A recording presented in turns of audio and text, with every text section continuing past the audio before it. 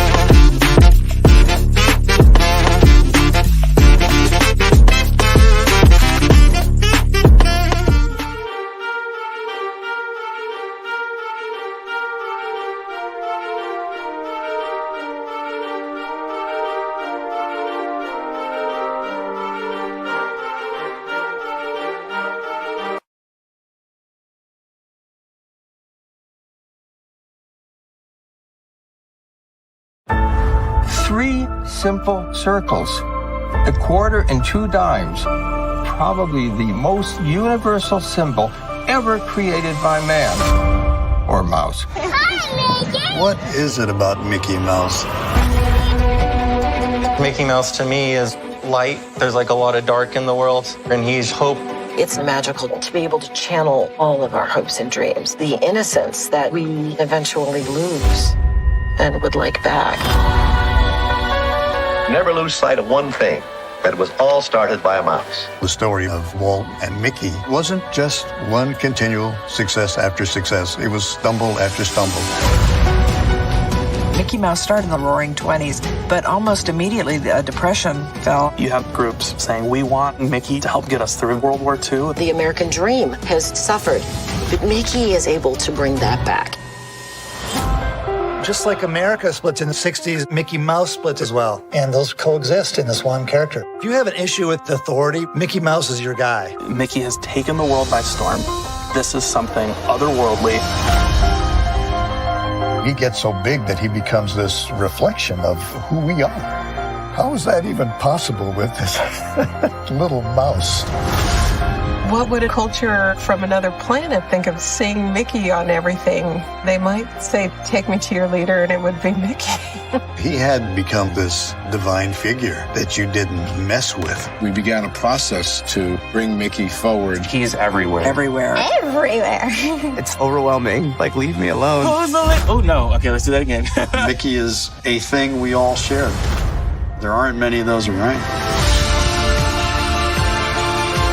Almost 100 years later, after all the things that Mickey has been through, he's still here.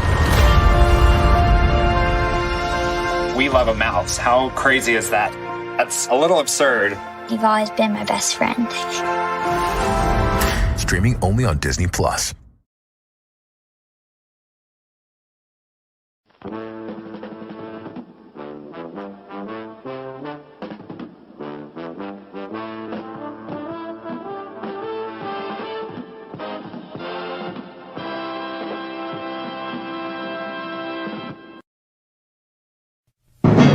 The Jeff Meacham Network Multiverse of Media.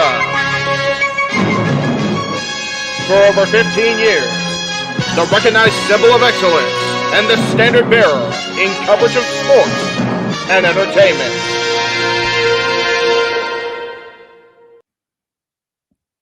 What is going on, everybody? Welcome to the Jeff Meacham Network Multiverse of Media coverage of Impact Overdrive. We are currently waiting for James and Noah to finish up the Simplin prediction panel that they're doing. I was over there on the panel with them, but unfortunately it started to run long. I had an obligation to be here, so I had to excuse myself from the panel, get over here to start hosting this stream and event as we get ready for Impact Wrestling Overdrive, which will be going live with the pre-show, I believe starting at 4:30 Pacific, 7:30 Eastern, and then the main card beginning at 5 o'clock Pacific, 8 o'clock Eastern. Got a hell of a show lined up today for us. We'll get into some of those matches here momentarily.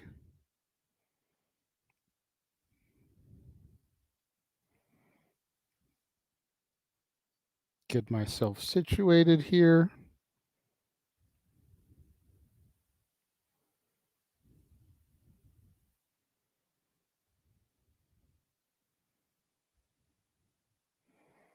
There we go. So on the countdown to Overdrive, which like I said, is going to go live on pay-per-view, 7:30 Eastern, 4:30 Pacific. We've got this match with Kenny King.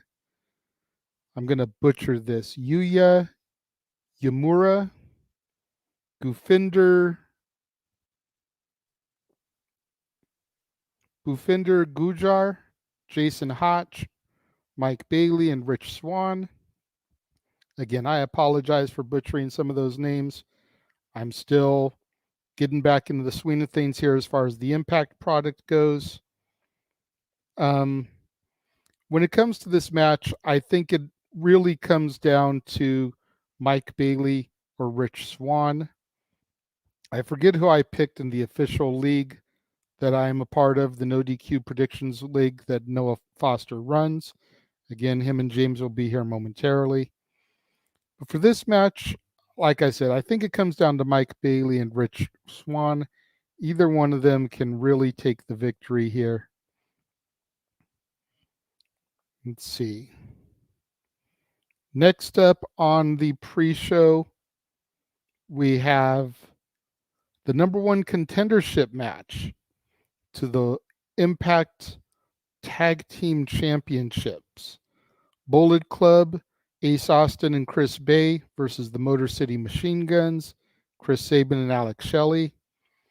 This is an easy prediction for me. I've been a fan of the Machine Guns for a very, very long time. I go for the Guns in this one.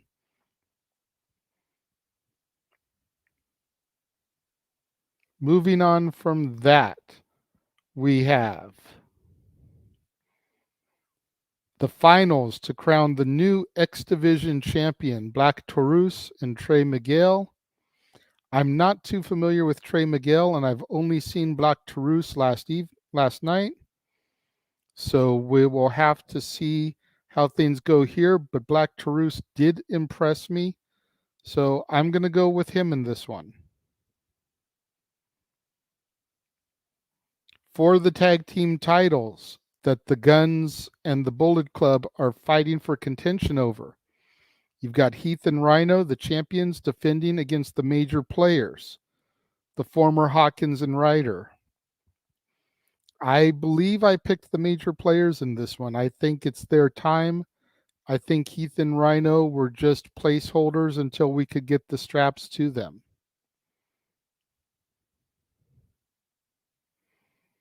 We have a tables match between Bully Ray and Moose. And as we all know, Bully Ray is no stranger to the tables.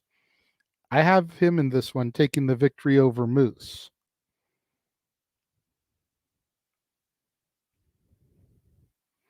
Last knockout standing, Jordan Grace versus Masha Slamovich. This one is personal for me because I have not been a fan of Jordan Grace since she came out talking trash about the way Tony Khan was booking her husband, Jonathan Gresham, in the ROH Championship. I feel like she put her foot in her mouth and got involved somewhere where she didn't really need to be. And I'm hoping Masha takes the title from her. Plain and simple. Got the Death Dolls defending the Knockouts tag team titles against Tasha Steelz and Savannah Evans. I don't know a whole lot about either of these teams, but I do know Taya Valkyrie. So I'm going with her and the Death Dolls in this one. We'll come back to that. We've got Mickie James on her final rodeo here, taking on Taylor Wilde. If Taylor Wilde wins, Mickie James's career is over. This is a career-threatening match. I got to go with Mickie James. I don't think it's going to be Taylor Wilde that's going to be the one to end her career. And that brings us to this, the main event for the Impact World Championship, Frankie Kazarian taking care of his option C, cashing in for the shot at Josh Alexander, the current world champion. This is do or die for Frankie here. The video packages that have been hyping this up really show this as they basically build it like if Frankie Kazarian wins, he's going to be done with wrestling. I don't think it's his time to hang it up yet. I have a feeling Frankie Kazarian is finally going to win the big one and take the strap in this. So that is everything that we have to look forward to in the next little bit. Like I said, the pre-show kickoff will start at 4:30 Pacific, 7:30 Eastern. Main card coming on at 5 o'clock Pacific, 8 o'clock Eastern. They're talking about the main event right now on the Simplin Predictions panel. Noah Foster, James Hebert, and some of their buddies. Like I said at the outset of this, I was on the panel there originally, but I had to excuse myself so I could get over here, start running this stream. Thank you to the two people that are watching. What are you guys thinking about the card tonight? What match are you guys looking for?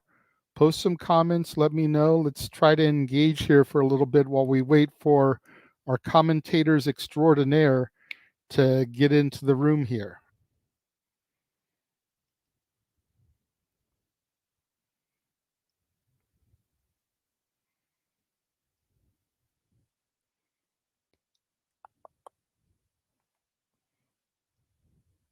You guys looking forward to the tables match? We looking forward to the world title match? We looking forward to the last woman standing? We looking forward to Mickie James' career-threatening match? Here we are. Thank you, Jesus, for saving me. Starting to flounder again. Yeah, sorry. I was trying to get off like as quickly as possible. Need you here, man, to possibly do this solo and entertain fans. I did. Was here for me. Bro, I was trying. I was trying so hard. I was like, guys, I gotta get to the show. Help me out here. It's fucking hilarious because I'm gonna like probably do a little thing because it's live on his channel, so he's got like 2 live streams going on his channel. I popped out of that one to come on here. So that's funny. It is what it is. I mean, we're slowly trying to build our audience right now. It only shows that one person is watching us at this point in time, so it just kind of is what it is right now. There's people are still at work, people are in traffic. It is a Friday at 4 o'clock here in California. People are on the freeways, stuck in that parking lot, trying to get home. And then you've got other shows going on.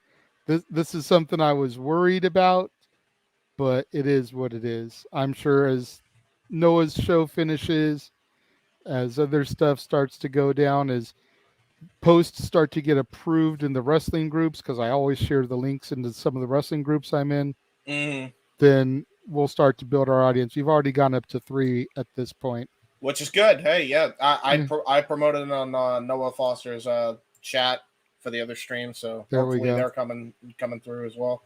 Well, while we wait for Noah to finish up and everything, I kind of ran through the card very quickly and gave my 2 cents here. But let's. Were you on the career-threatening match? You said. I had already gone through everything. All right, perfect. I was asking people, what they were excited for, trying to get some engagement in the commentary, and then it didn't getting happen. nothing. So Oh Jesus! Yeah. So I feel we'll just go through these with you and try to get some of your thoughts on these. Well, I mean, I've already given my thoughts on the other stream, but I'll just say for Overdrive, I didn't see you on that one. Oh, damn! Yeah, you're right. You're right. Sorry, I was going to say it was just Noah and Jerry Slaughter. Yeah. Okay. So yeah, I'll rapid fire this for you. Speedball Mike Bailey for this one. Yeah, I think this one comes down to Bailey or Rich Swann.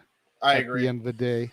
There's some people apparently voting for Kenny King. I wouldn't be mad at either one of those choices, to be fair. This shocks me that this is a countdown match. The Machine Guns against the Bullet Club. Yeah, for the I assume for number one contendership. Wow. Oh wow, it's not for the New Japan Strong titles? No. It's for number one contendership to either Heath and Rhino or the major players, which we'll get to next. I will say I'm gonna go with the Bullet Club to win this one because and Motor City Machine Guns are already champions. Why not? You're not that late, Daniel. We appreciate you being here. Yeah, man. Much appreciated. All right. So after that one, like I said, we'll go ahead and we'll go straight to the tag titles. The major players challenging Heath and Rhino. Major players. Yeah, I agree with that one. I had the Machine Guns going over the Bullet Club just because I'm a huge fan of the Guns from way back in the day. That's fair.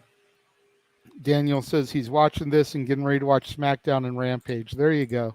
Mm-hmm. There you go. As long as you're giving us that, bit of viewership, we appreciate that, man. We appreciate all our fans. Hey, you know what? You could be absolutely crazy if you want. You could watch our stream while you're watching SmackDown and Rampage all at the same time. Wouldn't that be better? Right. The finals for the X Division Championship, of course, Kazarian cashed in the title, executed option C. So the finals is Black Taurus versus Trey Miguel. Definitely gonna go with Trey Miguel on that one. I think he's gonna win it again. Okay. Honestly, I don't remember who I picked for this one in Noah's league.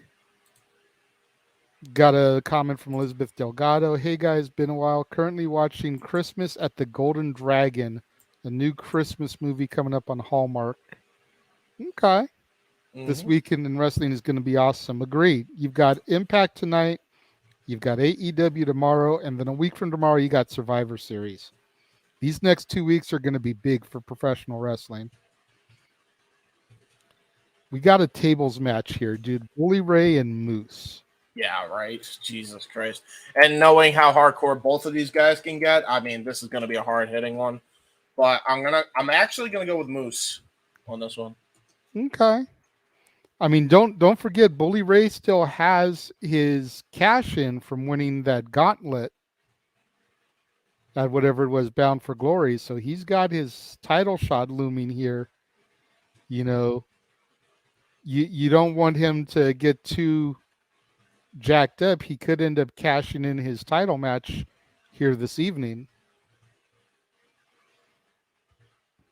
That's always something to keep in mind. I actually didn't even think about that. Yeah, he could be competing twice tonight. All right, we'll go with this one here. We've got the Knockouts tag titles. The Death Dolls versus Tasha Steelz and Savannah Evans. Death Dolls I went with. Okay. I believe I've picked the same there. Yeah. Death Dolls for me is like God bless Taya Valkyrie and Rosemary. So that's all that needs to be said. The career-threatening match, Mickie James and Taylor Wilde. Is this going to be the night that Mickie hangs up those hardcore country cowgirl boots? Or does she have a little bit more time in her going to defeat Taylor Wilde. I don't know. I'm gonna go with Taylor Wilde because I think she's on her way back to the E at this point. I think that's about as far as that goes. Although it depends. This might be her final hurrah here in wrestling. So I'm not sure. You mentioned she could be going back to the E, but if she's billing this ride as a career-threatening match, do you really think she'll lose, put her career on the line, and then go to another company? Yeah, I don't know. I mean, she's already. I mean, as a trainer, she could. But I mean, she already competed in the E as Knockouts champion this past year at the Rumble. Who's to say that she couldn't be another surprise entry in the Rumble again this coming year while she's still on her hurrah? You know what I mean? Yeah, that's true. I don't know. I don't think Taylor Wilde's going to be the one to do it. I mean, she's already defeated Deonna Purrazzo as part of this last hurrah. You figure she's gonna either lose to somebody major or she's gonna make somebody. And I don't know if Taylor Wilde is somebody that needs to be made. You know what I mean? And she's not as big as a Deonna Purrazzo either. So she's kind of like that middle of the pack in my mind. Yeah. I mean, unless you can convince me otherwise, because it's been a long time since I watched Impact. So I don't know. I think she's done it all. I think she might actually be winding down and going into the trainer role. Okay. We'll see. We'll see. I hate when that happens. I've done that before. Yeah, don't worry. I know how Google Drive is, brother. It's cool. All right, so we've got the last woman standing. Oh my god, this is crazy. I'm actually gonna go with Slamovich. I'm going for Slamovich too, but much like I said about the Elite Death Triangle match, like this match, I am interested the least in. And honestly, it's because going back to when Jordynne Grace earlier this year started opening her mouth about the way TK was booking Gresham as the ROH champion. Yeah. She just really soured herself on me with all that. Like, I feel she got involved somewhere she didn't need to. Well, if your man is so dissatisfied, let your man speak up. Yep. And the fact that she went all around putting TK on blast, whether he was or wasn't booking Gresham properly is irrelevant at this point. But the fact that she was the one raising the stink just rubbed me the wrong way. Yeah, I agree. I agree with that. It would be like, and I hate to draw this parallel considering everything that happened at the award show this year, but like it would be like if Jada went around bitching to the Oscar committee about why her husband doesn't have an Oscar yet. It's like, are you telling me that Jordynne Grace wears the pants in this relationship? Like, right. Jonathan Gresham, your balls didn't drop? And not to mention also, you forget earlier, this is the same year she said that, Chris Benoit couldn't hang with anybody in this current locker room space. Yeah, that was something else that rubbed me the wrong way, because I get the whole Benoit hate because of that weekend in June. But to try to say that the man couldn't go with some of the people in the biz today is horrible take. Yeah. Main event. Like I said, Frankie Kazarian cashing in option C, trading in the X Division Championship for a shot at Josh Alexander in the world title. Yeah, I'm gonna go with Frank. I went with Frankie in the predictions. Believe it or not, I have to go with him. Good. I want Frankie to win so bad. So do I. I'm happy with either result, but it would be a feel-good story for him to win. I'm just worried now that Moose could ruin it. You never know. That's what I'm worried about. I'm worried about something ruining and money in it. But regardless, he's got to win a world title. I completely agree. I've been a fan of Frankie for years. You know, I talked with Noah about this in the past, and I don't remember if you were there or not, or if it was me talking to him before we went on, whatever. But I've known Frankie since 2004. You know, before he really got rolling in NWA TNA, when he was still the Ultimate Pro Wrestling light heavyweight champion out here in Southern California. You know, I've been front row at Gorilla, you know, no barricade, nothing, like that close, seeing him do the Wave of the Future, the Flux Capacitor. This is a guy that I literally saw come from nothing to make it big. And the way all these video packages have been shot and edited and aired over him, and specifically that moment where he's sitting in the bleachers and he's like, if I don't win, and then there's that long dramatic pause and it's like, I have to win. Yeah. It really leads me to believe that either he walks out of here tonight with the belt or he hangs his boots up. Exactly. Yeah, that's it. Either way, it's a match that I really wanted to see, but unfortunately unable to. I'll see it eventually. Hey, you know what? Don't be so sure of that, man. I remember. We'll talk to Noah. I got you on that. But I just gotta call him at some point or text him while he comes in. Daniel says Frankie wins and then Bully Ray cashes in his shot. Oh yeah, that's right. It's Bully with the shot there. And Dwayne says, good evening, friends. Good evening to you too, Dwayne. Thank you for being here. You know, it's like I could totally see that happening with him cashing in the shot right after Frankie wins. I don't want it to happen. I want Bully Ray to actually keep his word. I agree. Because he's been going around backstage telling everybody that, you know, I will stand to you face to face and tell you, declare my shot and everything. It's like, I agree that with Frankie that you can't trust Bully as far as you can throw him. Mm-hmm. But I want so bad for Bully to be telling the truth in this one. Yeah, but we know Bully enough. Elizabeth says, Alexander Kazarian is an interesting main event. As much as I like Kazarian, going with Josh, mostly because of the run he's been on this year. From what I read, he's phenomenal. He is absolutely phenomenal. I would love to have seen this Josh Alexander that we're seeing today go up against like 06-07 Kurt Angle. I agree. Like that would have been a match, or even Brock Lesnar. You know, whether you take the 02 to 04 version from his first run or Brock today, like Brock is still beast mode and can still go out there and wrestle with the best of them.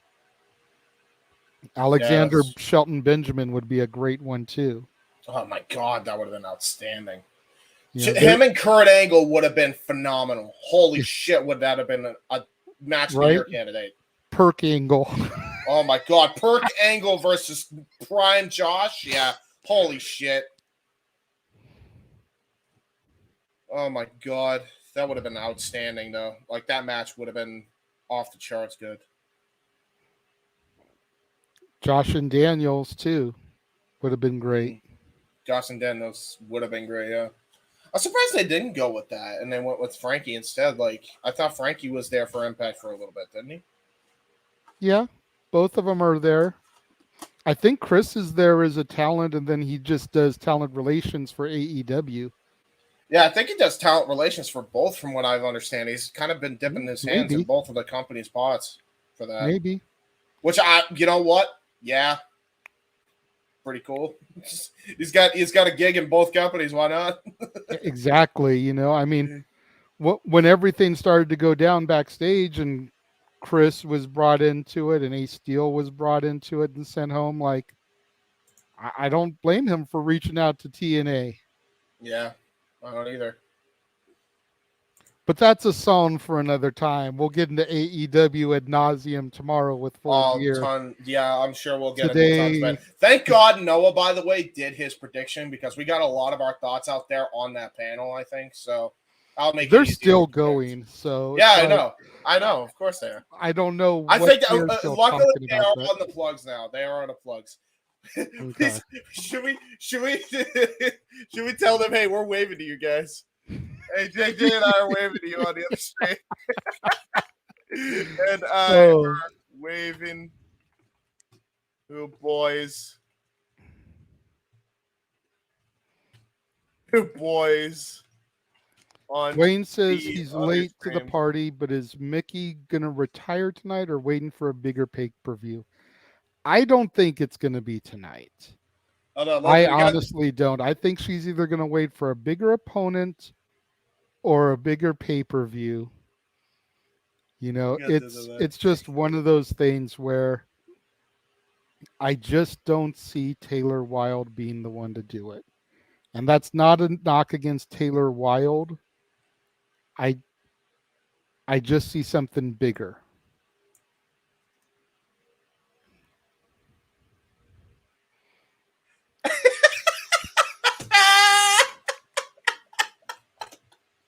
This is so fucked. Like he's got two streams going on at once. Oh God! Oh my God! That's so good. All right, it is 4:30, which means the countdown to Overdrive should be beginning. Yes, it is. So we can go to that. Oh wow, it's going right into it. By the way, it's going right into Speedball Mike Bailey versus freaking. Well, basically all the exhibition guys. Right, all the guys that lost to the tournament. Mm-hmm. Well, we had some overlapping, but here we go. I guess I'll be doing some solo commentary for a little bit, unless you're watching it too. Yeah, I can put the countdown on. I just need to find it here. Yeah, got you. Kenny King now throwing Speedball Mike Bailey out of there, and I think he just pissed off everybody else. And Kenny King is now getting used like a ping pong ball. Gonna go for a double back suplex. Oh, actually, double atomic drop and sent right out of there.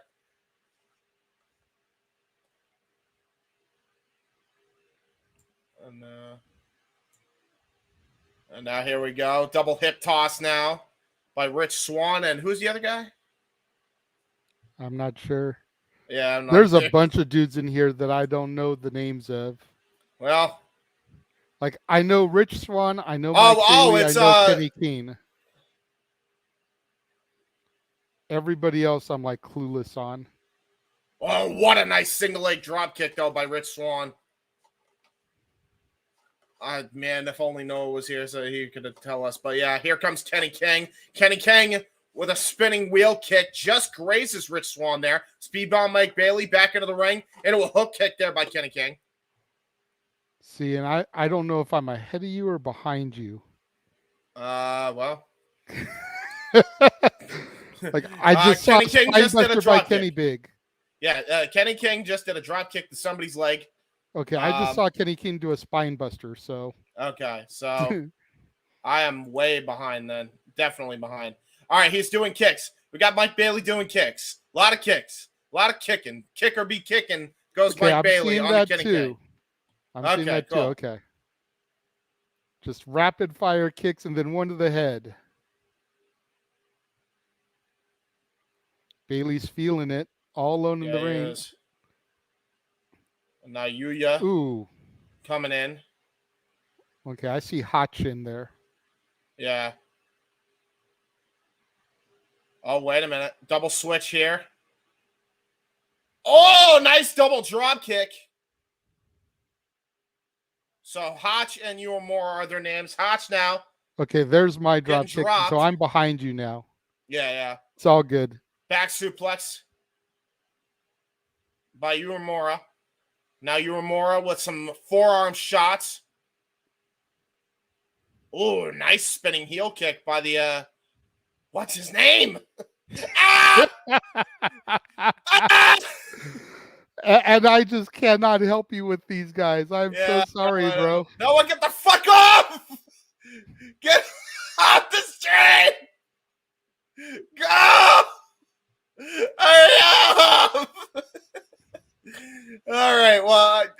remember this guy's name now already. I forget. Damn it. Oh, it is what it is. He's about to go to the top rope. The Asian guy is going to go to the top rope. That's what I've had to resort to. Wow. Guy. And now he just got kicked by the whitest dude in the match. Tope suicide into the Asian guy. Rich Swann now, who I know is climbing the apron with the whitest dude on the block. And he's finally on the fucking outro scene. Save me, man. Save me. Save us 222. Save us. Good one. That's pretty good. Nice freaking. Nice crossbody there by the Indian guy. That's definitely Indian. I think that's Mahabali Shira, but I don't know, and I don't want to fuck it up. So I think it's Mahabali. But if I'm just gonna call him Indian guy just to not fuck up.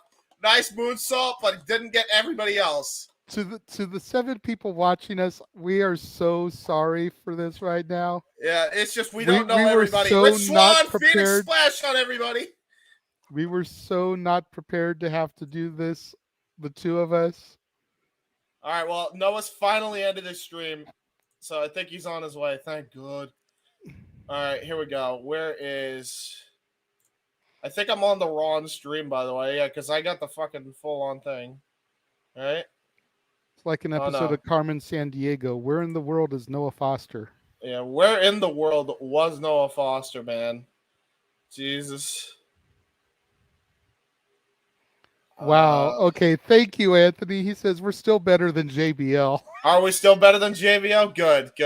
Well, yeah, I mean, I guess I wasn't calling them racist. I was just pointing out their races. So you're not wrong, I guess. Mike Bailey just got knocked off by Kenny King. Kenny King trying to go for a kick and gets ducked under. And now into a power slam. Nicely done there by Kenny King. Elizabeth Delgado says, off topic here, but interesting that the new Hallmark movie, 3 Wise Men and a Baby, premieres the same day the Elite return. Imagine them in that role of the 3 wise men. I think they would be the babies. All 3 of the babies. All right? They're all Nathan, babies. Everybody in that situation at All Out was a freaking child, okay? How about the 4 babies or the 5? However many were involved. What is going on, Nathan? Noah, save us. Noah, save us. What's going on, guys? Who's the white guy and the Indian guy, please? And the Asian guy. Wow, you guys are already freaking struggling as I see. Oh my God, what a nice tilt. I like that gunslinger backbreaker that the white dude did. Cover for the win. Double leg hand broken up by Bahindra Gunchar. Hello, everybody. Yes, I was so off. I thought it was Mahabali Shira. Botch, man, botch. I know. Anyway, JJ James, welcome once again. Oh my God, what a super kick drop, Jason Hodge. I'll talk to you after this match. Ooh. Big drop. Uya Mera crashing to the mat. Bahindra Gunchar taking advantage. Up in the fireman's carry. Jason Hodge in a world of trouble, finding out. And able to slide out with the lace lock, the standing switch. Oh, look at this ripcord. Oh, jumping knee. Nice knee strike. Almost a V-trigger of sorts by, what's his name? Bahindra Gunchar. Recent challenger for the digital I'm just media. going to call him Gunchar. Okay, Yeah, go ahead. Go with By that. You're what's fine. his name? Recent challenger for the digital media championship. It's Gunchar, not to be confused with Gunter/Walter. Oh, wait, look at Speedball though up on the top rope. What the hell is he thinking here? Ultimate Oh, my God! On the back of Jason Hodge from the fireman carry position, and the counter deep hook. Oh, Kenny King breaks it up with a super kick. Kenny King now. Oh, wait a minute. Kenny King and Rich Swann staring each other down. Look at Kenny King, though. He's like, you do what you want to do here. Kenny King saving the match. Now go for the cover. Handstand springboard. Cutter! Wow. Right to the cover. Wait a minute. Rich Swann. The win. Rich Swann won basically because Kenny King just handed it to him on a silver platter. Well, also think about this, James. Kenny King cost Speedball Mike Bailey, who clearly had this match won after the Ultimate Weapon, to the back of Toledo's own Jason Hodge, up in the fireman's carry by Bahindra Gunchar. Crazy 6-way impact opener here. Take a look at the replay here. Oh my gosh, the knees driven into the spine. Speedball had it, but Kenny King broke it up and then literally fed Jason Hotch to Rich Swann, who got the cover, and Rich Swann gets the win here in our opening contest tonight on the Countdown to Overdrive. By the way, now that we have just called our first opening match very poorly until you showed up, by the way, no. Can you do me a favor and send JJ your YouTube information? Because otherwise he cannot watch Impact Overdrive. Oh, yeah, of course. Cool. Thank you. JJ, you're welcome. Thank you. let me see what I can do here, because you gotta click Google and then the number as they're playing a video package here of how Bully Ray was able to claim his shot. And again, folks, as we have a small intermission, yes, we are here once again. Stop jumping my Steve Macklin out! I hate it. I hate it. Oh Let my him God. win. Oh Let Lord, him win something. this is gonna be fun. I can already tell. So we are here to call Impact Overdrive, of course, headlined by Frank Kazarian going after the Impact World Championship against Josh Alexander, and Macha Slamovich versus Jordan Grace for the Knockouts World Championship in a last knockout standing match, as they talk about Bully Ray and his accolades in his career, looking to finally do things the right way. But we'll see how that all plays out. Thank you, everybody, for tuning in. Please like, subscribe, comment, and tell a friend. Again, if you want to watch this show, it is available for Ultimate Insiders on YouTube, courtesy of Impact Wrestling's YouTube channel, or on the Fight TV app for $10. This is Impact Wrestling Overdrive, and we're already kicking into a high gear tonight, and we haven't even started the actual show. And by the way, when you did this banner, JJ, let me guess, copy and paste? For Overdrive? For the two names that we couldn't pronounce. Or remember? I typed them in based off of the graphic. Yeah. Oh, good. So you all couldn't remember Bahimdar Gunchar and Jason Hotch? Yeah. I could remember Hotch because it was written on the back of his tights, but Bufinder and Yuya, like I wasn't even going to try to pronounce those two. I called them the Asian guy, the Indian guy, and the whitest dude on the block. That's what I called everybody. Jesus, and at the end of the day, come on, man. And at the end of the day, Noah, we were told that our commentary was still better than that. The JBL, so we can't be doing that, man. Well, you must be doing something, Ryan. We'll see if Bullet Club gets things done tonight. It's time for tag team action to see who challenges next for the Impact World Tag Team Championships. And here comes Chris Bay and Ace Austin. What is going on, Matt? Thank you for coming in and joining us today. We appreciate and as we saw moments ago here, Ace Austin and Chris Bay, they've been at their odds end lately with Bully Ray. Bro. We still don't know who attacked Ace Austin that prevented him from being in in-ring competition that one week in that tag match where Drews Robinson had to take his place. But so far, Bullet Club, they come in here with a little momentum after a crazy four-way tag team match on Thursday where they got the win. We also will see these two involved in NJPW in the Best Super Juniors Tag League, but they're looking to take one step closer to Impact Tag Team Gold tonight. Both of these are former Impact X Division champions. I love these two together, by the way. Holy shit. Yeah, it's a very unique dynamic, to say the least. Why can't they get their own theme, though, man? God, the Bullet Club theme is one of the worst in history. I'm sorry. Well, you know, it's better than that new one they've been using. Have you heard the new one? Blah. I like the new one. At least there was some effort put in, man. You call that effort? All it repeats is Bullet. It just repeats Bullet. Generic. It's a generic rock track with soft drum beat. There you go, JJ. Try it. Awful auto tune. Well, in the meantime, there's no auto tune and there's no freaking problem with this theme or this team. Talk about the most influential team in Impact Wrestling history. The current NJPW Strong Tag Team Champions, taking it off of Aussie Open, the Motor City Machine Guns, and former Impact World Tag Team Champions in their own right 2 times over. Yeah, and when you consider that, and that was a hellacious bout that they just went through not too long ago, Noah, and you got to imagine that that's still weighing heavily on their bodies, and that could give Ace Austin and Chris Bay the advantage here. Yeah, but again, James, there's one thing you can't plan for, and that's experience. Again, the Motor City Machine Guns, they have done this thing 20 years over, whether separate or apart. Ace Austin and Chris Bay, they are leading the newest tag team on the Impact scene. And while they're tremendous singles competitors, it's not that easy to transition from a singles to a tag team. Yeah, we got Skull and Bones taking on the Bone Soldiers here. Going to be a hellacious bout, to say the very least. Bell rings that we're underway. Referee Brendan Toll for this contest, and it looks like we're going to start off with Chris Sabin, former Impact World Champion, against Ace Austin. Hey, as we go into the collar and elbow tie-up into this arm wringer, you think Brandon paid his toll? I don't know. Good question. Yeah, good question. Well, they're not in Las Vegas. They are in Kentucky, so I mean, there's probably enough toll booths there that he had to pay something, right? Yeah, that's fair. That's absolutely fair. Ace Austin, of course, a former two-time X Division champion, and right now you see him with the Carbo Escape, goes for the drop kick. Chris Sabin steps to the side. And we are just a little bit under 15 minutes away from Impact Overdrive. And there you go, seeing the trying to go for a shoulder tackle was Chris Sabin. Ace Austin just stood his ground. And now we got forearm calling something inevitable for a reason. Is he inevitably going to be maybe? Oh, look at that! Nice knee strike. Very innovative knee strike, and a beautiful drop kick, taking some shades of the New Japan Dojo he's been training at recently. Of course, Ace Austin also competed earlier this year in the Best of Super Juniors tournament. That was his debut in New Japan Pro Wrestling. Had a great run. It was also where he became part of Bullet Club. And you see Alex Shelley coming in the back door. Unaware of it, Ace Austin stuck in the middle. Double PK right to the shoulder blades of Ace Austin.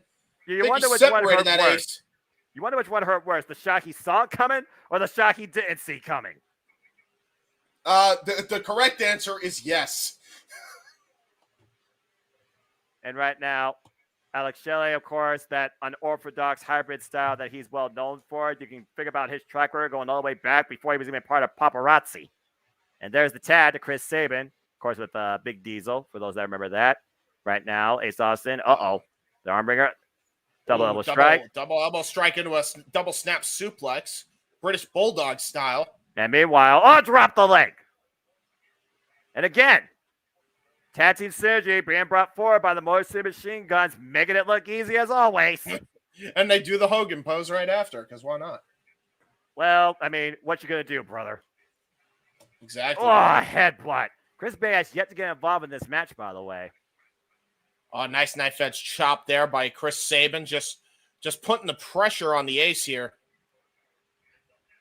But again, though, Ace Austin, he's used to using the ring to his advantage right now. He needs to find some sort of space and leverage, and he might have just found it here. There's a nice knee strike to the side of the head.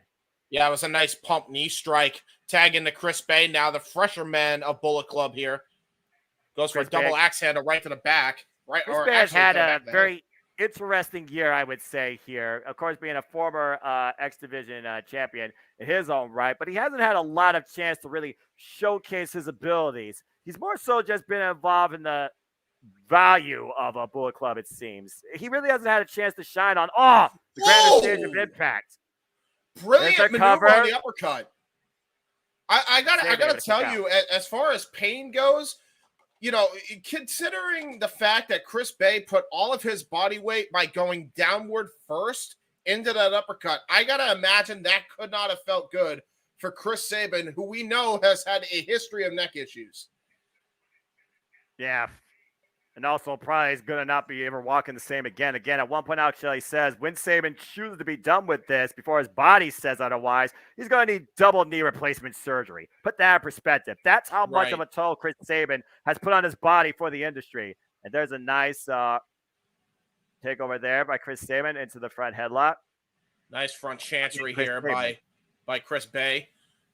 Chris Bay now just holding Chris Sabin down. Chris is going out of here. You got to wonder if the Motor City Machine Guns, do they have one more tag team title run in Impact Wrestling left in them? They now are tag champs for NWW Strong, but again, they've been around Impact Wrestling for the longest time, it feels like. That's a resounding yes from me. All right, fair enough.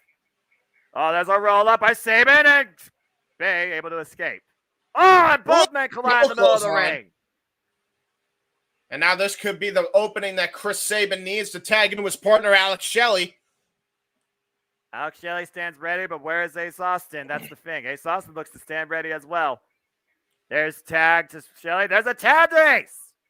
And here we go, Alex Shelley now. Ace Austin and Alex Shelley trading forearm strikes, and there's a toe kick right to the midsection. Don't forget that Ace might literally have an ace up his sleeve. Loves to use that for advantage. Forearm shot right there, taking down Ace, keeping him in close proximity. And again, a mean chop.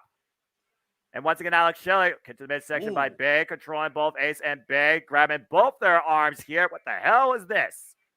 Oh, snapping blow. Oh, that couldn't have felt good. No kidding. Hyperextending both arms there. And Alex sends Bay over the top rope to the floor. Ace, though, the legal man, there's a pump kick. You saw Ace, though, stepping a bit gingerly there. But look at this. Getting the rest attention, taking advantage of the outside. Bay and Ace isolating Alex Shelley, dropping it face first on the apron.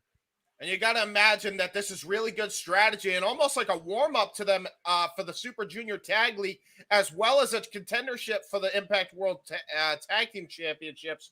That strategy paid off there.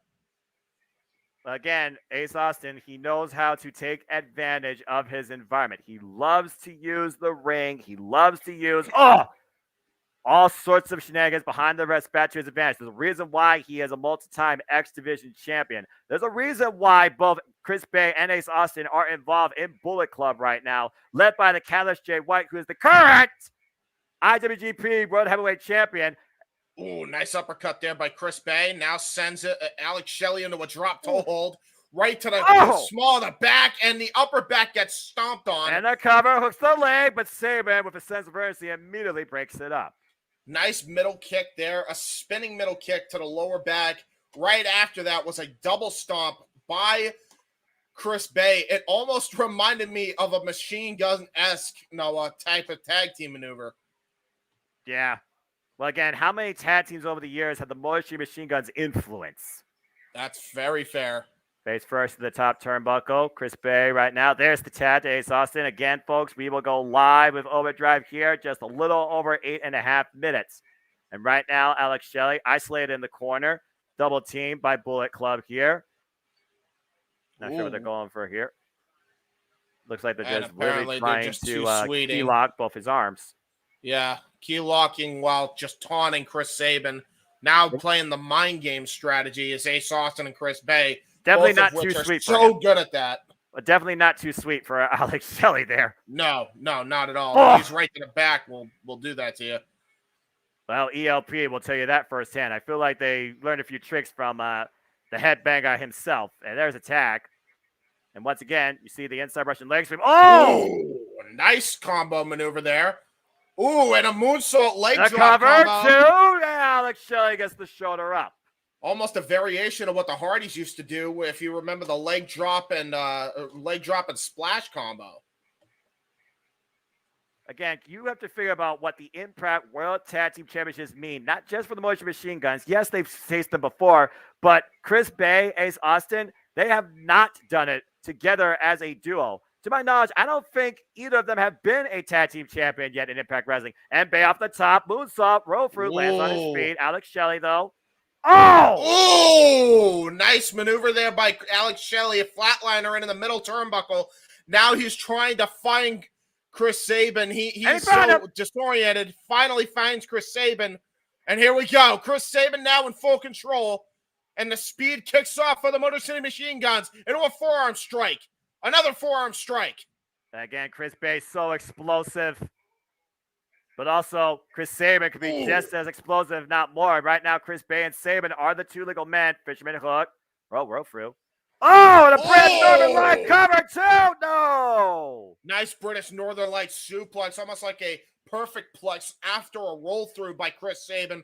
Very well done maneuver there by Sabin. And he still had the leg captured the entire time as well. Yes, that's very, very hard to pull off. You have to be a special kind of athlete, Noah. Again, Chris Sabin, Hell Sabin, one of a kind athlete. There's a kick to the midsection, though. Bay takes out Shelley off the apron. And right now, both Ace and Bay are trying to take advantage of Chris Sabin in their corner. Irish whip. Sabin, over the top of Bay. Oh, and Ace catches him, though, in the back. And what they're looking for here. Oh, almost had miscommunication there. And again, that goes down to experience. Oh, nice crossbody there by Chris Sabin, using the veteran instincts that time. Nice roll through. Oh, double close up Alex Shelley. See, Chris Bay has a friend, the Super Junior Tag League, but don't see them going all the way like most do. Feel like I'm one of the few with Rush and Yo going all the way. Well, considering Yo's history with Roppongi 3K and how many times they've won the league, Lio Rush and Yo is not a bad shot, but it'll be the first time we'll see those two as a duo in New Japan Pro Wrestling. While one has the experience of winning, Lio Rush is untested. Then meanwhile, we're definitely seeing both Bay and Ace tested as a tag team here. Meanwhile, off the ropes, but what's this?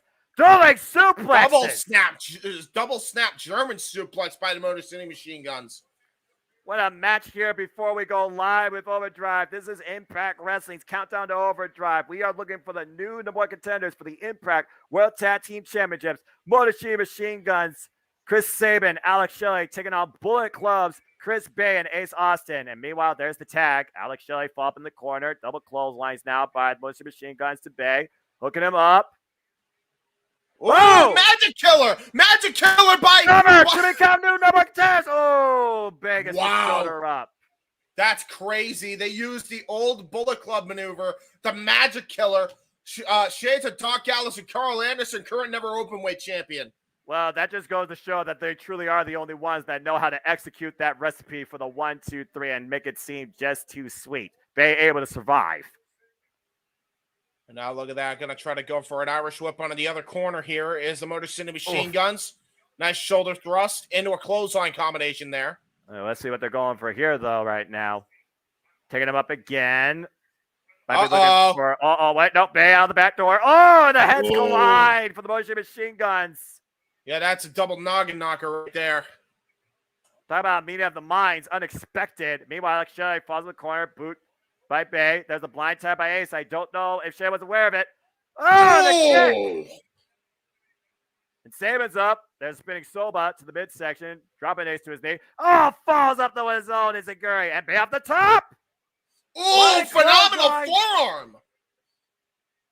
Well, again, I think you pointed out they're like AJ Styles and Christopher Daniels. And Ace over the top. Lands on the apron. Handstand single. Alex missed again. PK! Oh, my God. Right in the mush of Alex Shelley. What the hell are these two thinking here?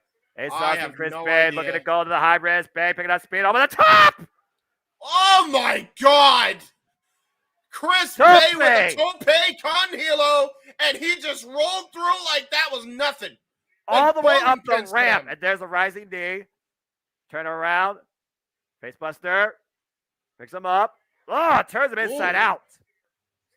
Oh, kick to the back of the head. Save it down to his knee. House of Cards might have collapsed the chance of the Motion Machine Guns to win number contenders. No. Ooh, Chris Sabin there just showed absolute resiliency after that barrage of moves there. There's a tag.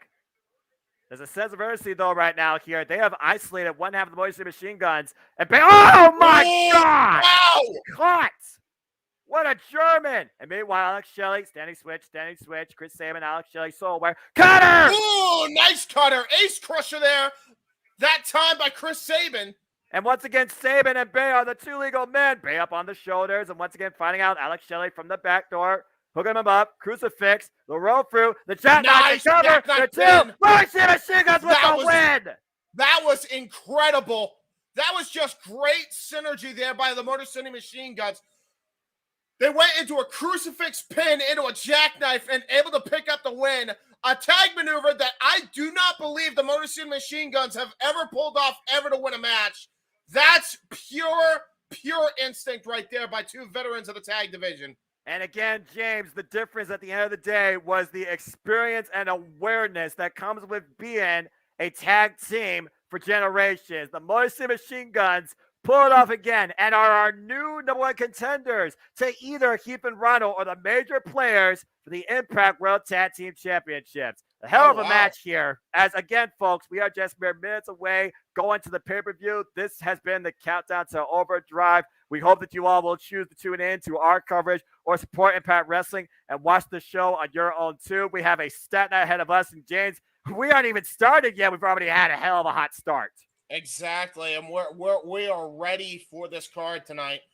Again, remember, main event is Frankie Kazarian taking on Josh Alexander, but also Black Taurus versus Trey Miguel for the X Division Championship, Heath and Rhino for the Impact World Tag Team Championships, taking on the major players. And don't forget that the Knockouts title chairs will be on the line as the Depth Dolls defend against Shasta Steels and Savannah Evans. Bully Ray also looks to put Moose through a table, and Mickie James puts her career on the line. The last road continues against Taylor Wilde. There we go. And Jordan Grace also in a last knockout standing match for the Knockouts World Championship. And in the main event, it comes down to Frankie Kazarian finally winning the big one. Can he finally become Impact World Champion as the Iron Man, Josh Alexander, defends the gold? And this is all ahead tonight, mere seconds away. Impact Overdrive. Everybody, are you ready? Guys, Overdrive starts right now. Where is that link, by the way? That would be under membership, of course, if you are an Impact. Thank you. The Empire, and automatically, if you are an insider, it switches automatically. It's not the FBI logo on my screen. Or federal law, FBI, maybe it comes. FBI, open up. The FBI, open up. Knock on wood. Yeah, right. JJ, are you ready for tonight, my friend? I am, sir. Your Christmas movie coming up on Hallmark called Investigating the Christmas Prince, in which, Noah, you almost look like the male lead of that movie. All right. That's something. Oh, boy, this is going to be good. As I go now to Impact Overdrive. They're playing the little video package here, as they always do with Josh Alexander. Oh, let's freaking go. Let's freaking go! Tasha Steele, Savannah Evans, Crazy Steve. I would not count Crazy Steve not being in Black Taurus's corner, and that could be an X factor here. That could be. So we got Impact Originals coming in.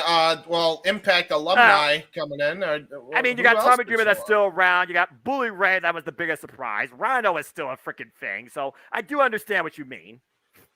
And Frankie Kazarian is in the main event tonight. So explain to me. So by the way, just a quick question. Go ahead. How you gonna forgive Tommy Dreamer and let him back in the wrestling industry with no problem, but you're gonna say the Briscoes can't come back even though they've apologized numerous times for their wrongdoings? I don't know. That's for you, Warner. I mean, again, James, I don't work for the networks, and I agree. I'm probably glad I don't. I agree.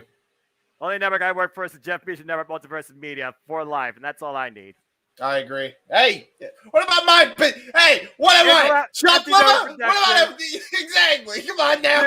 Dude, that's been like an ongoing thing forever. I'm talking about the recent venture, all right? I've always been part of that. You know that. I can't remember everything. If I remember everything, then how would I have time to forget about something? What about No DQ? Yeah, NoDQ.com. I'm the contributor. I'm the league booker. I'm the guy that keeps everything official, courtesy of Sharon Riff. I know that. Oh, boy. Audience is cheering. I got a black screen. We are inside the Impact Zone, and we are kicking it into Overdrive from Louisville, Kentucky tonight. Impact Wrestling is live, and once again, folks, we are live with you. So hello, everybody. Welcome once again to another Jeff Meacham Network Multiverse of Media live commentary, watch along presentation too. I am the Simple Man. My name is Noah Foster. With me tonight is my color cohorts, James Hebert of 59 Productions and the Renegade JJ Williams of Cast 18 Studios. And we're kicking things off with a clash of the scumbags as Moose takes on Bully Ray in a tables match. Wow. They're starting it off with the lumber tonight. Literally. How fitting. Now, who's going to be the jack of all trades in this battle of lumber, if you will?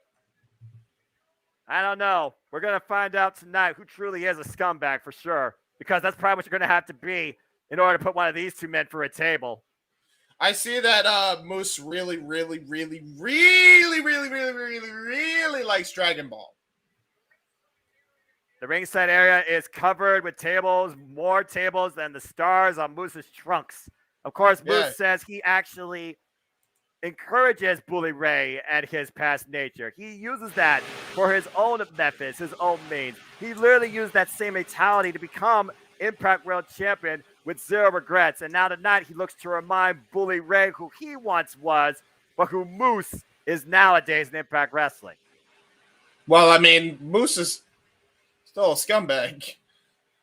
Well, I feel like Moose is a scumbag to and through, but again, the real question is, James, is Bully Ray truly trying to do the right thing? Or will he rely on that scumbag nation tonight to put Moose for the table too? As of course, Bully Ray is a 2-time Impact World Champion and still holds that trophy where he could call his shot at any time for the Impact World Championship. Hey, question. Do you remember when this beat used to be Sabu Steam? Hold on real quick. To the people in the chat room that are commenting that it's SmackDown tonight, we know that. We're talking about the bigger show here, okay? This is not local television. I don't mean to sound like an ass, No but disrespect. thank you, Captain Obvious. But thank you for that. Captain Obvious with the whole we are here tonight to cover the Impact Wrestling special, Josh Alexander versus Frankie Kazarian for the Impact Wrestling World Heavyweight Championship. That was a place in JJ's heart for sure. You know, it's like, would you comment about that if it was an AEW show we were commenting on? Probably not. I mean, you know, everyone has their own taste, JJ. Oh, don't worry. If it goes till 10, don't come in too. Oh, yeah, they will. Hey, you know it's Rampage tonight, right? It's Friday. You know what that means. It is all things wrestling here tonight. We got Impact. We got WWE. We got AEW. We got all sorts of things wrestling. Just putting it out there. It's like there's a bunch of stuff on tonight, y'all. Like, yes, we realize SmackDown is live. Our DVRs are set. We will be watching it probably before AEW Full Gear tomorrow, as well as Rampage. If we're as crazy as Noah is, then as soon as this goes off, we'll be up for 3 hours watching that stuff, except he doesn't get Fox. So there's that. So, you know. I was about to say, and my DVR's on the fritz. I don't know what you're talking about. Already! Oh no! Taz! Oh, his balls! I saw it! You should have worn a cup! And Moose right now looking for the spear immediately! Oh no! And we've seen how effective that move has been recently for Moose, as he's already driven Bully Ray through a table. That's the whole reason that Bully Ray personally asked for this match. Is it too early to say this? Oh no, his bullies! I mean, we just started, James, so I mean, you know. I'll allow it, as Bully Ray is still clutching his manhood. Yeah. Literally. Well, I mean, I think he hit him right in the ray. Once again, for the people in the chat room, please do not give us SmackDown spoilers. We are going to be watching it after this event. No SmackDown spoilers. Please be hashtag spoiler free for SmackDown, as this presentation is dedicating itself tonight to Impact Wrestling. Thank you for your kindness, cooperation, and understanding. And as always, I'd like to encourage you, just enjoy life and enjoy wrestling your own way too. Thank you. Mm-hmm. And please support AEW and also check out AEW Rampage. Support all things wrestling. And Bully Ray right now just trying to find his support. And a spear by Bully! But not through the table. But finally not takes through Moose the off table. his feet. He did go for the big hug, and he connected. That's one way to literally grab another man. Talk about a football tackle. Moose being a former linebacker. Yeah, right. And look but at that. Look at the kinesio tape. One thing I was about to say, you beat me to the punch. I was about to say, look at the kinesio tape. Oh! Sends him right into the post there. Well, Moose, of course, was recently involved also in Barbed Wire Massacre at Victory Road, and I don't think he's still recovering from that yet. Yeah. Look at that. Moose is oh no, Moose has got the trophy. Oh wait, no, he doesn't. I'm scared though. This is not a good deal here. Yeah, Moose is very dangerous on the outside of the ring. He might be looking to use a different table to finish this match up. Look at a suplex Bully Ray for the ring keeper. For the bell keeper's table. Now, and that would still count. Now, see, Noah, stop me if I sound absolutely completely batshit insane.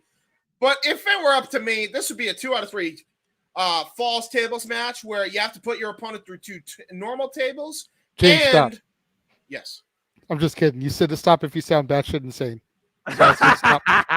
Oh, do I? Oh. Whoever heard of it. If you think that's batshit insane, wait until you hear this last part. Third final fall, you have to light a table on fire and put them through it. Oh, God. I thought you were going to say a glass table. That's even worse.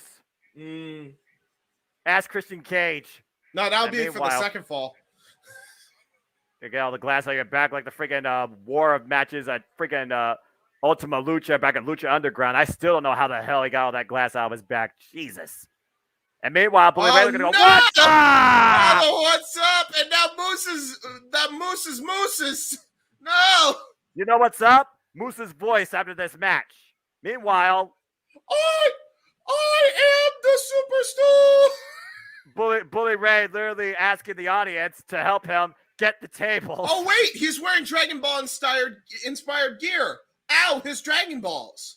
It's right there. I mean, he doesn't have the 4-star Dragon Ball, so is he really that strong? Just saying. Bump. Ah, chair the side no. of the to tap Bully Ray, render him down for a moment. And again, Moose regaining some control and finding his lower lumbar. Bro, that's like a Buick swinging right into your back. A Buick, good grief. Do they make those in New York? And meanwhile, I don't know, but if they did, Moose could be one. I suppose that's I'm not, true. and for the record, I'm saying for his size. Don't get the wrong idea. I figure that's what you're talking about. Whoa, and a suplex. Nice German suplex. That's just a big man going for the ride. Yeah, and he took it all on his shoulder blades and neck too, Noah. Both of these men a bit slow right now to capitalize. Bully Ray, though, with the chair. Again, perfectly legal here. Oh, no. Going for the better swing like he's a part of the New York Yankees as Bully Ray just lays into Moose right out to the injured back. And again, Moose screaming in pain. Now, Moose is usually the one to actually ask you because he shows you what pain really feels like. I wonder if Moose right now is eating his own words. I don't know if he's eating his own words, but I'd imagine he's he might be eating wood tasting here in a bit moment. of pain. Yeah, or he might taste splinters. Trying to end this thing again. Put your opponent through a table. You win this match. Oh, God, what a pump kick. Just drop Bully. That was just a straight boot, actually. That wasn't a pump kick. That was just a boot to face. Somehow Bully Ray's back up on his feet with the help of the ropes. Moose falls up, eats an elbow. Again, there really is no strategy to this. Just render your opponent. Oh, Oh boy, gonna look try at send Bully to to hell. go for the what Drop looks like kick! a Baldo bomb, and what a drop kick right to the diaphragm of Bully Ray. The athleticism of Moose on display. Well, again, the athleticism of Moose is something to behold for the type of athlete that he is for his size, and he might be looking to send Bully for the right. Bully bomb! Bully bomb from the middle rope. Planting Moose. You're taking shades of his old ECW compadre, Mike look at the Awesome. replay here. Almost an awesome bomb variation of that move. The old ring friggin' jumped up an inch. What a power bomb. But again, how much did that take out Bully Ray? You see Bully Ray right now trying to grabbing his bullies bearings. again. I think he's still feeling the pain from the kick earlier. You mean the kick that actually started this match? Yes. Oh, good grief. And right now, both men up to a knee. Duking it out. A straight jab by Bully, and now had some force behind it. And an overhand left followed up by Moose. And again, these two men just rocking each other. It's a heck of an opener right here between two giants of Impact Wrestling, Cavzilla and the 5-tool athlete. And they're both just training bombs, trying to find their balance. The idea of putting a man for a table went out the window for now, it seems. And again, Moose says he's proud of being what he is. He's proud to call himself a scumbag. And the discus, Bully Ray hooks him up. What's this? Gonna try to go for the discus elbow. And Moose down across the top. Oh! The cutter! Out of nowhere! Yeah, Bubba Cutter by Bully Ray. What a beautiful counter. Tried to go for the crossbody and caught him out of midair. That was crazy. It was almost like a one-person 3D. And again, there is no cover in this match, so the only way to win this match, put your opponent for a table. The table is the deciding factor here, and someone's body got to go through it. I don't know. Right now, Bully's body is apparently all about the nuts. His nuts are really hurting him. You're not wrong. Might need an ice bag before this thing's over, or after this. And meanwhile, no! But Bully Ray went through the table. He spears himself. That doesn't count. He spears himself through the table. Moose has to send his opponent through the table for his own power. Look at this. What's the replay here? Moose side. I don't know if that was just on pure instinct or exhaustion. He fell out of the way of the spear. Bully sends himself through the wood. That's fair. And Moose realizes this now. The referee explained it. Now, what if this scumbag decided to take out the referee because he's mad about that decision? Well, then I would imagine that this match would not have an ending. Yeah, and then we're going to get a lot of table spots. Well, we already got one table broken. We still have another table in ring, and there's 2 tables at least split around ringside. So something tells me we're not going to see just one more table broken. Bully Ray just trying to get back up to his feet. That table literally broken in half, bent over in the corner. Now Bully Ray just barely even conscious after taking all that force into the table. Whoa, boy. And meanwhile, there's a oh! Bully Ray says moves for the table. Bully Ray wins. Damn. Aw, they're cuddling after so much mayhem. Broken wood and mangled bodies. That's the definition of a tables match, and Bully Ray succeeds. The Call Your Shot Gauntlet winner, once again with some momentum, and a weapon that literally has defined his career. Again, it started with Moose taking a low blow to Bully Ray to garner the advantage for probably this whole match, and Bully Ray sends himself for a table, but still he fulfills his promise. Moose eats the wood courtesy of Bully Ray's spear tonight. Bully Ray wins this tables match. But he doesn't look much like a winner. No, he went through a war, that's for sure. But who knew Bully Ray had a soft side, cuddling with Moose after he won the match? What a great guy. Well, anyway, let's go backstage now to GM Miller, who's with one half of our main event. Family members, that is. Got Jade Chung, or no, that's Tracy. That's Tracy. And Rebel. That's Tracy. Tracy Brooks, knockout great. This looks like a Zoom call. Without the Zoom logo here. They're just right now talking backstage here, getting into the head of Frigga Kazarian. Again, this is truly a family affair.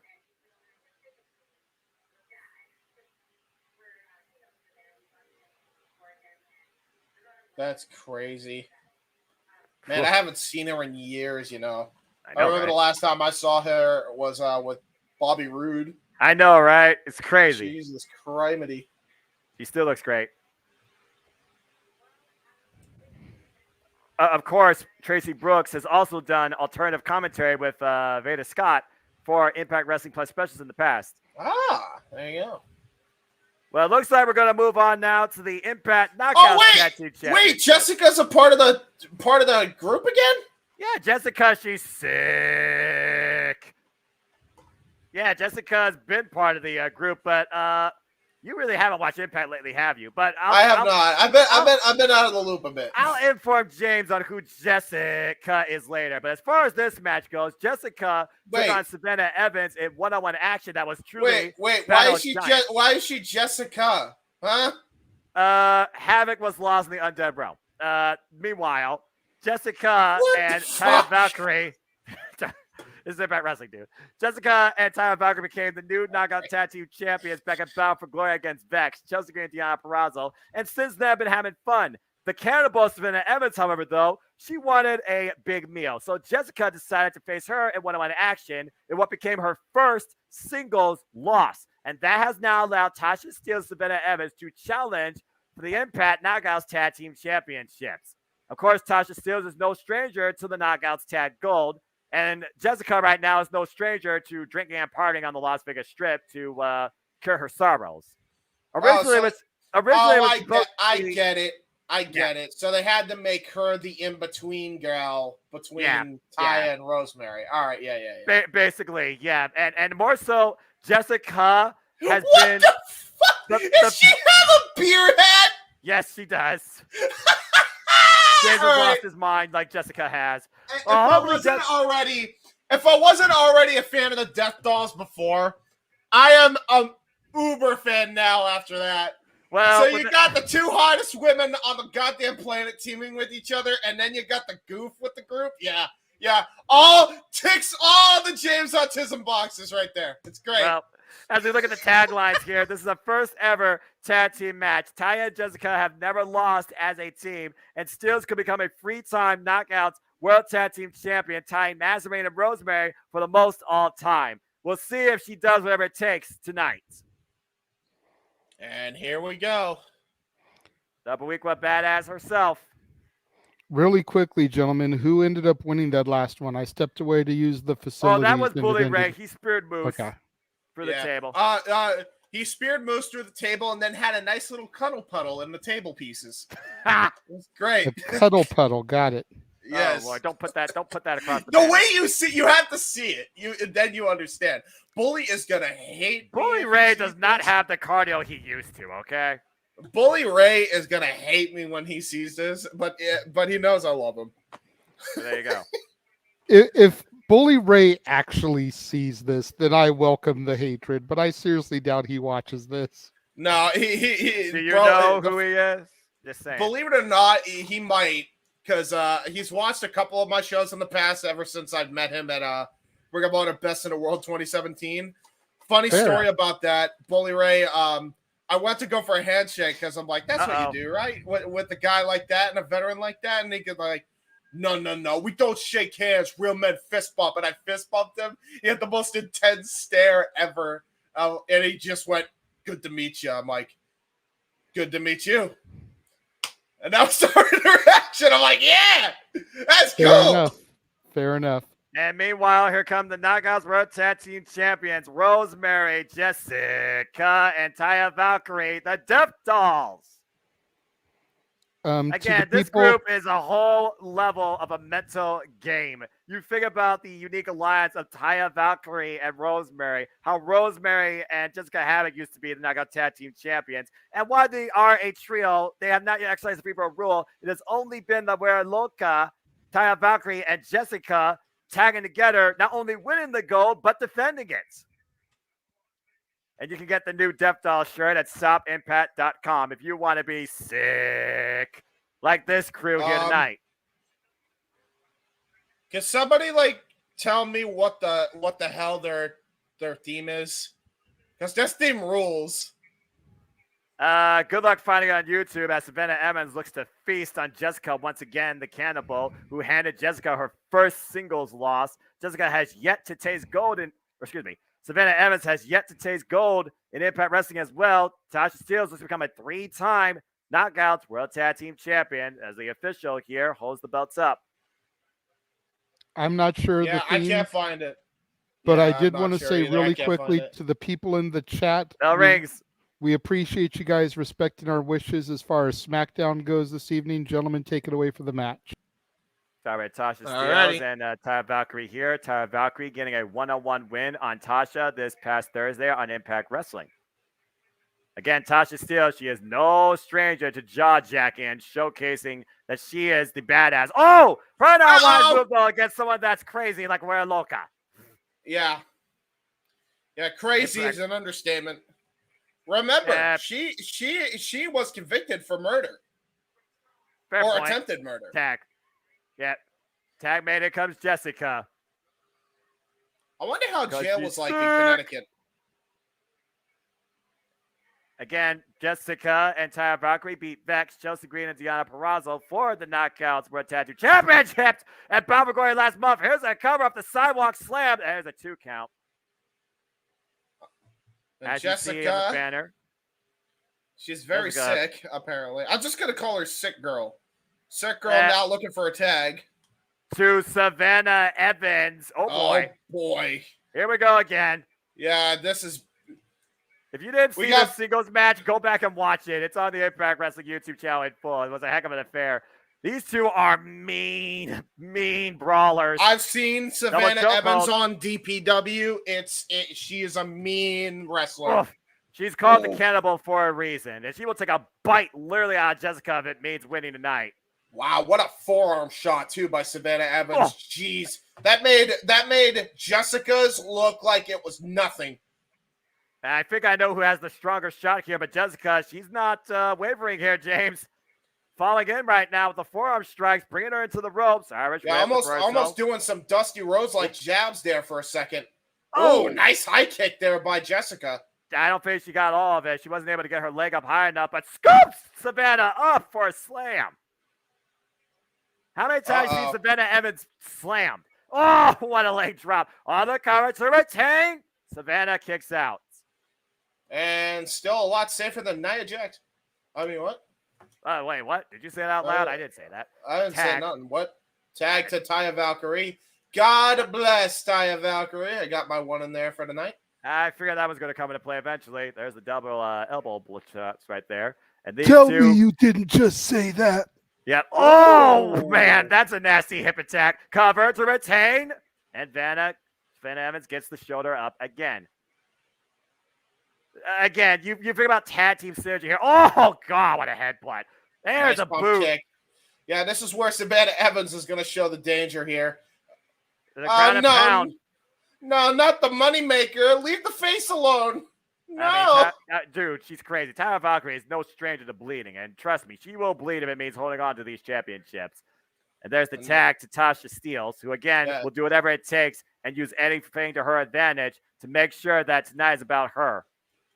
Even if it involves just, showcasing herself in the ring. Tasha Steelz just going absolutely crazy. The official trying to break things up here. Freaking hothead is what she is, and that's an understatement. But again, she is a planner. She is a strategist. There's no denying that. There's a reason why she is a former Knockouts World Champion. There is an uppercut there. Oof. And an enziguri. And use the hashtag Overdrive to be part of the discussion here tonight on the Twitter, why it still exists, or let your thoughts know in the chat. What a drop kick! Nice. It was almost like cover, a Daniel Bryan-esque champion. No. That was almost Daniel Bryan-esque, the way she did that drop kick from the low angle while she was in a seated position. Very, very well done there by Tasha Steelz. I feel like it was more short range, though, which probably helped Taya be able to actually survive the decision. If she had a bit more speed behind that, might be a different story. Gotta do the Wrestling Bios thing real quick. Tasha Steelz chin lock. Tasha Steelz chin lock. I like that. Oh, nice, and I don't think Taya liked that. No, she didn't. Again, Tasha, and I don't either. You yourself up at this point. Again, Jessica watching on from the outside. Rosemary encouraging on the outside as always. Why are you gonna say it like she's some freaking alien, bro? Like she's because just Rosemary is not of this reality, and she will tell you that herself. Oh man, and Taya will tell you exactly what she is with an open palm strike, but Tasha with the answer back. There's the tag to Savannah Evans. Evans back in the matchup. So is there a reason decay is no longer a thing? What? Is decay no longer a thing? Nope, they still are. But as far as the women, they are the Death Dolls. Okay, so the Decay Death Dolls? Yes. Triple D! Yes, you got it. And once again, taking advantage behind the ref's back. Hey! Come on already. Illegal Tasha Steelz chin lock. I told you Tasha Steelz would do whatever it takes. And meanwhile, look at the power of Savannah Evans. Oh, nice thrust kick there by Tasha Steelz, or I'm sorry, Taya Valkyrie. What the hell? And takes her down a clothesline. Nice clothesline there by Taya Valkyrie. This is her chance now to try to tag in Jessica. Jessica stands ready. Tasha, though, looking for a cheap shot. And Tasha rushes in, getting the officials' attention drawn away as Tasha and Evans take advantage. But again, getting hot-headed is not the smart thing here. And meanwhile, I don't think Tasha is legal. That's right. The official, very good, did not see the tag. Again, you can't call what you don't see. And Tasha throwing a tantrum. Go figure. Why are you throwing a temper tantrum? Like, what the hell? What did you expect, Tasha? Tasha, I think, was on instinct right there. The instincts were not all lined up. You keep throwing temper tantrums like that, and I'm going to put you with the baddies, young lady. Actually, that would probably be good. I'm about to say, was Kiera Hogan better in Fire and Flame versus Tasha Steelz? That's probably a debate for another day. Then, meanwhile, Savannah Evans. I mean, one of them was champion, to be fair. And here we go. Oh. Tasha falling in, and there's the jabs by Jessica, who's feeling it tonight. Yeah. Oh, bionic elbow. Bionic elbow. That's Dusty Rhodes in a nutshell. There's a little bit of flip, flop, and fly for you, James. Big power slam. Again. That's the second scoop slam of this match, by the way. Oh, wait, watch out. Oh, God, that's a headbutt. And both women left down on their butts. And, what is Jessica thinking here? Off the ropes. Oh, falling across the body. Yeah, fall from humanity. To retain the titles. Tasha gets the shoulder up. Fall from humanity. Crossbody does not get the Duke, but that could have been close there. That's a lot of weight coming down on you. That's all I got to say. Yeah, that's a lot of mass. Oof, there's a knee. Bending over Tasha. And I ain't talking about the state. How you like your steak, Tasha? Off. And that might be it. Cover to retain. And Evans, with a sense of urgency, breaks up the fall. Taya now coming into play. I don't know if this is smart. Oh, wait. She tossed her out. No, on the apron, James. Again. Oh, nice high kick, though, by Taya Valkyrie. And meanwhile, Tasha Steelz now trying to take advantage. There's a chin breaker. Jaw breaker, excuse me. Oh, and there's a discus to Taya. Tasha right now finding the world on her own. Twerking should not be in professional wrestling, damn it! Why is she twerking? Because she's a bloody fool. She didn't even hit a move. And you tried to go for a cutter after twerking, and you just got schooled. Because she's sick. Oh, the kick. Sick. Jesus driver. Cover 2. The Death Dolls retain. Jesus Christ. Rikishi, eat your heart out. Hey, James. That was sick. Yeah, dude. Jessica and Taya Valkyrie put down Tasha Steelz and Savannah Evans tonight and retain the Knockouts Tag Team Championships at Overdrive. Congratulations. Again, watch out when the Death Dolls come after you. You won't like it. Take a look at the replay here at this finisher. Yeah. Oh, God. I still can't get over that. She thinks she's going to have a cutter on Jessica. Oh, man. After twerking, showing up. That was your own damn fault, Tasha. Again, her ego being her downfall. Go figure. Yeah. And the Death Dolls are baddies, still damn it. She deserves the Knockouts it now. Tag Team Champions. And Rosemary seems very pleased as well. And Jessica, I think she's in a better mood. Maybe she won't go drinking tonight in, a heavy dose. Well, then again, she is with Taya. Drinking celebration versus drinking depression. There you go. We'll go backstage now to Ace and Bay with the Motion Machine Gun. Wait a minute. What's this about?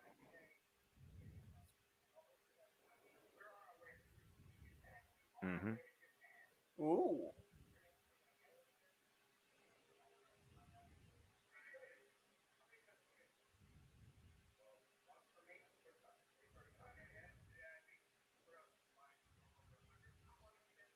Ooh. Again, experience. Yes.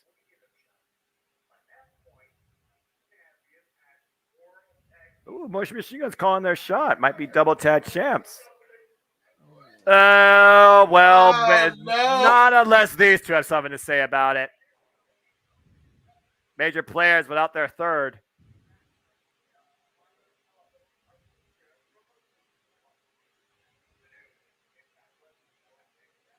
God, they look so crazy bad. Like, it's so obnoxious. Oh, my God. Chris Sabin said they're the shiniest wrestlers I've ever seen. I mean, he's not wrong. Yeah. Bro, it's like... Oh, I get it. The major players are just Johnny Swinger, but good. Oh, Damn. sick Ouch. burn. Ouch, man. That hurt. That was harsh. Am I wrong? You know, I used to enjoy Johnny Sweener back in the ECW days when he teamed with Simon Diamond. Yeah, the only time he was good. Well, you want to talk about good?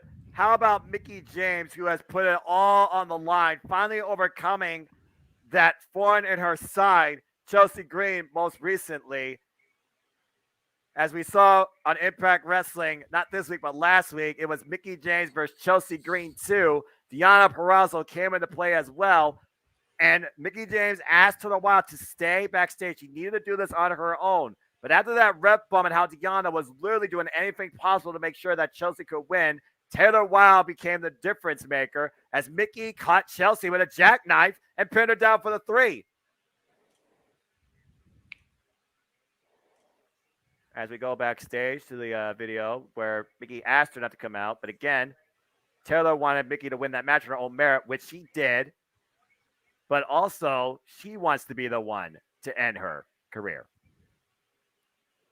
Former Knockouts champions in their own right, all-time greats. Taylor Wilde looks to be the last page in Mickie James' career tonight. Mickie James, Taylor Wilde, the last rodeo. Mickie either wins or goes home. Wait, but it's not a great retirement angle. Where's Mickie James going on promo and saying, "I will never retire"? Oh, she already did that. She already did that promo when she talked about that. She put it all on the line against herself. The next time she gets pinned or submitted, she is done with wrestling. She retires. See, that's she what is I'm right saying. now Like, on I an just all or don't nothing think- run to beat every knockout here in the division and become once again the Knockouts World Champion. So far, she has beaten Chelsea Green. She survived a 6 knockout affair against Michelle Shaw and Vex. She overcame Mia Yim. And now Taylor Wilde looks to be the one to put that last note on Mickie James' career. And by the way, you were saying, JJ, you were trying to speak. I was going to say, I just don't see it being Taylor Wilde. It's not going to happen yet. I'm sorry. Well, get ready to go wild and go hardcore because this is going to be fun regardless. I mean, I honestly think even more now that Mickey's going to win. They're not going to have her lose her career in the 3rd match on the show.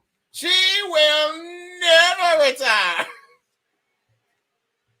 But again, Mickie James put it on herself. This is Mickie James' last rodeo. She is on an all or nothing journey to become, once again, Knockouts World Champion. But should she lose at any time via pinfall or submission, she will retire. And now we go to Dave Spencer with the introductions. I love Mickey's gear. Yeah, Mickey's gear is lovely.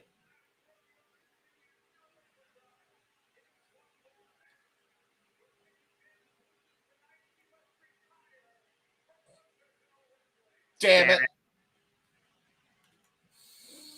And that will be a damn it. In a different context.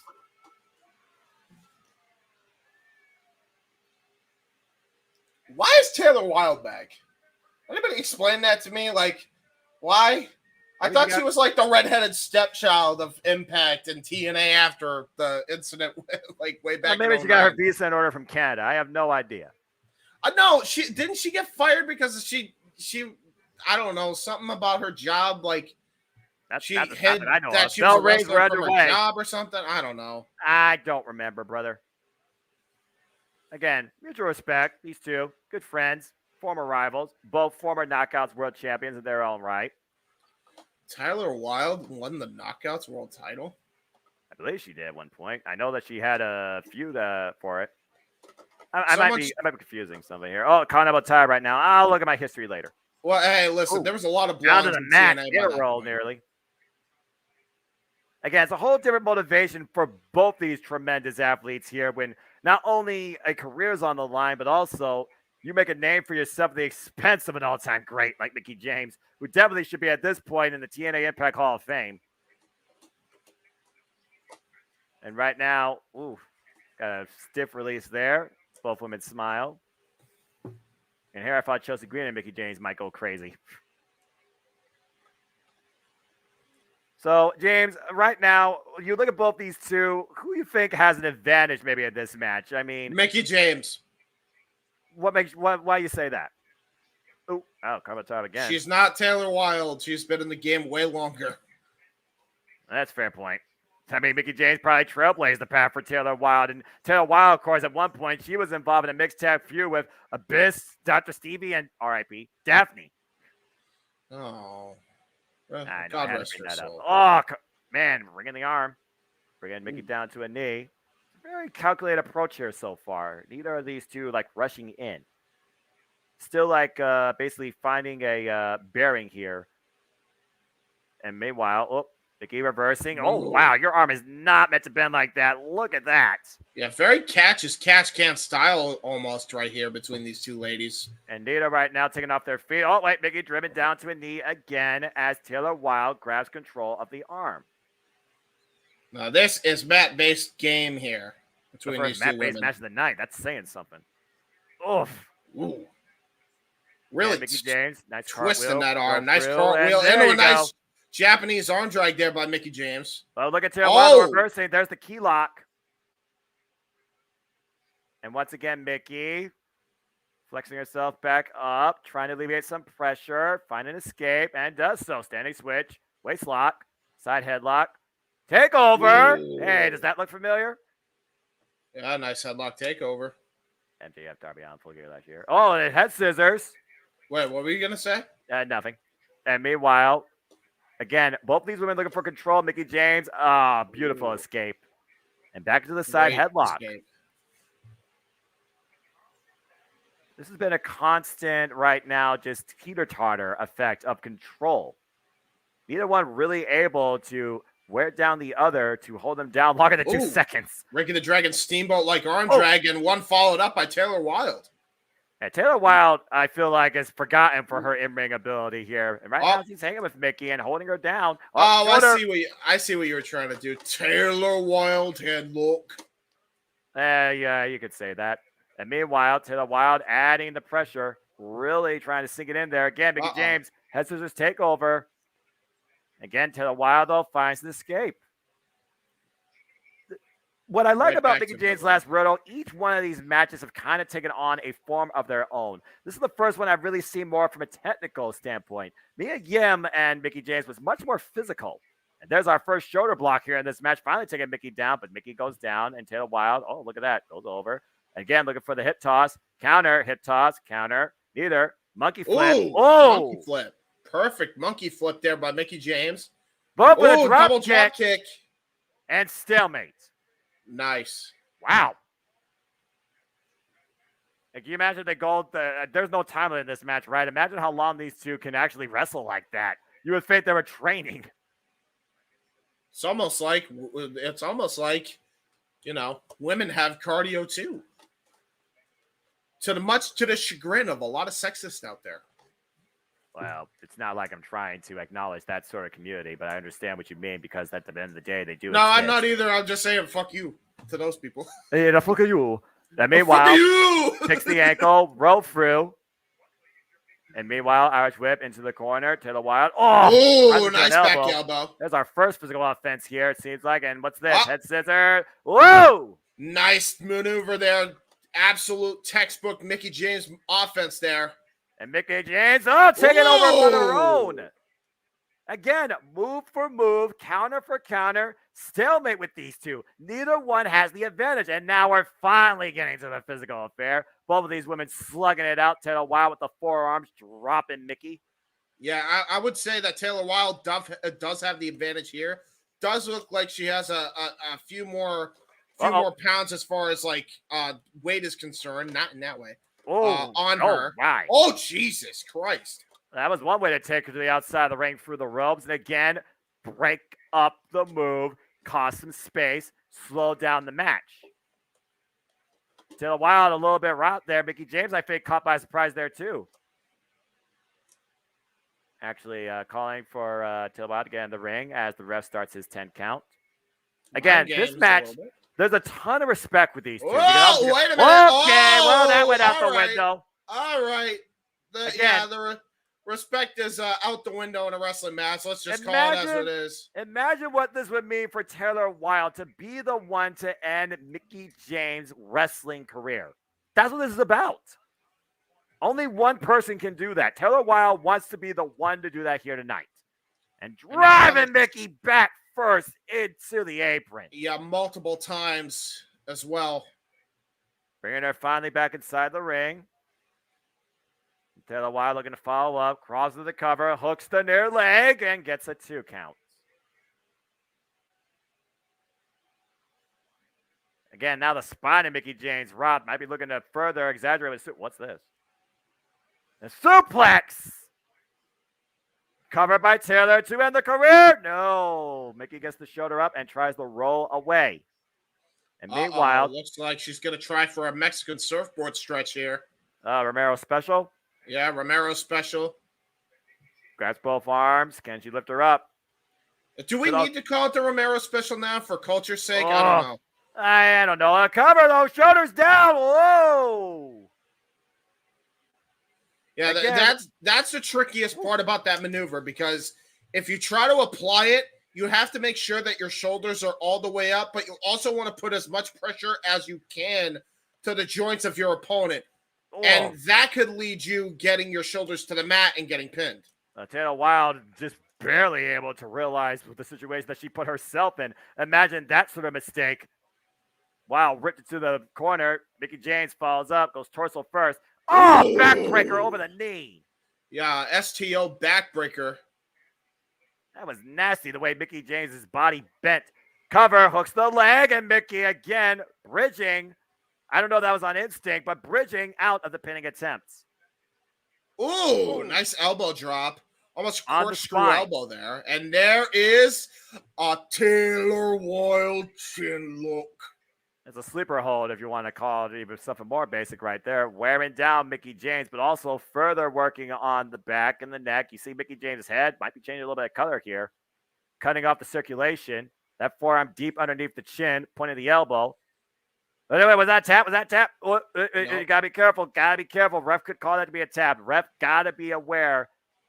Mickie James knows how important every single one of these matches is. Oof. Oh, nice forearm shiver there by Mickie James. Into a knife edge chop to follow up, and an overhand chop return there by Taylor Wilde. And now the two women are just slugging it out here in the middle of the ring. This has been a very, very paced match. Taylor Wilde gaining control here. Mickie James off the ropes, though. Oh, explosive off that one. Oh, and another one. But look at that, Mickie James standing her ground, unlike Taylor Wilde, who's getting rocked here. We know Mickie James is crazy for a reason. Now she's traded with Taylor Wilde.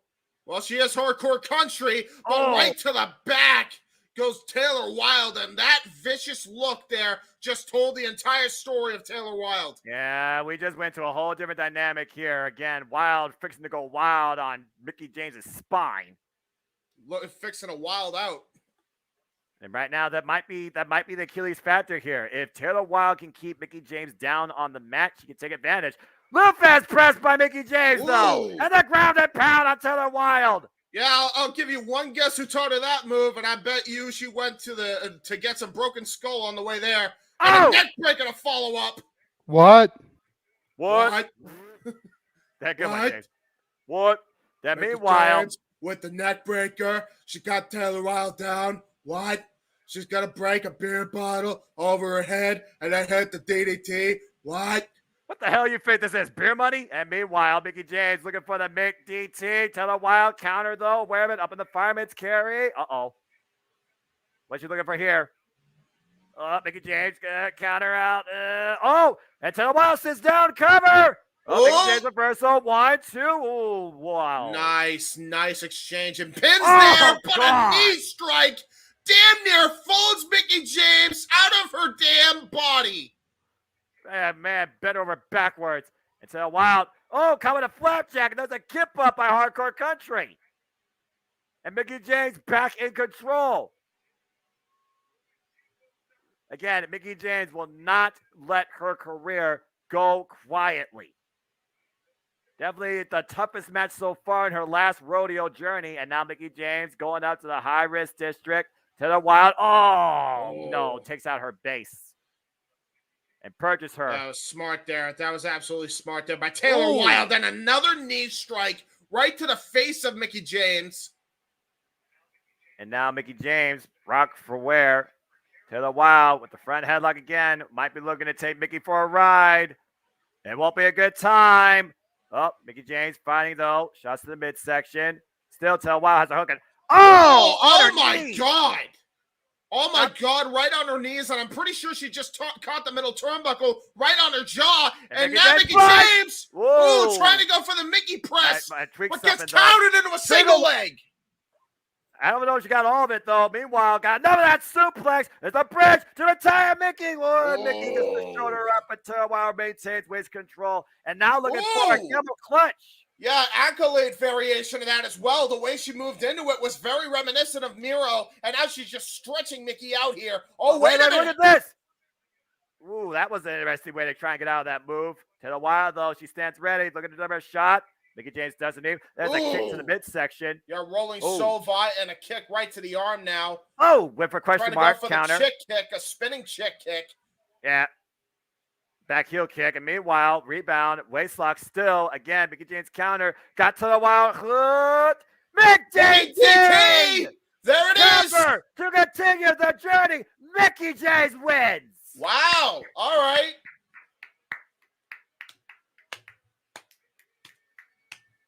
Now, that was a very taxing match for Mickie James there. Taylor Wilde came in with a game plan, and that was focusing on the back of Mickie James. But Mickie able to find a way to roll through that accolade camel clutch move. Very respectable, hard-fought bout by both here tonight. Mickie James' career and last rodeo continues. And wait a second. Oh, wait a minute. It is the presence of technical excellence. The virtuosa Diana Purrazzo. Why is she rival, former Knockouts World Champion, Mickie James took the very title off of her. This woman has carried the Knockouts division for the last 2+ damn years. And what is Diana Purrazzo doing out here? This might be also a bit personal since last week, Mickie James made Chelsea Green go home, former tech. Let's see what you got to say. Oh, my. Whoa. Damn.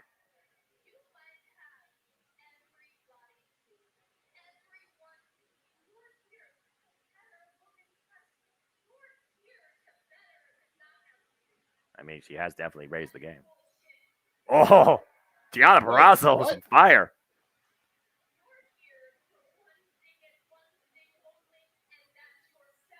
Well, I mean,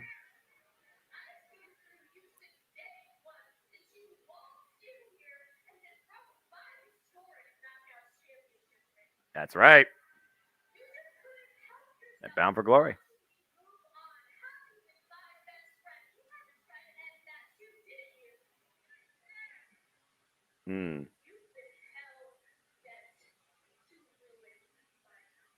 Ooh.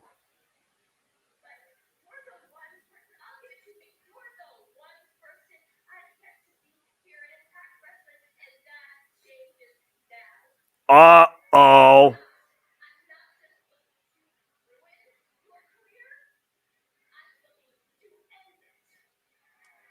Whoa. Huh.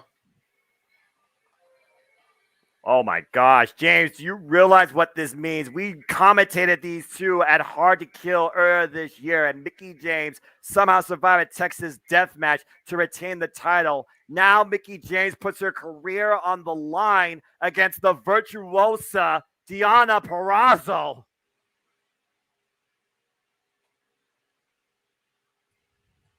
Whoa. Yeah, I'm just gonna say, like, that was there was some animosity. It was just very, very, very vengeful. Well, again, we saw Chelsea Green, her best friend. Now let's hope this is kayfabe. Home. Can this be kayfabe, please? Please be kayfabe. I don't know. Deonna Purrazzo, again, she has been the leader, the standard bearer of the Knockouts division since arriving in 2020. The personification of technical excellence, former champ, Triple A Arenas champion, Women of Honor champion, Impact Knockouts champion twice, and Impact Knockouts Tag Team champion. She has done it all, but Mickie James has been one of the only Achilles heel to her career. So I don't know, James. There might be a bit more personal animosity than meets the eye here. And I'm looking forward to this match that very well could be the last real obstacle in Mickie James's last rodeo. Okay. Well. But in the meantime, we're going to see if Heath and Rhino are always ready as the major players look to try and take the goal. Oh, wait. World Tag Team Championships are on the line. So Joe Hendry is the digital media champion now, I assume? Yes, he is. The logo hero. Watch him as he goes. Raymond, I'm doing well today. Thank you for asking. Anyway, as we look at the taglines here, Heath and Rhino defeated the Kingdom for the Tag Team Championships. The Motor City Machine Guns wanted the first title shot after their loss to them at Bound for Glory. But the major players swooped in ahead of the Guns, and in controversial fashion, go figure, they became the number one contenders, and that's why we're here tonight. I see Downstate is getting gigs again for wrestling themes. I mean, because they're awesome. Are you really surprised? Botch, graphics department, botch. The graphics said Heath and Rhino as the major players came out first. Botch. Uh-oh. That's going to be a botchamania. Yep, big time. Someone's getting fired. That is not me. I didn't do it. Well, of course, we have Brian Myers, the most professional wrestler, former digital media champion, and Matt Cardona, former digital media champion, but these two have not been tag team champions yet in Impact Wrestling. And they look to add that accolade to their very controversial career. And meanwhile, here comes Heath and Rhino. They made a promise when Rhino came back from injury to become, once again, the Impact World Tag Team Champions, and they have fulfilled that. Now they look to stay on top of the division. But can they do that tonight against the major players? I don't know, James. What do you think about this match? It's a unique foursome, to say the least. I don't know what I think about this match right now because I'm too distracted by Heath Slater's pants. What the fuck is he wearing? What the hell? What is he wearing? He is the redneck rebel, but he's very patriotic, apparently. What does that even mean? I don't know. Ask his wife that lives in the trailer park. Kayfabe. He's got does kids. He live right next to Eric Young and ODB? Oh, God. I don't know how to answer that. I don't know how to answer that. I don't either. JJ and I are on a different island here. Oh, my gosh. I'm trying to swim to the island of relevancy. Oh, Lord. No! Acknowledge the Impact World Tag Team Championships. They're on the line right now. Official holding them up high. Major players looking to end the Cinderella story of Heath Slater and Rhino tonight. Every time I see Slater in the ring, I look at his legs and they always look like he's walking on chicken legs. Like every time I see him come out, man, his legs were underway. I feel like they just get smaller. With that unique comment. Oh my gosh. So, I get why they're the team because Heath Slater has chicken legs, and then Rhino is, basically a Photoshop come to life. It all makes sense. Oh Lord. Hey, everybody, don't take it too seriously. I'm a fat piece of shit, so it's okay. James Hebert knows what he is, and he accepts it, folks. Simple as that. Damn it, James, you freaking idiot! There we go. Yay! We'll see if anyone's an idiot here. Rhino and Brian Myers in the ring. Brian Myers working the left arm of Rhino. I still can't get over the fire and the vengeance felt by Deonna Purrazzo out to avenge what Mickie James cost her in both the championship and what now seems to be her friend going home. Oh, and there's a shoulder block. Shoulder block. And meanwhile, Heath and Rhino, they still look to go home as tag champs. I tell you right now, this match is not going to have the same type of flow and momentum as the other one. Guarantee you. There's the tag. Nope. And meanwhile, ooh, nice double takedown, covered by Heath.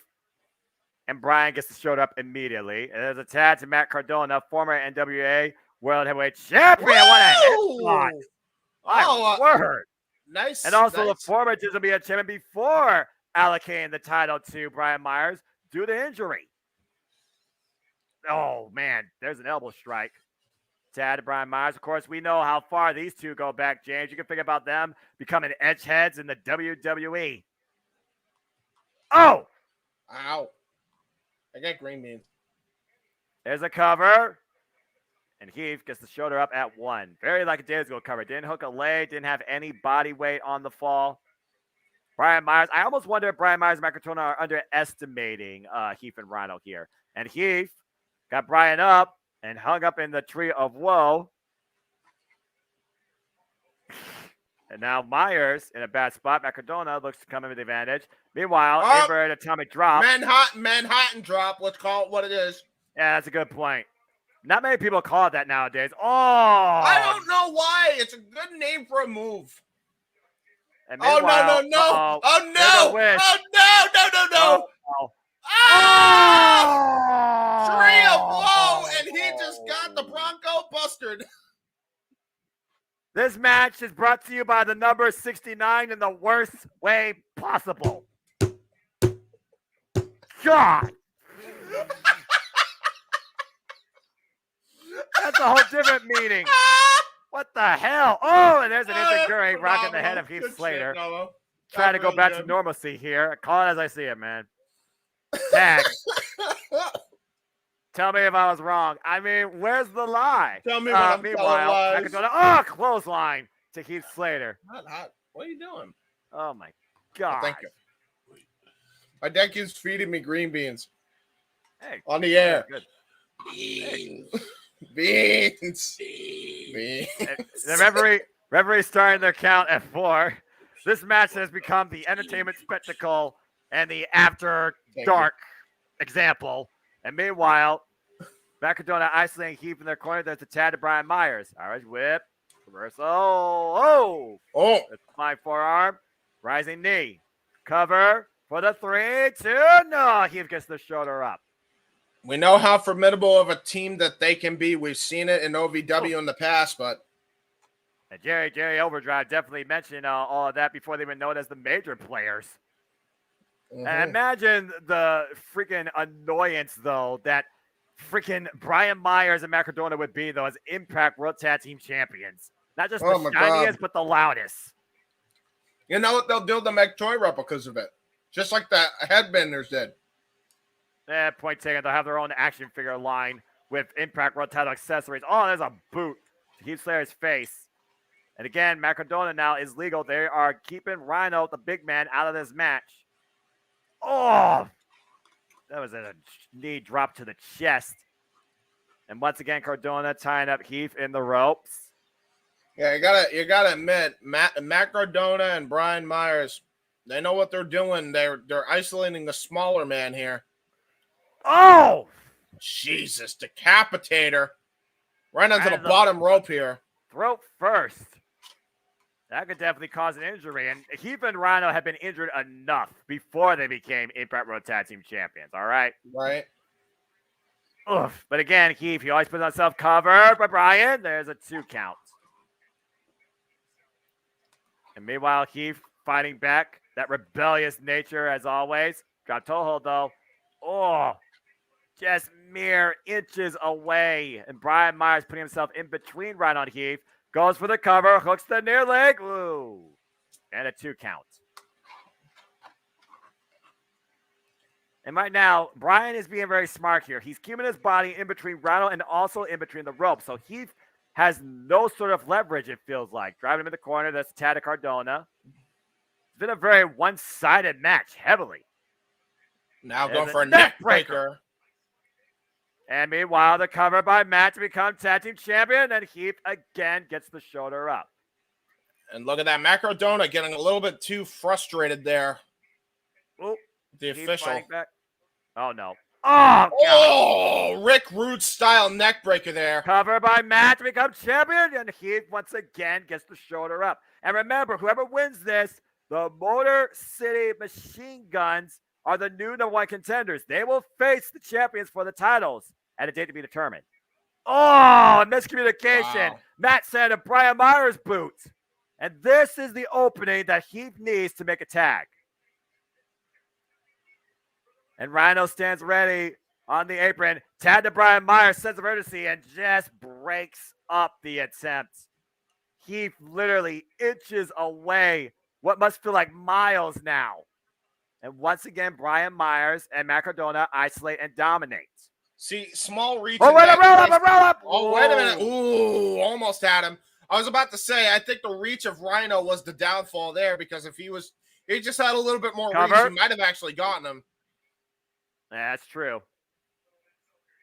That was just a very lackadaisical pin there by Brian Myers. Again, I still feel like that Brian Myers and Macrodona are taking Heath Slater for granted. We saw how close Heath came, not only that tag, but that roll-up win. Just say what you will about Heath and Rhino, they are an effective duo. They're former SmackDown Tag Team Champions. Yeah, their first inaugural SmackDown Tag Team Champions, actually. Of the draft in 2016 when they rebranded. Yeah, you're right. And meanwhile, and now look at that. There's Flapjack. Nice Flapjack. Beautiful Flapjack by Heath. And literally flipped him on the way down. Jeez. Now, what does he do? Does he go for the cover, go for the tag? Look at that. Flapjack. Yeah, there you go. And Heath. Oh, no! Taking a page out of FTR's playbook. Taking Rhino off the apron, face first on it. It's smart strategy. You can't blame Matt Cardona. It's smart strategy. You don't have to like it, but it's effective. And meanwhile, wait a minute. Wait a minute. Huh? Oh, look. The Strawberry Machine Guns. Uh-oh. I mean, you know, they are the #1 contenders, right? I mean, the major players probably didn't expect this, but, you know, why not scout your future competition, right? I mean, that's all they're doing, right? You know? Yeah, that's totally what they're doing. They're not here to cause any nefarious issues. What? You're crazy. Yeah, who would think that shenanigans would actually take place during this match with the Motor City Machine Guns, especially with the official still in the perfect spot. Meanwhile, major players, they are in control, but the major players, they do need to focus. If they weren't focused before, they need to be even more focused now that the Motor City Machine Guns are at ringside. Mm-hmm. See that Chris Sabin and Alex Shelley, they're already probably talking strategy. You almost wonder who the Motor City Machine Guns would want to face here. Again, Motor City Machine Guns, they wanted the first chance at Heath and Rhino's tag titles, but the major players, controversially, they snuck their way in. And right now, they're looking to use every dastardly tactic possible within the rules to become the new Impact World Tag Team Champions. And meanwhile, Matt Cardona looking for the reboot. He sends Matt. Whoa! Wow. Over the top to the floor. Yeah, and he hit head first, too. Did Cardona. Cardona honestly might be hurt here. And Heath right now, again, is he aware? Can he go make the tag to Rhino? Crawling for it. Trying to find his bearing. Meanwhile, Matt tags in Brian. And there's the tag to Rhino. And we got one pissed off War Machine right now. Yeah, ain't that the truth? And meanwhile, Irish Whip. Oh, man. Oh. There's a shoulder. And whoa. Wow. Wow, belly to belly. That's an explosive belly to belly. Yeah, that was a franchiser like belly to belly. Oh, went for the gore. Meanwhile, Matt Cardona. Oh, tries to come in the back door. Back elbow strike to Brian Myers. Ryan looking to take advantage. Brian Myers. Oh! Oh, nice flatliner there. Cover to get new champions. No. Ooh, he almost had it. That's a hell of a jumping flatliner. Oh, there's a boot to Heath Slater, taking him off the apron. And once again, Brian Myers, Macrodona isolating their competition, trying to take it. No way. No way. Oh! Double DDT! The cover! Edge style. The crowd new champions! Heath with the save. Yeah, that was an Edge style DDT. If you look at that, that was an educator type of DDT. They did learn from the Ultimate Opportunist. Whoa! And Matt Cardona sent to the outside. And meanwhile, Wait. You can't use that. You can't use that. Ah, Chris Sabin's just like, use that. Nah. Again, meanwhile, he keeps driving. Taking out Cardona. Gore! The cover! Heath Ferraro retain! Yay! Heath Ferraro! Chicken leg and Photoshop man! Let's go! Broke Brian Myers in half, and that means that Heath Ferraro will now defend the Impact World Tag Team Champions against the Motor City Machine Guns next. And that is my cue to eat off camera. But I will still be on microphone, so it's okay. As you are, Rasley, look at the replay here. That Gore broke Brian Myers in half. Definitely professional there as Rhino with the win. The champs retain tonight at Overdrive. But we'll see how well they go against the Motor City Machine Guns. They're going to become 3-time Impact Tag Team Champions. That's going to be awesome. It's going to be a hell of a match. Matt Cardona trying to talk to the cameraman as a conspiracy. They cost me. Meanwhile, go backstage to Gia Miller and Bully Ray. See what we got here.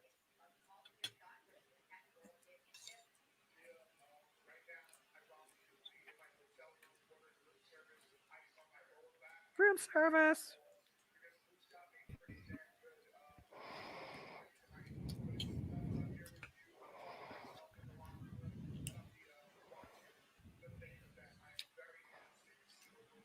Of course you are, Bully. Of course you are. Of course you'd be interested. Well, I mean, he has the reason to be, James, you know. But he keeps saying he's going to do it. They said he's going to call a shot, right?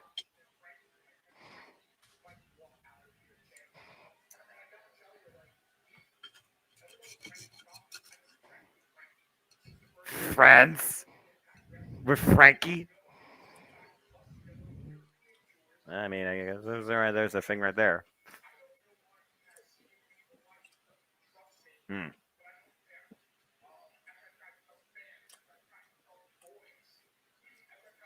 Did Bully try to tell everybody? Again.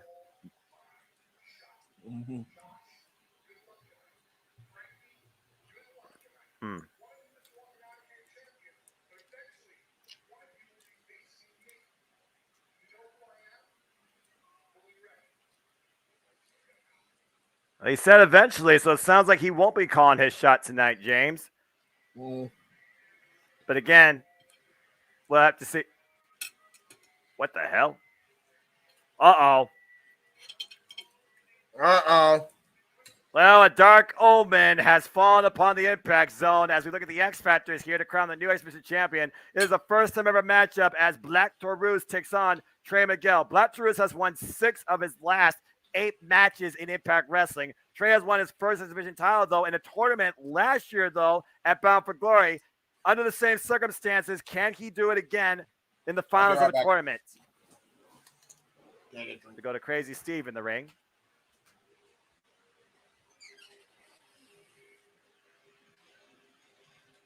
Crazy Steve freaks me out. What does he know?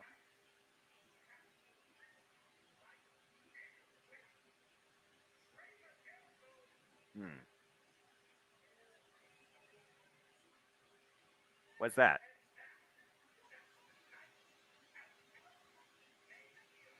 I gotta get my charger here. My phone's about to die. Be right back.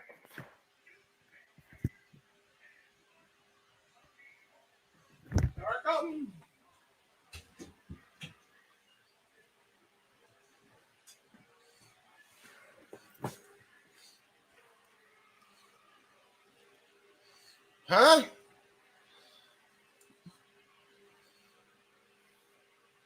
Hello. Oh, uh-oh. My alarm.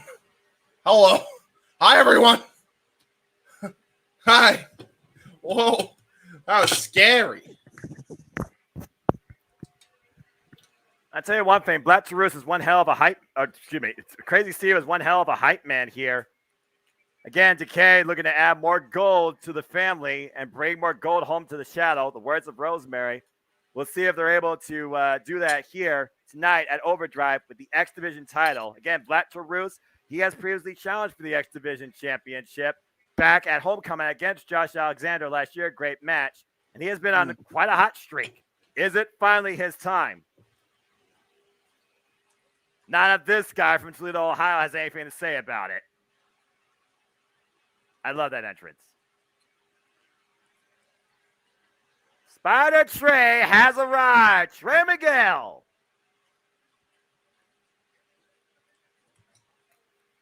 I'm not going to lie. I'm going to be a little bit biased here. Toledo represent. Get former X Division champion in his own right. So, Noah, did you ever go to high school together with Trey? No. Figures. Again, Trey Miguel, you see how determined he is. Of course, Trey Miguel made his way through this tournament, most recently faced the antics of Kenny King, costing Speedball Mike Billy what could have been a classic, as Speedball Mike Billy and Trey Miguel went round 2. Again, I still call my favorite exhibition match this year, Speedball Mike Billy was Trey Miguel against all odds, and that was for the title. Trey Miguel is no stranger to being an exhibition champion, though, as a former 2-time exhibition champion.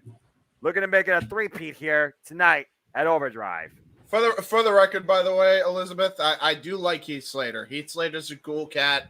I'm just having a little bit of fun, is all. It's nothing personal. I got it.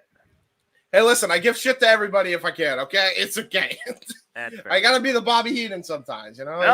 We are underway. And again, folks, this is the X Division. Don't blink. It's also not the first time that Trey Miguel has faced somebody bigger than him. Remember, at one point, Trey Miguel successfully defended the X Division Championship against Jake Something. And Jake Something, he was a phenomenal hybrid athlete, but he never got the gold. Is Black Taurus in a similar category? Well, I mean, the answer is yes. We've seen that by Black Taurus. Again, one of the most powerful athletes amongst the X Division currently in Impact Wrestling right now is definitely Black Taurus. But right now, we'll see if the mental game comes into play here. Black Taurus looks like he's hyping himself up.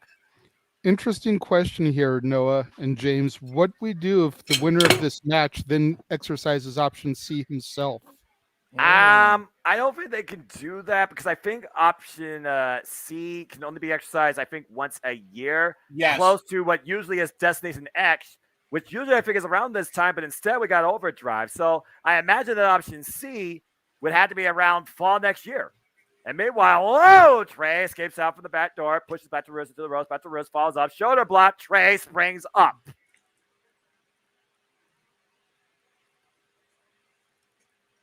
Bit of a stalemate so far. It's going to take more than that to keep either of these two men down. No fear, no intimidation on either man here. Again, this is not going to just be agility. This is going to be a balance of power and control. Trey Miguel right now. Over here. Locks the arm up behind. Oh, fades back around. Works the arm. Arm rigger. Trying to disorientate the bull. And also hyperextend those muscles in the upper forearm. Meanwhile, Black Taurus off the second rope. Nice escape. That was brilliant maneuvering there by Black Taurus. And a guy that size should not be able to move that quick. Again, he's got that Lucha Libre background. Black Taurus, of course, comes to us from AAA. He's been a multiple-time tag team champion down there. So don't think that the ropes aren't familiar territory for Black Taurus. You just don't see it that often. Oh, in Impact. Trey Miguel, though, always great to go on the ropes. Look at that. Look at that.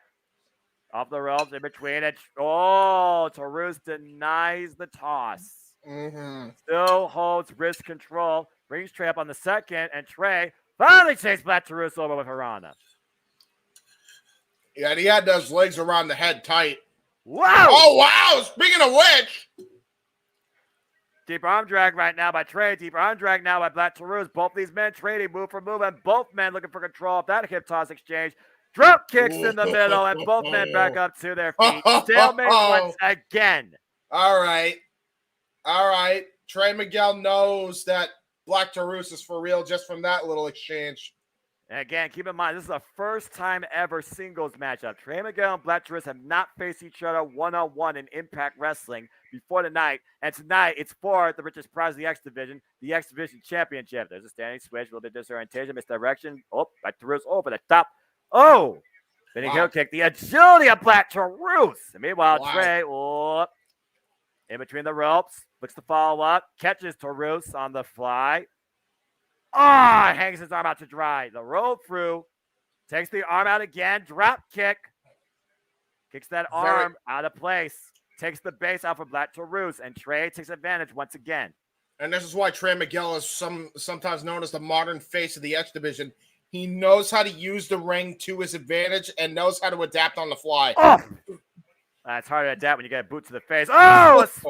Reverse sling blade. And there's a regular sling blade. Then a regular sling blade. Sling blade bulldog into regular sling blade into a tilt-a-whirl backbreaker. Cover to crown a new X Division champion. 2 counts. Black Taurus sends a little bit of frustration. And I also got to consider Black Taurus attacking Trey's back. Has Trey back fully recovered from being blasted into the steel ring steps by Kenny King just a few weeks ago? Oh, man. I was about to say, Trey Miguel is holding his neck after that tilt-a-whirl backbreaker, so he is favoring the neck there, Noah. And right now, Taurus is just banging his own head. Looking to rock Trey Miguel in the corner. Again, Brandon told the official, admonishing both men, you have a 5 count. And of course, we know why this tournament came to be. Frankie Kazarian, who will be in the main event, he exercised option C, stopping the incredible run and claiming his 5th X Division championship against Speedball Mike Bailey. Oh, man, what a chop. Wow. And that stopped Trey in his tracks for a moment. Again, one move by Black Taurus changes the game in this match. Meanwhile, reverse Irish whip. Black Taurus out of the corner, off the top. Good God! Wow! What the hell? That was like a whisper in the wind. Yeah, a twisting corkscrew whisper in the wind into a power slam. Cover, new champion, no. Wow. Ow. That's insane. Oh, holy. Dude, that was Trey insane, not expecting dude. that. How's that for taking you off guard, James? Yeah, that took me off guard. I was eating my rice. I almost choked on it. Covered by Black Taurus again, and that's just wearing down his opponent. Oh, and that's just throwing him down on the mat. Grabs the legs. Might be looking for maybe a reverse cloverleaf here. Yeah. Hey, listen. I could do a corkscrew every now and Oh again. my. But I like to just throw my opponent around, and I also like to bend them like a pretzel like this. Look at this. And swinging him around. God! Oh my God. And how brilliant is that? Into a body scissor while he has the leg lock on. But Trey able to roll his body into the ropes to finally break the hold. Yeah, that and was his avoid only way further out. damage. Covered by Black Taurus again. And another kick out by Trey. Angst and pain. Grasping his lower back. Yeah, that was really, really well done there by Black Taurus. He is really taking it to Trey Miguel here, an X Division veteran here.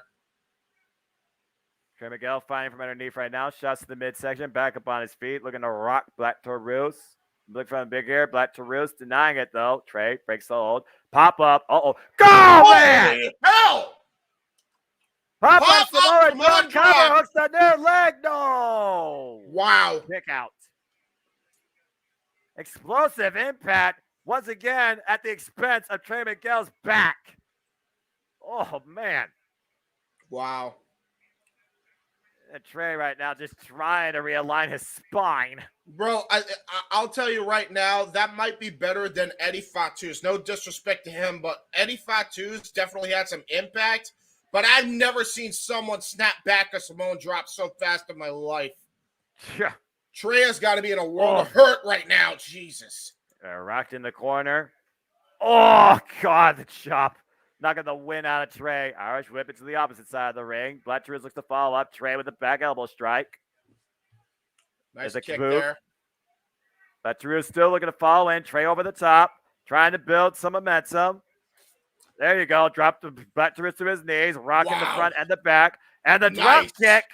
Yeah, they're very, very, very reminiscent of Ultimo Dragon with the high-low kicks. Right into the double stomp, Finn Balor style, right to the neck. Yeah, but look at Trey, though. Again, how much of that took out of him? He's still on his back. If nothing else, he's just looking for a bit of distance, which he's established here for the moment. Yeah, and he needs that distance right now, trying to get his win back in his sails right now. And meanwhile, both men in their respective corners. Trey looking to follow up with Black Taurus. There's a forearm. Looking to keep up the offense. Another forearm. Black Taurus still rocked. Oh, the nice knees. Double knees. That's That what you got to do against Black Taurus. Nice Meteora. Cover, 2, no. That's what you got to do, though. Trey Miguel has the right idea. Just keep attacking, keep attacking. Diaphragm, face, anywhere you can that can hinder him from breathing and affect that cardio. That's brilliant strategy by Trey Miguel there. Andrew Everett, who calls himself the Giant, learned that the hard way when you don't do that, as Black Taurus planted the man for a 3 count earlier this week on BTI. Trey Miguel, again, still gracefully moving in, still favoring his lower back. But again, how often do you get a chance to become X Division champion? And right now, Taurus barely budging. Oh. Wow. Again, right now, these two are just trying to test each other's will, their grit. They're both determined to leave here tonight as X Division champion. We got a slugfest here. Yeah, you ain't kidding. Slugfest galore here. Oof. Pinpoint forearm elbow strikes. And Trey, look at Trey right now trying to get the better of the exchange. Oh, double tap! Kicked right up into an enziguri by Trey Miguel. Ball up. Oh, splash. God, avalanche splash. Running Uppercut by Miguel. Oh, hook kick. Oh, the hard bump man down. Right. Head, butt, central. Both men knocked loopy. Wow. From 0 to 100, back to 0. And again, this is what it's all about, James. Crowning the brand new X Division champion. A division that is defined by no limits. And we're seeing that showcased by both men here tonight as the referee starts his 10 count. Man, talk about meeting of the minds. They literally went into overdrive on that exchange. God. Yeah, it did. Yeah, they went over. Black Taurus grasping his midsection. I'm surprised he's not grasping his head. And meanwhile, they went overdrive. They went past the limit. You could say they went over the limit. Yeah, there you go. Gut wrench. Trey down to a knee, though. And again, oh, man, right to the kidneys. Yeah, it looks like he's going to go for some sort of gut wrench powerbomb here. Now turning into a powerbomb. Wow. New champion. That sunset flip had some snap to it. I'm pretty sure Taurus landed on his neck. Springboard. Enziguri. Enziguri is enough. Do we have a new X Division champion? No. Wow. That was really good coverage there by Trey Miguel, though, putting all of his body weight into Black Taurus while hooking the leg. That was really smart. He also brought his body inside so it wasn't breaking contact with the ropes to render the decision as legal. Great awareness. But again, that split second, that might have been the difference maker. But both these men have taken a heavy physical toll so far in this match. Yeah, and it really could cost Trey here. Black Taurus, when he gets his sails going, there's not a lot stopping him. And you see that Taurus right now in the corner, looking for Irish whip by Trey. Trey, Irish whip to the other corner. Black Taurus falls in, sent over the top, lands on the apron. Oh, and Trey sent head first in the top turnbuckle. Black Taurus looking to go to the top rope, and Trey catches him on the rise with the enziguri. Again, the speed being the factor here. And meanwhile, what the hell is about to happen here? Christ, high risk, X Division style here. What in the world? Both men on the top rope. Are you kidding me? Both men have previous attention. Good God! Holy shit! Military press for the top rope by Black Taurus! That's like a Death Valley driver. Holy ting! Cover to become the champion. No! Wow! Are you kidding me? Holy! Look at this, God! Dude, military gorilla press into the canvas from the top rope. I don't even know how you don't break a leg from that. I do know this, though. It does look like Black Taurus might be favoring that left leg a little bit. He looked like he came down hard. Yeah, I thought for a moment he turned it sideways into a Devil's Drive, but you're right. He took him straight over into a freaking military press power slam, courtesy of that camera angle replay. And Trey's back wasn't hurting before. He's got to be screaming in pain. And meanwhile, Taurus looks to deliver a charge. You mess with the bull, you get the horns. And oh, my. Oh, Jesus. And now, if it wasn't injured before, Noah, it's definitely injured now.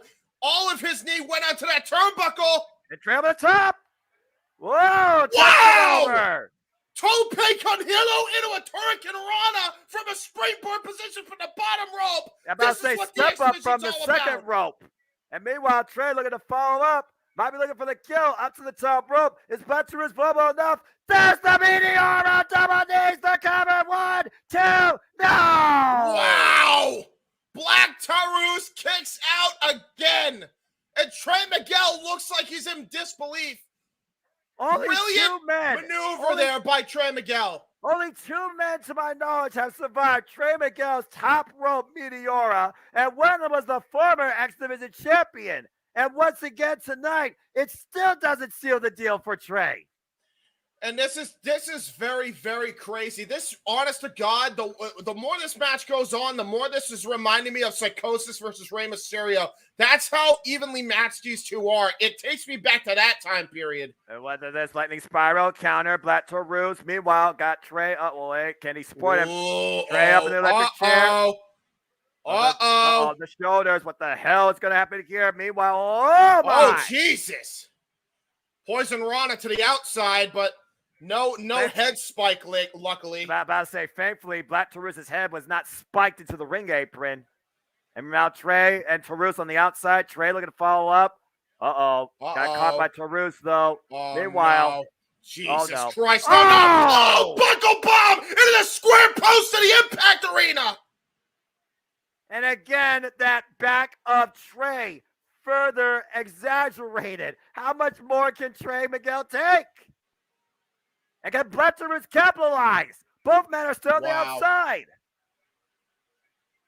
That was like on instinct, James. I don't know if that was desperation or what, but jeez. Yeah, this has been such a great match so far. Both men just showing testicular fortitude, the likes of which I've never seen. And meanwhile, what the hell? Wait a minute, hey! Trey what the hell? And the hook kick. What the lightning spiral? The cover. What the hell? 2. Trey wins. Trey just used his paint right in the eyes of Black Taurus to just cost him a shot at being the X Division champion. By any means necessary, James. Trey comes out tonight as the X Division champion. Trey Miguel just made every person from Toledo, Ohio just look down in shame. Had to cheat to win just to get the X Division championship. Right when I compared him to Rey Mysterio, he goes and pulls that crap. Desperate times call for desperate measures. Trey Miguel using spray paint, missing Black Taurus' own way here. A page out of the Cage playbook to come out tonight once again as the new X Division champion. And think about this too, Noah, and this is what really concerns me about that spray paint thing. Black Taurus just got sprayed in the eyes, and he's wearing a mask that that doesn't cover much. So he's really affected by that. Yeah, but also, how will the families be affected tonight by our main event, James? You see Frankie Kazarian warming up. You see Josh Alexander and his family there in the arena. His wife, former knockout great Jay Chung, and his son, who will taste defeat and celebrate victory. That is still to come tonight in our main event. Yeah. I still can't believe I just saw Trey went heel. Trey Miguel went heel. Yeah, he did. That was such a great match, though, huh? That was incredible. Again, dude, Black Taurus, uncrowned. Dude, I champion. mean that, by the way, man. I was taking so... Oh, shit, it's Jeff Meacham! Hello, JM. How are you as they get ready for Monster Slim versus Jordan Grace 2? Good to see you. You would have loved this Black Taurus Trey Miguel match, dude. Like, I swear I went back like 20 years watching Psychosis and Ray perform, dude. Like in modern day, that was crazy good. I believe it. It's one of those. It's a great day across the multiple facets of the Jeff Meacham Multiverse of Media. It was the boss's birthday down at work, and now I'm here with my Impact Wrestling team calling what will hopefully be a crowning moment later on as JJ joins us. I know I was kind of just popped in. I meant to pop in and not appear on camera, and of course it doesn't do what it wants me to do. It's fine because whatever. That's the way the day's going. But hopefully we will all be together here for a crowning moment for one of our own, man. Going back, God, over 20 years with the challenger in tonight's main event. So I'm hoping. I agree with that. Let's freaking go. By the way, Jeff, have you seen the intro for Open Mic Night yet, my friend? I have. Okay. How far are we into it? It's fucking tremendous. Thank you, man. I appreciate it. Good shit. What did you think of the signature too at the beginning as well before the intro? Good. I like it. It's good. Yeah. Thank you, man. I appreciate it. I'm glad you appreciate it, man. Yeah. Jeff may very well wait one of these two as Jordan Grace defends the Knockouts World Championship. Round 2 against Masha Slamovic, where the only way to win will be last knockout standing. Yes.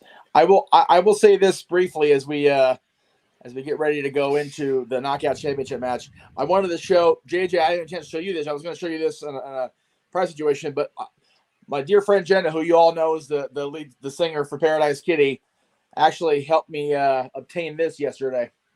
That's really cool. Oh, that's sweet. Oh, that's really cool. So, respect. Yeah, we love our Jenna, and I know she's not watching because she's actually at a Blues Brothers tribute thing tonight out in Hollywood. So she's nice. Fair Blues enough. Brothers, respect. Well, everybody's having a good old time tonight. Well, if she ever watches this, hi Jenna. Right, yeah. Hey, she has been known to pop in time to time. She and Rachel are former guests on the one-on-one. Where the hell I was calling that show that week. Anyway, one-on-one with Jeff Meacham, but in that case it was 2-on-1. Hey, and you know what? That's okay too. That's a whole different take. And Masha Slamovic looks to have a whole different attitude tonight and name behind her name as Knockouts champion. Yeah, this has been building for a long time with these two, and from what I recall watching the shows back, it seems like that this should be more of a showcase than just on. I'm not trying to devalue Impact Plus or Fight TV or whatever, but it seems like this should be on a major quarterly show with these two. Yeah. Yeah, well, they just had their last match at Bound for Glory, which was on pay-per-view, and now they go round 2 tonight, where the Juggernaut looks to be the last knockout standing. Jordan Grace and Masha Slamovic are about to take Smash to a whole nother level. I dig it. Hey, that could be two things. You might want to reword that a bit. Jeff Meacham walks in, the innuendos started flying. There you go. Well, leave it to James to take it that dark. I will say, all jokes aside and all Twitter beef aside in the case of Jordan Grace, this is going to be one of the most hard-hitting bouts of the entire night, gentlemen. What we are about to see is strong style personified, thick mama pump, and the Russian brute going to collide for the Knockouts Championship. Let's freaking go. Yeah. Thick mama pump. I think that's the greatest thing in the history of the world. Yeah, that's so good, isn't it? That was I think that was the thing that Scott Steiner gave him. Yes. Oh, of course. All right, gentlemen, we'll turn it over for you. We'll see you guys after this match. Yes. Indeed. Thank you, brother. Shout out to the boss man, Jeff Meacham, or Meech Jeffem, however you want to call it. The Japanese. Yeah. One of the most busy wrestlers this year, for damn sure. Oh, no doubt. Active, wherever they active. Wait a minute. One of the most effective wrestlers this year. Hang on. Again, I took one look, and forgive me, Lord, all right, but is she wearing Punisher Cross and Bone stickers on the tatas through that mesh? You would be correct. I see. Okay, so I wasn't just seeing things just then. All right. Masha said this match is going to be one word to define it. Death. One of these two would sooner die than be rendered down for a 10 count. Bell rings. We are underway. Again, back at Bound for Glory. It took an avalanche Grace driver to break the streak and put down Masha Slamovich. I might be overhyping this because we haven't even had a walk-up yet, but to Josh Alexander and Frankie Kazarian, good luck following this. I agree for a whole different set of reasons. Okay, no English between Masha and Jordan, but there is no loss in translation with those words they are jaw-jacking right now. Both of these two will do absolutely anything tonight to come out as champion. And the strongest knockout. Here we go. Here we go. Two of the most toughest women going and just slugging it out right at the beginning here. How about the toughest women in the industry? And meanwhile, oh, what a boot. Jesus Christ. Right to the forearm, actually. And Masha right now looking for a bit of plunder, and Jordan Grace following up. Meanwhile, Masha with the chair. Swing and a miss. Oh. Nice pump kick there by Jordan Grace. Jordan Grace, kick right to the leg. Jordan Grace, Masha Slamovich, no fear for each other's well-beings, let alone their own. Oh, and tagging the leg. It was Masha who came back and literally snowplowed Jordan Grace on a bed of chairs at the top of that entranceway. And that's when Jordan Grace proposed this challenge. Following that. And meanwhile, driving the knee into the floor. Good Lord. Yeah, there you go. Masha Slamovich is, getting slammed by a bitch. I'm sure she's used to that, considering how many people she's faced. And look at the power of the Juggernaut, named rightfully so. Jordan Grace holding up Masha Slamovich, dropping all about her head. Oh, my Lord. On Jesus. The floor, stalling, vertical suplex. Referee starting his 10 count. And look at that. Freaking Jordan Grace is barely even phased after taking a lot of that impact as well. She's still faming her lower back. Keep in mind, Jordan Grace just came off an incredible match against Giselle Shaw for the Knockouts World Championship. And once again, going after that leg, attacking the base of Masha Slamovich. If you can't make it to your feet, you can't stand before the count of 10. Smart strategy here by the champion. And meanwhile, what's she looking for here? Oh, boy. Masha fighting back. Jesus Christ. Back body drop on the ramp. And you notice the ramp, too, has edges on it, too. So she took that hard right onto those panel pieces that make up the ramp. That cannot feel good. And there's a penalty kick to fall up to the spine by Masha, looking to wear down the champion. What you're looking for and here, now look stretch at that. muffler, maybe. Oh, stretch muffler. Full-on stretch muffler. Oh, geez. Bodies are not meant to bend like that. They're trying to use the light for support, but the light moves. Oh, my God. And look at the knee. It was in the small of the back, adding further pressure on her support. So it's even harder for her to make it up to her feet. Yeah, and I do want to note that ever since her leg has been attached, she's been favoring that leg very heavily, so she wasn't able to keep the stretch muffler on for long here as they brawl all over the impact zone here. And meanwhile, driven back first into the apron. You think about these two have put themselves through before Fitzgerald Bound for Glory. Masha Slamovich was in a freaking death match with Alley Catch, and Jordan Grace was in a freaking exhibition against Max the Impaler. These two have brutalized each other physically and mentally. And now they're looking to take it to another gear tonight at Overdrive to become the Knockouts World Champion. Again, Jordan Grace, no stranger to achieving Impact Wrestling. Yeah, look at that. I'm not sure. I really don't know how smart this is by Masha Slamovich, because she's using a leg that has been injured right at the beginning of the match here by Jordan Grace. Remember those Triple H-like heel kicks right to the back of the knee. That has had to hurt her. Every move she's done since then has really hurt her big time. It's almost like she's putting her own body on the line, but maybe she's doing that too soon. Again, she said that you have to kill me to keep me down for 10. This match will personify one word, and that is death. Neither woman right now at 100%. I Well, do you see can what you're talk saying, though. Oh, I wait, will what's say that? you can talk all the Man. trash. Oh, nice Britt Baker neck breaker there.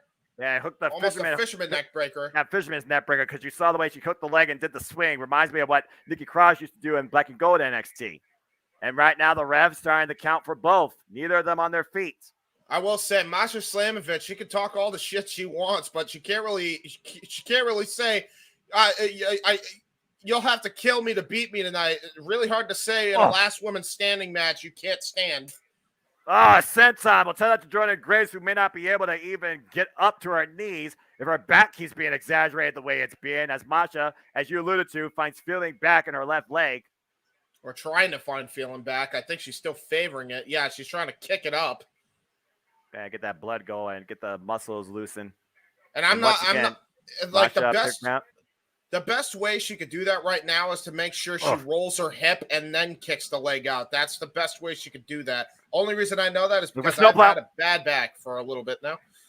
Speaking from experience, man, more up power to you. Jordan Grace. Yeah, I'm just not a wrestler. I'm just a fat ass. There's a difference. Well, either way, wrestlers and big bone people, they both can suffer injuries to the body.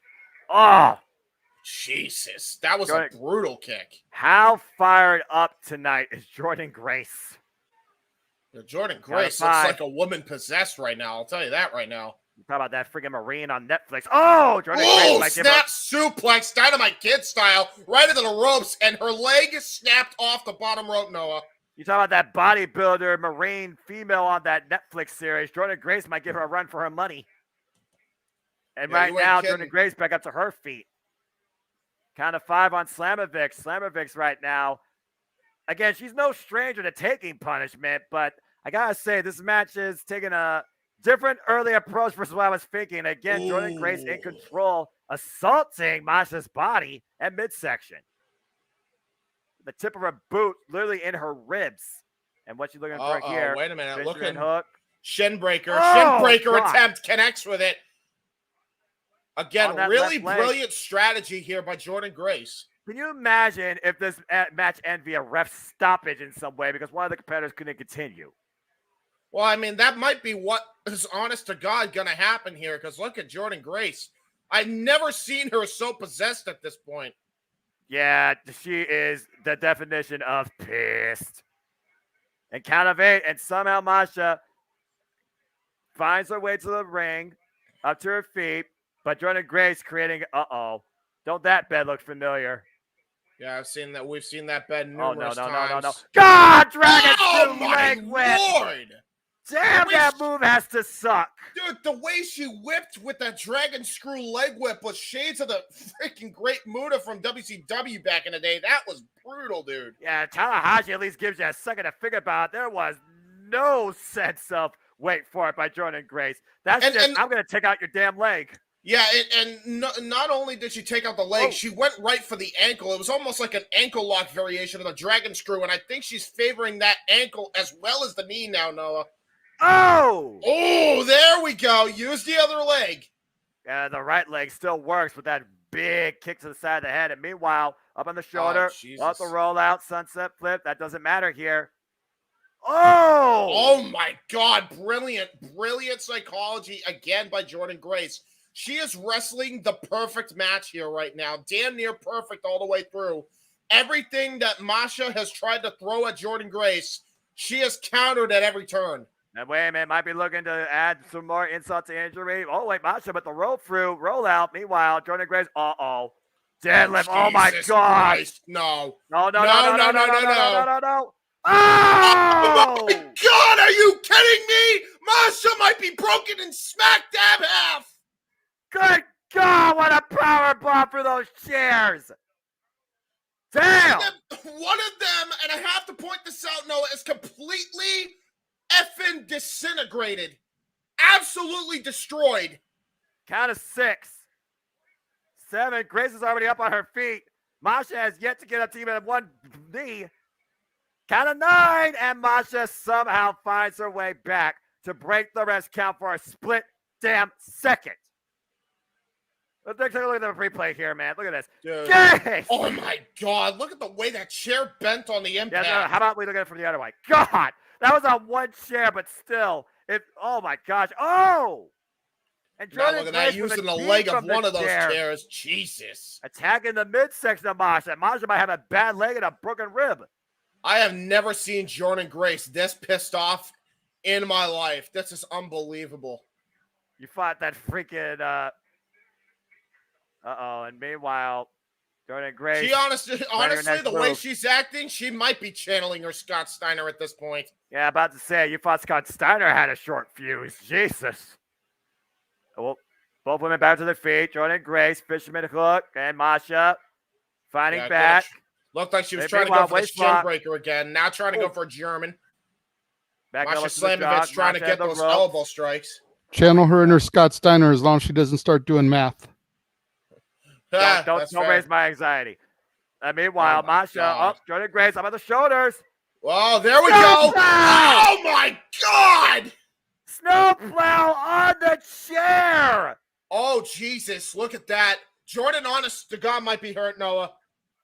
Her shoulder landed right on the seat of that thing. Yeah, she's literally clutching her left arm, man. Honestly, it might be out of socket here. I don't know if Jordan can even continue. We're about to find out here.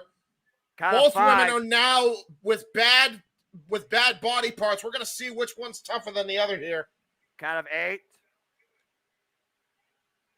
Count of 8. Jordan Grace needs to get to her feet. Finds a way to the ropes. This is Masha's time to take advantage, though. Oh, man. Nice spinning heel kick, but again, that knee gave out. Well, it's on the right leg, though, so at least there's a little bit more impact to it. Meanwhile, hooks her up. Snap suplex. Oh, nice snap suplex, despite a bad leg. And right now, you see Masha Slamovich grabbing her left knee. You see Jordan Grace grasping her lower back and trying to get some feeling back into her left leg. There might have been more of a stinger effect to that snowplow effect on that chair that we first alluded to, James. Whoa, watch out, ref. Wow. And meanwhile, trash can throw inside the ring. Yeah, this is brutal. Now, by the way, what the hell is that? That's a lighting grid. By the way, shout out XY Lot Themes, which somebody just has a sign there randomly for some reason. There might be a fan. And meanwhile, Masha hobbling, but looking to add more punishment. What the hell is going on right here? It's Jordan Grace right now just trying to fight hurt barriers. Both these women worse for wear, and they're slugging it out along the ropes. Yeah, this has been a brutal match, to say the least here. Well, would you expect anything less with these two and their attitude? Jesus. No. Jordan Grace, she wants more. Oh, headbutts. Oh, and back to the leg. Collapsing the base of Masha Slamovich again. Yep. And right now, that is definitely the Achilles heel for the challenger. And meanwhile, Jordan Grace, literally and figuratively, Jesus, Jordan. All right. Yeah, she's definitely channeling her Scott Steiner if that wasn't an indication of that already. Jesus Christ, spinning back elbow. Uh-oh. No. Not the vertebreaker. On the trash can. God, oh, my God. That might be it. Into the trash can. Slamovich is not moving. Referees count up to 3. Yeah, count that's to 4. crazy. And again, keep in mind that bad wheel 6. of Masha Slamovich. 7. 8. Count of 8. Count of 9. And Masha finds her way back to her feet to break the count. Again, Masha says this match will symbolize death. You will have to kill me to keep me down for the count of 10. That's basically the sense you got of her translated sit-down interview with JMN this past Thursday on Impact. And Jordan Grace back to the left leg again. Wow. Yeah, Jordan Masha Grace. Slamovich is, oh my God, definitely being tested tonight. She wasn't tested at Bound for Glory. This is just a whole nother level of a final exam. And meanwhile, Jesus. might be looking for the muscle buster. And look at the that. way Masha, look at the way Masha, though, is fighting back. Oof, pushes her off. Yeah, brilliant, too. And she targeted that shoulder there. Oh! Oh, my God. Just paintbrushed her. Women's special slap style. Oh, the headbutt again. And Masha smashing her head against the juggernaut. rocking Jordan Grace to a knee. Once again, ascending the ropes. I'm not sure why this is. And meanwhile, oh my God, the Canadian Destroyer! Destroyer! That's the first time we've seen that tonight. Shout out to Petey Williams, but both women are down. Good God. Count of 5 right now. Need a woman to their feet. This is unbelievable so far. Wow. Count of 7. Count of 8. Jordan Grace grabs at the back of her head. Count of 9. And Jordan Grace back up to her feet. Barely. Yeah, barely. That could have, honest to God, been a 10 count. I think the referee showed some leniency there. Again, there should be no controversy. There should be nothing left to chance. There should be no second guessing who leaves here tonight as Impact Knockouts World Champion. Takes the right leg out. Oh, my. Oh, Jesus. Just stomping a mud hole right into Masha here. And hooking the left leg again. Oh, foot DDT. Right to that leg. Hyperextending all the again muscles. by Jordan Grace. And meanwhile, might be looking for, well, a submission. Figure 4 leg lock. Yeah, that's definitely not in the Scott Steiner playbook. Apparently, when you consider that she is the wife of the most puritanical wrestler on the planet, I'm sure it's in Jonathan Gresson's playbook. And by the way she has this leg hooked, that's the old school figure 4. I want to point that out. She's got that leg vice script, but reverses the pressure regardless. Does Masha Slamovich. Because your knee literally moves with you. And meanwhile, Jordan Grace reverses again, and there is no rope break. She can hold this down for as long as she wants. Jesus, this is brutal. The more damage on that knee, the less chance Masha has to get the title. They're both in the ropes right now, still tied up with each other. What the hell? Oh, Jesus. Oh now God. they're just slapping the shit out of each other. And a jab slugging. there. Oh! No. Oh, no. The figure 4 still locked in while Jordan Grace is holding on to the ropes. Yeah, I think literally, that jab was right down in that. Yeah, I think that jab, honest to God, may have made her overzealous because when she went for that jab, lost her seating on the apron, and that cost her and made her fall while Jordan was able to hold on to the ropes for leverage. You hear Jordan Grace saying, not getting up. You're not getting up. She might not get up after that. Count of 7. No. Masha starting to stir. Count of 9. She is back up. Oh, and a headbutt. Yeah, Masha Slamovich is showing a lot of guts wait a here. minute. Pup handle might be looking for Grace Driver on the floor. And meanwhile, Masha finding out and is pushing Jordan Grace into the apron. Spine first and again. Working the lower back. The part she's makes play. Oh, no. Oh, no. No. What the hell is this? Not the dead eye. Not the dead eye. You gotta be kidding me. You gotta be kidding me. Oh! Dead eye right onto the freaking ramp. On the edge of the ramp and the match, James. Head first. Yeah, that is not a comfy landing. I think she, honest to God, might be out here, Noah.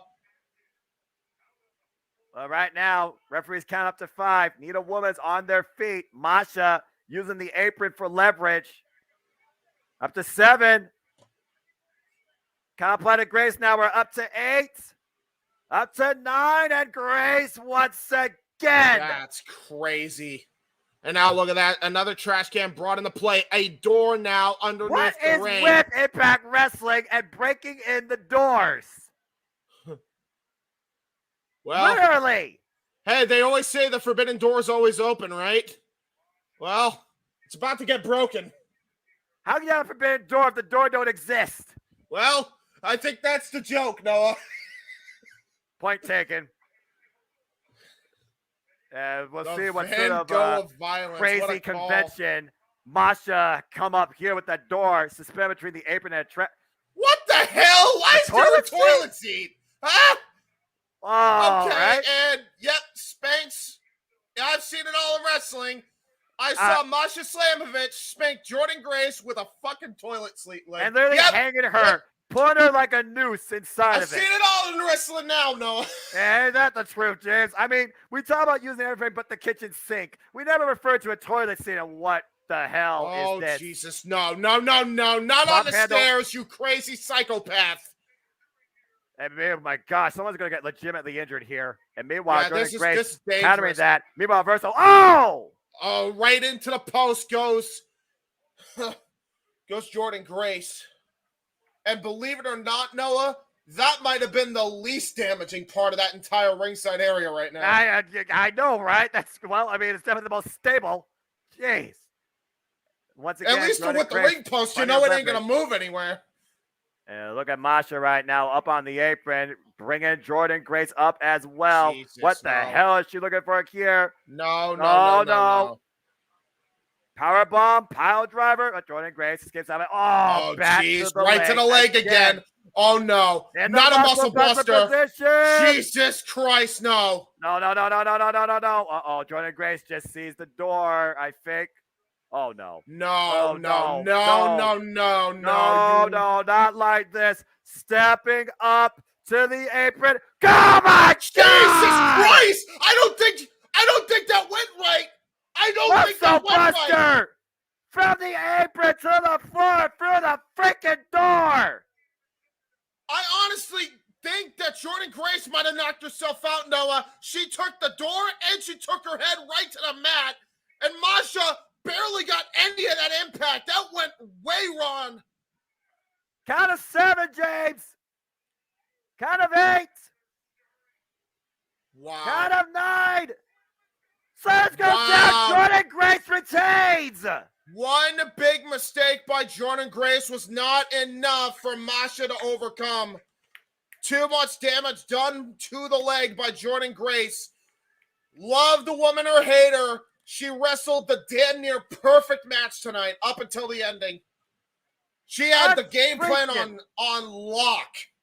Unfreaking believable the amount of physical punishment and creative brutality that both these two went in here tonight. But you're right, Jordan Grace, she had the game plan from the beginning. Take a look at the finishing part here. Jordan Grace put her own body on the line through the door, from the apron to the floor, dropping Masha with a muscle buster of its own kind, and still coming out Knockouts World Champion. The last knockout standing, the Juggernaut.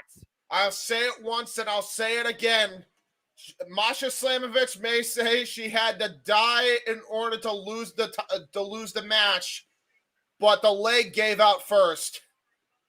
And that was definitely the story here. Good gosh, yes!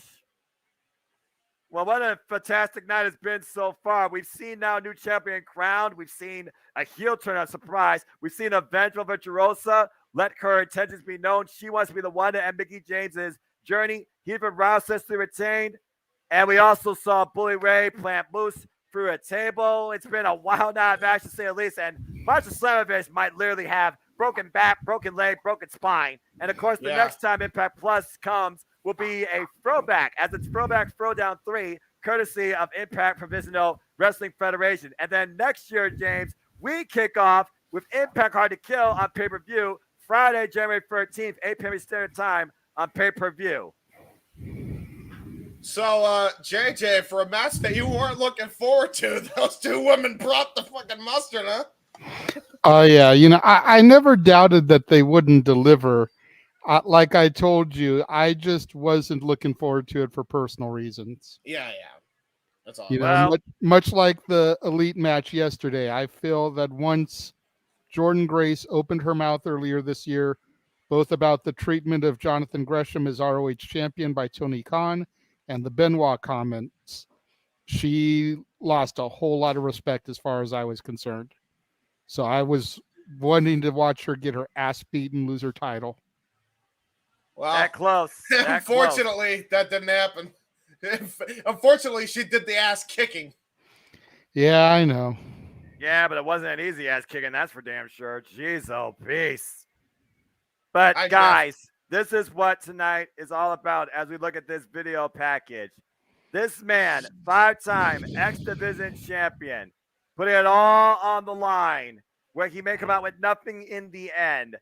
Frankie Kazarian, looks to finally win the big one and become the Impact World Champion against the Iron Man today of Impact Wrestling, the walking weapon, Josh Alexander. You two have to be on. You have to be on screen for this. Personal, professional proportions. For Kazarian, it's a must-win. For Josh Alexander, it's a win to cement his legacy. History to be made tonight, but we're going to see which family goes home with sweet victory and the feeling of bitter defeat here tonight as they play the video package. JJ, Jeff, this is your match. That's the understatement of the year, Noah. Like, this is crazy. This is something... Dude, this guy was on this channel not too long ago for the freaking 15th anniversary celebration, and he's got one last shot at the gold here. Yeah. This is a straight up Eminem lose yourself moment. You know, you got one shot, one opportunity to seize everything you ever wanted in one moment. One of my favorite songs. Will you capture it or just let it slip? I ain't freestyling that though. I'm not getting Jeff demonetized. It's so funny to think about that because, correct me if I'm wrong, Josh Alexander was Josh Prohibition at one point. That was his name in a previous life, correct? Or am I thinking of a different Josh? I think you're right there. Okay, because if that's the case, Josh Prohibition came out in a tag team match at the very first indie show I ever went to, and they came out to lose yourself. Wow. So talk about some full circle life shit, like for real. Well, one of these two is going to lose themselves tonight if they don't come out as Impact World Champion. This is an emotional thing for you then, because you basically been seeing these guys from the very beginning, huh? I've seen both these guys in the beginning. I've known Josh for almost 20 years. Frankie has been family for over 20. It's challenging for me because I respect the living shit out of Josh Alexander. I think he has been a tremendous. Just look at the tail of the tape when you figure out the accolades of these two. My gosh. Yeah, he has strapped that Impact World Championship around his waist and this company on his back and just led them to a path that in the post Hogan era we really didn't think we'd ever see again. This guy has been the face of Impact Wrestling. But when you talk about faces of Impact Wrestling, when you talk about people that have represented this company as a champion, as a symbol of the company, of the division this company made famous, you can't start that conversation without AJ Styles, without Petey Williams, without Sabin and Shelley, and without Frankie the future fucking Kazarian. And let us not forget the fallen angel Christopher Daniels. Yes, absolutely. And it's funny. I'm gonna go a little inside baseball here as he is walking out. And damn it all hell, I'm loving this. And really quickly before you go inside baseball, let us not forget that 18 years ago, at the very first 3-hour TNA pay-per-view Victory Road, Frankie the Future Kazarian was the very first person out of the tunnel. Yeah. Kaz was the very first Impact wrestler we saw on a 3-hour TNA presentation, and that's not lost on anybody. You know, we've been watching the hype video all the last couple of weeks now. I really believe that this is it for him. Make or break. He wins the championship, or this is it, because you know he and AW are what they are at this point. There's reasons he stayed. There's reasons he didn't want to stay. And I think that Frankie has definitely put everything behind it right here. This is his all or nothing moment here. If Josh Alexander gets the Kazarian tonight, though, he will be the second ever longest reigning Impact World Champion, though. So there's a lot on the line for Josh Alexander, too, as both families, I believe, will be in attendance for this match. You just saw Jade and, of course, Josh Alexander's son in the audience as we go down to introductions. Oh, man.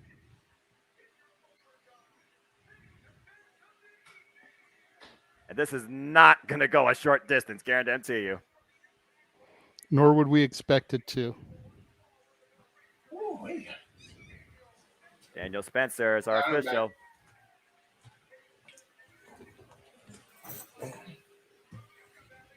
California. A 5-time X Division champion and 2-time Impact Tag Team champion. Yeah.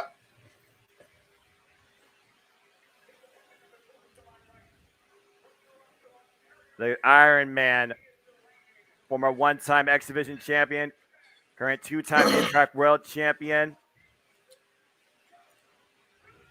Also a 2-time Impact Tag Team champion.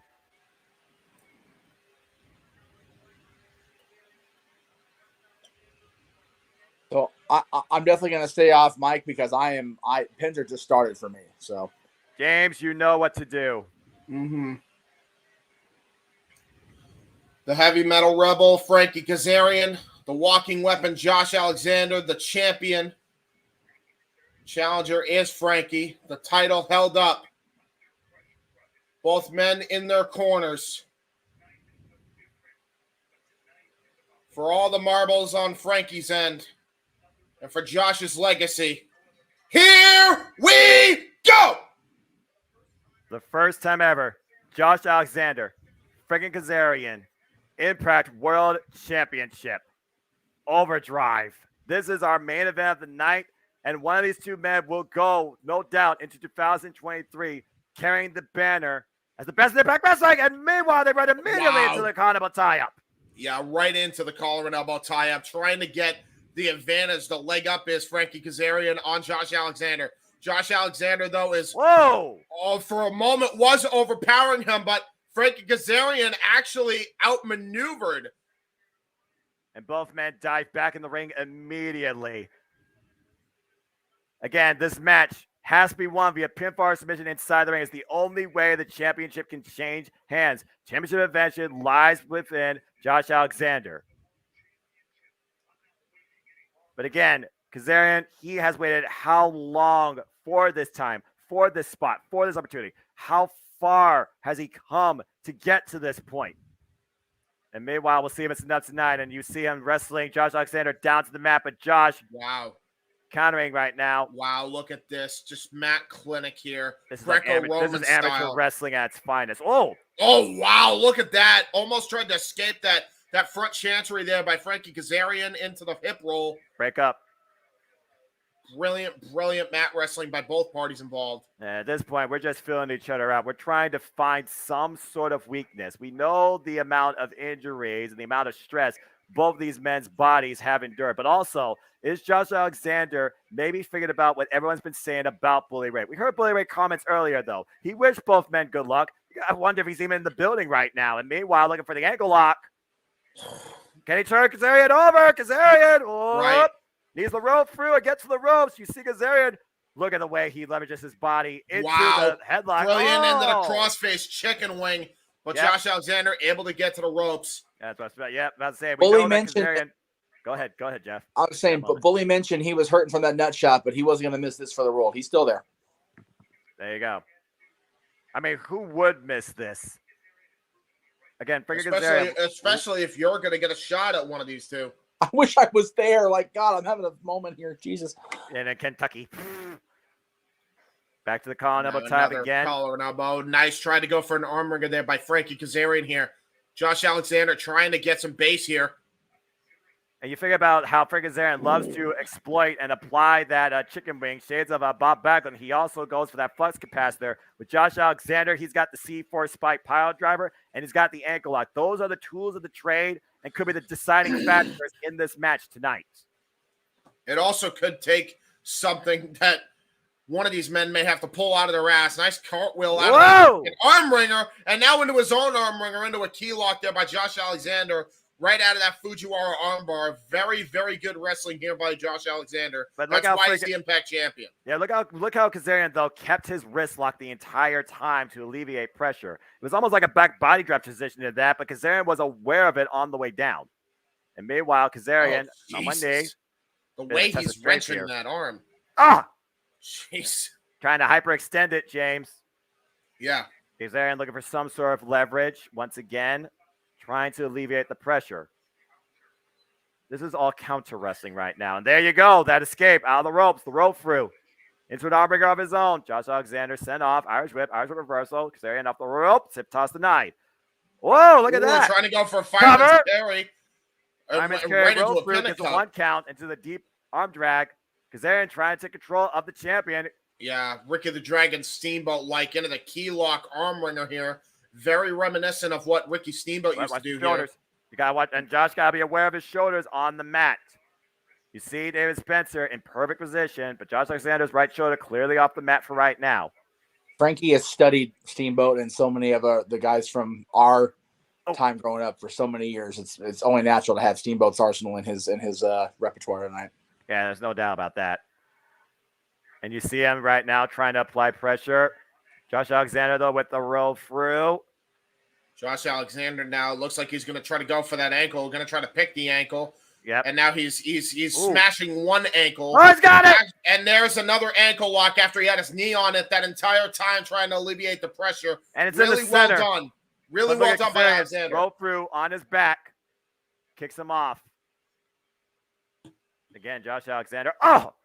This guy's been tested this year against Moose, Jonah, Minoru Suzuki, Tomoyoshi. Oh, my God. Wow. What a boot. Yeah, Yakuza kick there by Josh Alexander. That was not just any big boot. That was a Yakuza kick right to the mush. Let's see. Bobby Fish and, of course, freaking Alex Shelley. Oh, what a shot. And, of course, he's looking for probably that C4 spike. You hear Matthew Raybot talking about on commentary. Nice back elbow strike. But you see Josh also trying to find feeling back in that left arm as well.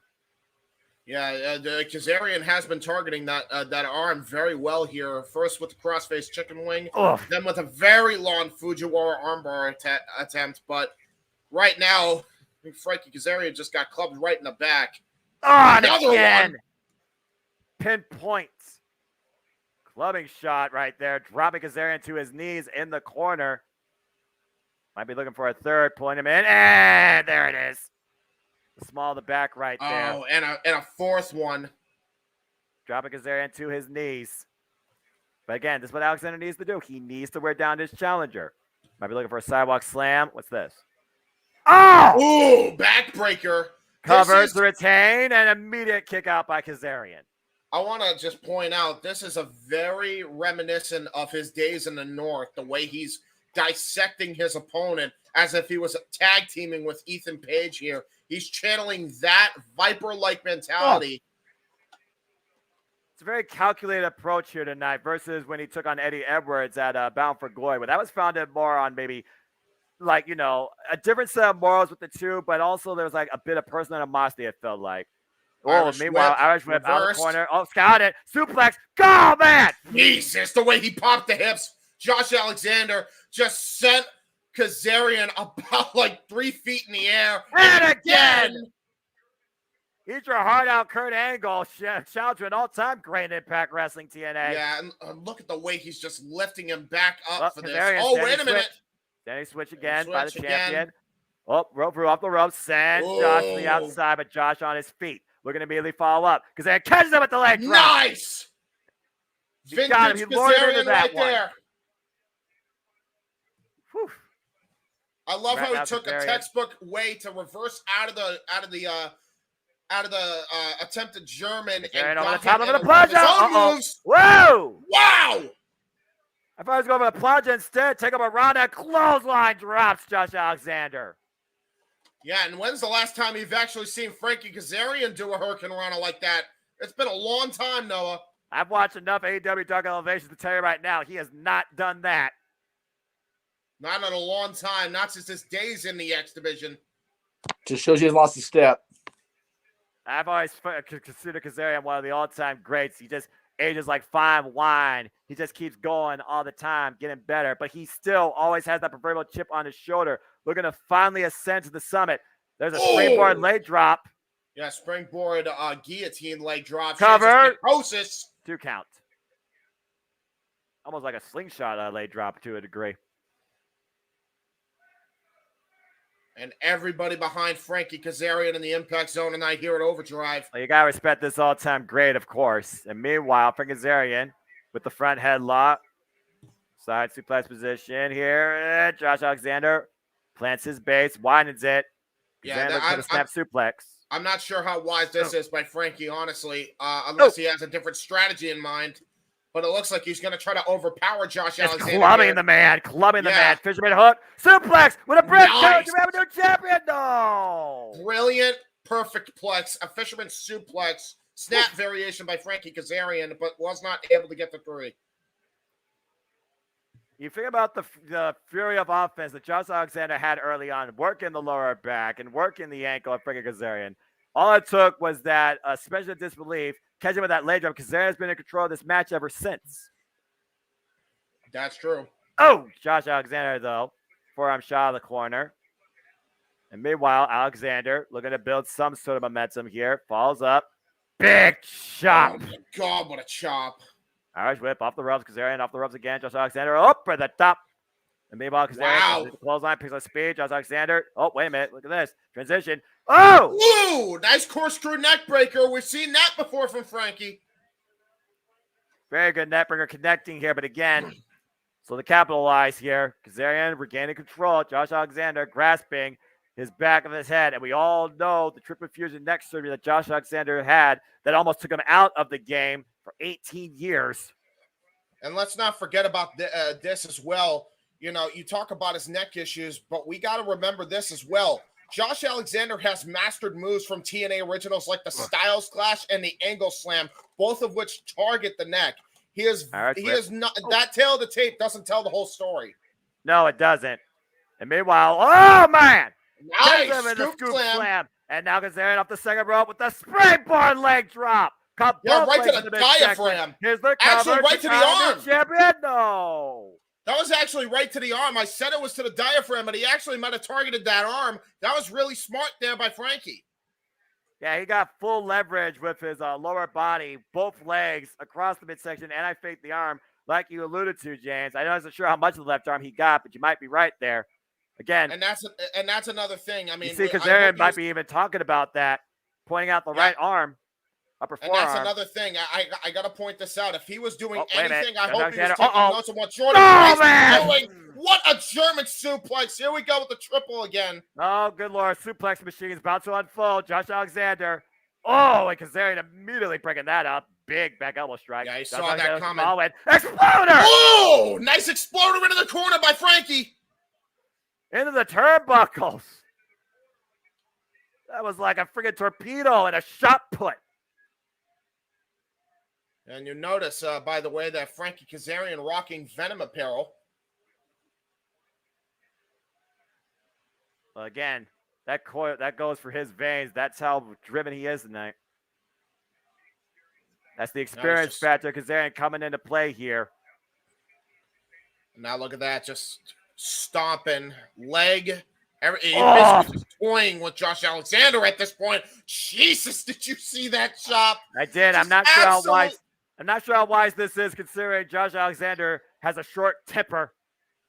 Big knee there. So does Frankie Kazarian. I'm not sure who has the shorter temper here, and if that's to their advantage. Oh, wait, look at the hook him up! Oh, trying to go for 54. Whoa, man! Wow. He still hasn't hooked! Boom, butterfly suplex! That was great. Great change of direction there by Josh Alexander. Realized he wasn't going to get him in a C4 spike. Changes it into a butterfly suplex. And right now, building some distance between him and the challenger in this match at a standstill. Referee starting his 10 count. Again, Josh Alexander just needs a moment, to capitalize on the fly. We've seen it countless times. And that was enough time to give him that moment. Now rethinking his strategy, you got to imagine as the champion. Referees count up to 7. Crowd chants, this is awesome. Very partisan crowd here tonight at Impact Overdrive. This is our main event for the Impact World Championship. Josh Alexander and Frankie Kazarian. Oh, man. And Josh right now rocking the challenger with these forearms left and right. Looking for the Irish whip off the ropes. Kazarian reverse. Josh off the ropes. Uh-oh, wait a minute. Sends Kazarian into the ropes. Over there. Oh, my! Back body drop. That's just textbook wrestling right there. And now the chant feels firmly in control. Looking to follow up. Running forearm in the corner. Up in the fireman's carry. Up on the shoulders. Kazarian finding out of it. Waist lock. Well, in the ropes. Ooh, I'm probably going to get a counter rope for that moment. Kazarian looking to follow in. And jobs the rebound suplex. Another German suplex. Going to try to go for the triple again. Waist lock still firmly in place. Maintains. Oh my gosh, the height. Again, it's unbelievable. He is the walking weapon for a reason, gentlemen. Man, can you imagine if Kurt Angle and Josh Alexander a suplex contest with each other? Oh! Jesus. Yeah, the first on the to back suplex of wins. the head and neck. First to 100 suplex wins the match. Oh, hell no. You kidding me? I'm going to take a giant swing 100 times to the suplex 100 times. And meanwhile, Josh Alexander still with waist control. Kazarian. Oh! Wow. Wearing down his challenger. High on the shoulder blades. And this is also giving time for Josh to regroup, even though he has to be exhausting a lot of energy here. And once again, Josh looking for another. Oh, man. We saw him deliver like 10 of these to Eddie Edwards and Eric Young at one point. He might be looking to beat that record here tonight. But at what cost? I think he's at 8 by this point. A total or just in the sequence? Total. Oh, God. Jesus, 9. You see Kazarian grasping the back of his head right now. His brain just probably being juggled. And Frankie once again, Kazarian's Josh, in a does he world have of enough? trouble. Is Kazarian aware? Oh, man, another. 7 on this exchange alone. Brock Lesnar might be the mayor of Suplex City, but right now Josh Alexander's the deputy. Jesus. 8. And he still has waist control. Go at 9. Wow. Okay, this is overkill and overdrive. Yeah, we're about to go on 15 suplexes right to the head and neck right now. And a perfect 10 in this Jesus sequence. Christ. An incredible feat of strength exhibited by the champion, but both men down. I was about to say, how much did that take out of Josh Alexander as it did Frankie Kazarian? Well, Kazarian's not moving, or practically moving. And right now, Kazarian's probably figuring out where the hell he is. And Alexander, did he do enough to wear down his challenger to finish him? You see Josh right now trying to bring himself back into this match. Pounding the mat with his fist. Right. Back up to his feet, though. And both of these men, you figure about their conditioning. And once again, looking for the C4 spike. Kazarian, trying to go for the C4 spike again. But Kazarian, extremely aware of it, immediately goes to his base. And Josh Alexander frustrated by that. And that's another thing. Oh, wait a minute! Wait a minute! Crossface chicken wing! Josh Alexander on the ropes. But that is how quick Kazarian could catch you. And again, Kazarian has to let go. Again, think about the left arm. He was attacking the left arm earlier, Josh Alexander, like you talked about on that Ricky Steamboat hold on the mat. And meanwhile, oh no! And the referee gets blasted. Oh my God. Well, now what? Well, I mean, it's make or break by Kazarian, right? I don't even know if this is your last chance. Do whatever it takes. Go back to your bad influence days. Again, how driven are you to be the Impact World Champion, to win the big one? Both men on their feet. Josh Alexander sent to the outside on the apron. Meanwhile, Kazarian, oh my God, that could have ended badly for both men. He was going for a DDT, but he didn't get all of it. You see Josh Alexander's wife and his child trying to bring their father back into the match. Yeah, look at that. Josh Alexander's kid's really worried. Again, he almost landed face first on the concrete. Again, James, like you said, that could have been a whole lot worse than what it looked like. And Kazarian right now on his feet first. But again, what's Kazarian going to do here? He has an opening. Good question. Alexander is not even up on a and look at this. Wait, yeah, do it, Frankie. You don't have a choice. No. Don't do this. Think about the referee is down, though, but I mean, no one wants to see this. You hear Jade right in front of Josh's wife. Yeah, at this point, though, like, again, by any means necessary, what are you willing to do to win the world championship? That's the story here. Well, right now, Frank Kazarian with a choice of consciousness. Again, as a father himself, is this what he wants to teach his son? Lead by example. I'll be well. There you go. But here's the difference, though. Josh Alexander would have, I'm pretty sure. I don't know, man. It's hard to say. This truly has become a family affair. You figure about it again. Both of these men are leading their own generation. Maybe not in this industry, but for the future. And meanwhile, going back to the chicken wing, Josh Alexander Yeah, to the there ankle. it is. Ankle Back lock. to the ankle lock. That's not good. That's not good. Frankie's trying to do it the right way. We'll see if he can pull it off, but he needs to get out of that ankle lock right into the turnbuckle. And the chicken wing applied. Can he bring him down to the mat, though? Oh, and immediately Josh pushes Kazarian to the other corner. Both men goes right back for it. Snapmare, take over. Meanwhile, Josh, oh, Jesus. Oh, boy, I thought I was going for Mr. Overdrive for a moment. Meanwhile, oh, what a back elbow nice strike. elbow strike. Oh, what a shot. Forearm shiver. His mouthpiece just went out. Him. Looking for the kill switch. He hit it. He hit it. Cover.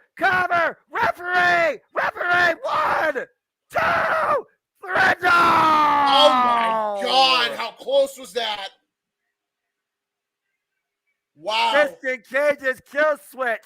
Not enough to cut Josh Alexander's reign as Impact World Championship tonight. Perfectly executed in the middle of the ring. Keep in mind, gentlemen, they have not even used their full arsenal yet. Unbelievable. And meanwhile, Josh Alexander, what the hell is Kazarian thinking here on the apron? What the hell is this? Oh, this is dangerous. This is dangerous. I was about to say, is he going to try to go for a pedigree from the freaking apron position? What the hell is he thinking here? Oh! On a V-trigger knee right to the jaw. He's figuring that again, like you said, James, this could be literally his last shot. He was going for Angel's Wings, wasn't he? I think so, man. And again, both men on the apron. The referee back up to his feet. Josh Alexander also no longer has that mouthpiece in play. So he literally could suffer a knockout if we're not careful. Oh, no. Oh, Josh. Gets inside the ring. Missed the clothesline.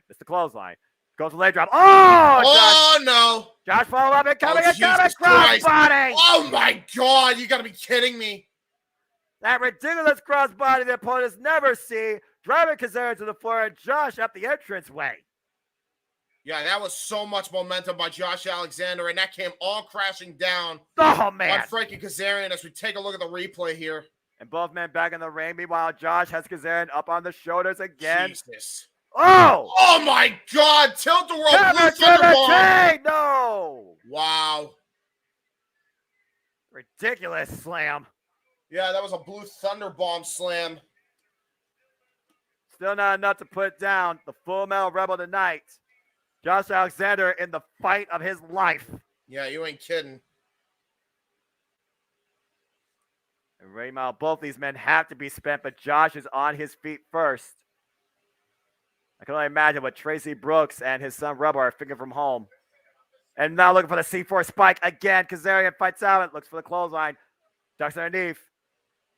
Back elbow strikes to that headpiece, though. And meanwhile, roll through. Cover. Cause I'm chicken wing. Oh, crossface chicken wing. Really good maneuvering there by Frankie. And he's got great vibe. Body scissors, middle of the ring.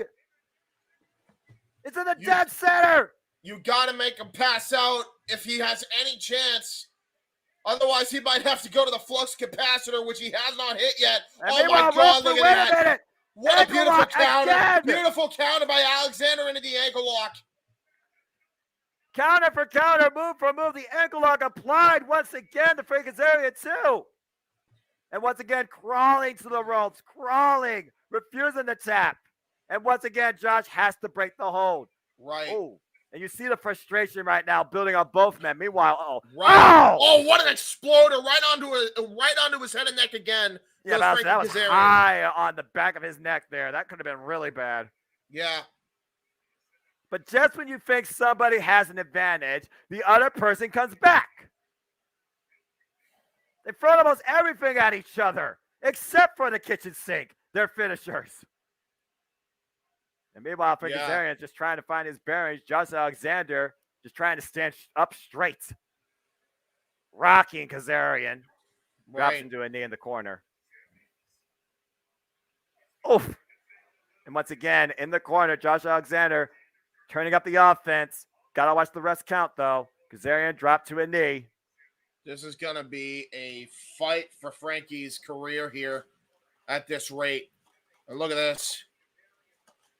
Oh, Josh big Alexander shot. with a hard knife Open edge palm chop. that time. Yep. Jesus. Again, Kazarian is looking to finally become Impact World Champion for the first time in his illustrious career. Tag team accolades all over the world, but never won the big one. Again, this very well could be his last and only chance. And meanwhile, what the hell is this? Jesus. Oh, my word! Whoa! Ooh. Both Whatever men go down happened, hard. it did not work. No, it didn't. Alexander looked for a superplex. Kazarian countered. Meanwhile, up on the shoulders. Oh, Jesus. Up on the electric chair. Wait a minute. Queen suplex! The cover! 2! Oh! Wow! I haven't seen Frankie use that move in years. Oh, man. But still, Josh finds a way to get his shoulder up. I can't believe that. That we've seen people actually finished off by that move. Not a lot of people have kicked out of that move. But Josh just did it. Josh has been known to be the Iron Man in this era of Impact Wrestling for a reason. Meanwhile, hooking him up. Oh, no. Styles Clash. I was talking about it. What a counter. What a counter. Small package. Oh, my God. He had him. Oh, spinning Soba. There's a knee. Kazarian looking to continue the offense. Meanwhile, Josh Alexander hooks him up. Oh, no. Power driver. Cover to retain the title. No. Wow. Frankie Kazarian kicking out of a tombstone pile driver. But again, brilliant strategy for later on in the match because he's targeting the head of Frankie, and that could spell disaster if Josh Alexander could somehow hit that C4 Styles Clash. These two might very well fight forever. You all might literally need to get an overnight hotel when this thing's over. This is Impact Overdrive. This is our main event. Josh Alexander defended the Impact World Championship against Frankie Kazarian. And we are literally in the deep end, folks. And it doesn't seem to be wavering. No. Josh Alexander's toughest challenge of the date. Meanwhile, Kazarian and Josh on the outside of the ring. Kazarian just trying to get back up to his feet. Again, Josh Alexander, got to be aware of David Spencer's count. Of course, championship advantage cannot change hands via countout or disqualification. Kazarian tying himself up in the ropes, maybe looking for some sort of recovery time. Yeah, right. But Josh Alexander, Josh Alexander like a wolf on the prowl here. But also, he might be exploiting Josh Alexander's temper. How frustrated right now is the champion? Yeah. And meanwhile, Alexander bringing Kazarian back inside the ring. Uh-oh. What the hell is he thinking for here? Oh, meanwhile, Jesus. Kazarian, wait a minute, pulls him in. Slingshot cutter! Slingshot cutter! Brilliant by Frankie! Champion! No! Wow! Wow, he was so close! Holy hell, was he that close? Explosive impact for a 2.99. Frankie Kazarian still denied. Wow. Oh my gosh.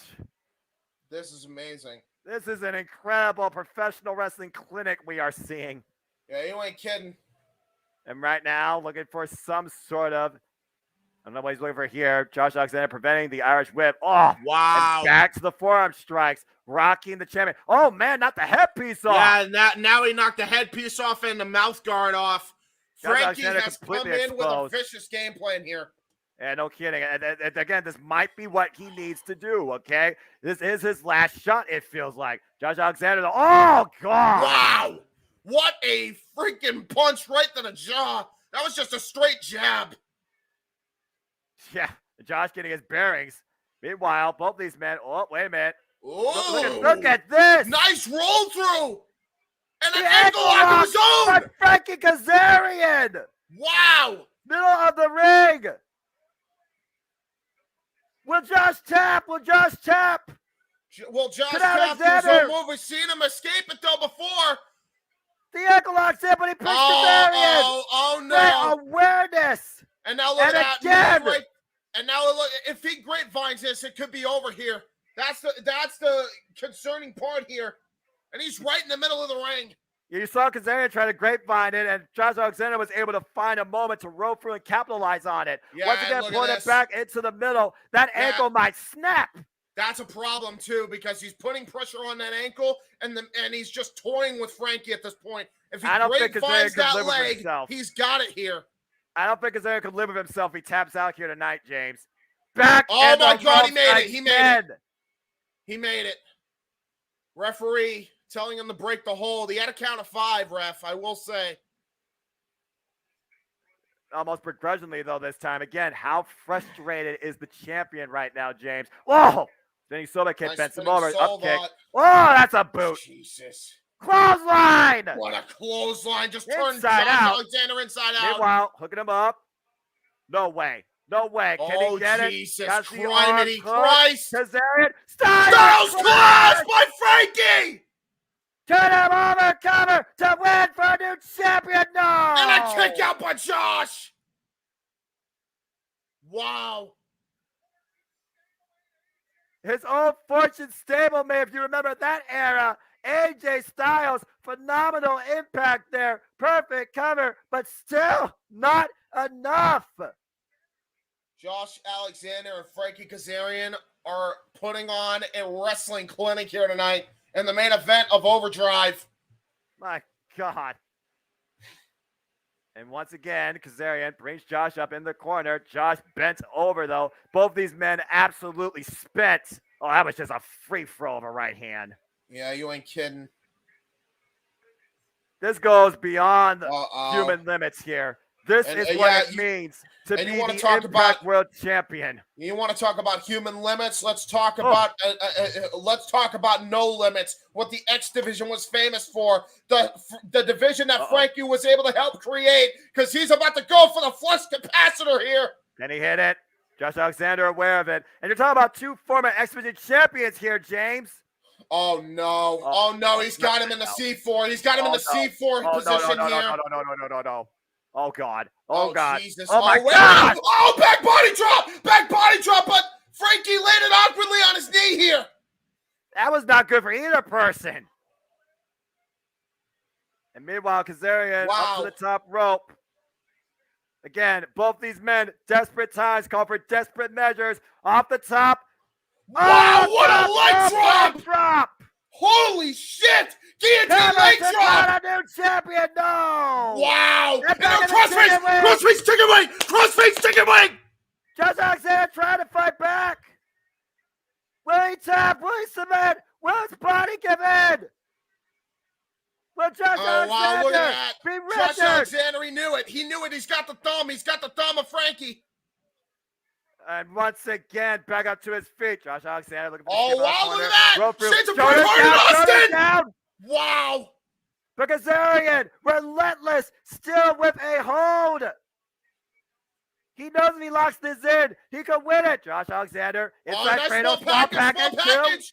Nice kick out there by Frankie. And Frank Kazarian now with the backslide. Covered for a new champion. No. Yeah, honest to God, it might take a roll up for these guys to get a win here. What a drop kick. Shotgun variation by Frankie Kazarian. Thrusting Alexander into the corner right now, slowing down the match. Frankie Kazarian I agree. Now. I agree. This is awesome. Yeah. Out the corner. Satellite DDT denied. Meanwhile, Josh. Oh, that was a straight right. What a forearm shot, man. Meanwhile, looking to hook him up. Meanwhile, Kazarian. Oh, wow. Jackknife. Uh-oh. The back give out. Wait a minute. Cover. Shoulders down again. And again. Shoulders down again. Whoa. Wow. Uh-oh. No. C4 spike. Oh, no. Cover. 2. Josh Alexander retains. What a heartbreaking loss. Wow.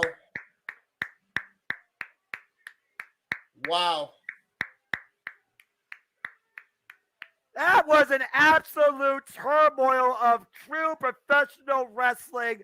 Classic. Another obstacle overcome. Josh Alexander once again proves why he is the Iron Man and still Impact Wrestling World Champion in the fight of his life against Frankie Kazarian. What a match. And you see Jay Chung and Josh Alexander's son at ringside as their father stands tall in victory. as Frank Kazarian is down on the mat in defeat.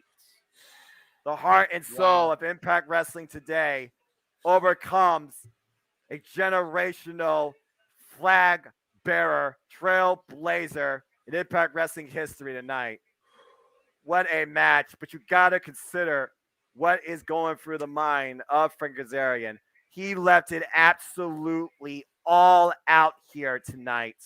Yeah. And came this close to winning. The pressure he put on himself and the absolute despair he must be feeling right now. You can only show sympathy and absolute respect to Frank Kazarian. Again, he said that he had to win. He didn't. So it just slipped through his fingers. What's Frank Kazarian do now? Josh Alexander, looking at what honestly was once a reflection of him when you think about it. By the skin of his teeth, Josh Alexander escaped tonight. That's got to be heartbreaking for Josh Alexander to look at right now. That's a mirror image. What a good call, Noah. Look at the face of Josh here. Well, let's see what happens here. As it looks like Frank Kazarian is getting back up to his feet. And there's one thing I know, Frank Kazarian, he is a proud man and an even greater wrestler, an even better father after what he did tonight. You got shown nothing but absolute respect. Standing ovation from the Impact Zone for both these men and what they exhibited here tonight. I can only imagine what Frank Kazarian's saying right now. Frankie is not done. Whoa. Frankie's not done. He's not done. As far as I'm concerned, he's going to get another shot. As far as I'm concerned, Frank Kazarian will never be done, will never be satisfied until he wins the big one. You may think it was his last shot. For me, it's just one of many more to come. Because in my opinion, Kazarian will achieve the big one. It just wasn't tonight. You hear the crowd chanting Frankie, and you see the show of respect and the endorsement and the embrace. But you saw Frankie there. Challenger. You saw Frankie there. I don't think he's done. I don't think he's done by a long shot from the looks of things. As he raises the hand high of still the Impact World Champion, the Iron Man of today, Josh Alexander. That's professional wrestling. Damn it! Yeah. What a match. What a freaking match. I got nothing else to say. I honestly got nothing else to say. What the hell, what a match. What a wow, what? Oh shit. Uh-oh. We knew it. We heard the rumblings. You remember he said, can you trust Bully Ray? The call your shot gauntlet winner, Bully Ray, has now set his sights on the still Impact World Champion, Josh Alexander. Will he call his shot tonight? They just went for nearly 40 minutes. Put that in perspective. We just saw an instant classic go for practically 40 damn minutes. And I'm not sure what Bully's intentions are, but we're about to find out. Let's see what Bully Ray has to say.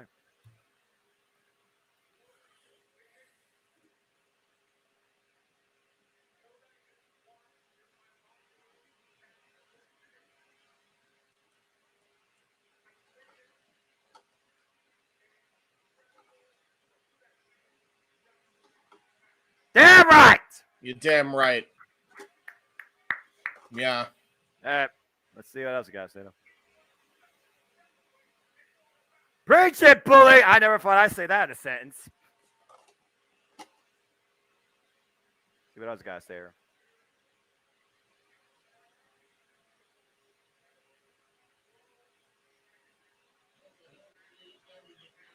Damn right. Wow. That's a professional wrestling champion.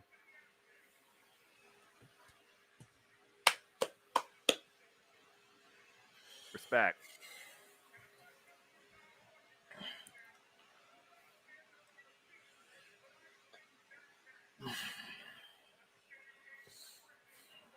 Yeah. Ain't no argument there, man. You didn't even stand. Wires everywhere.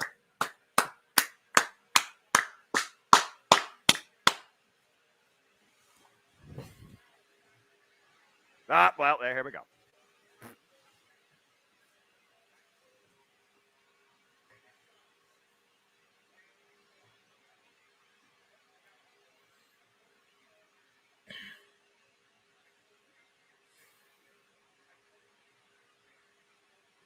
Yeah, you did.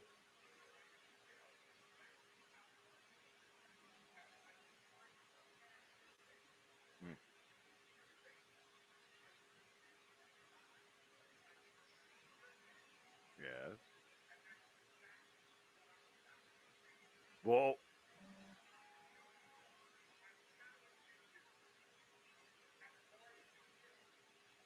Mm.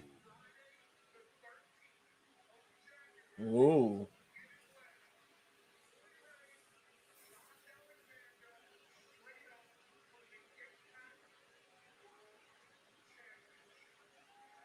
Wow. All right, then.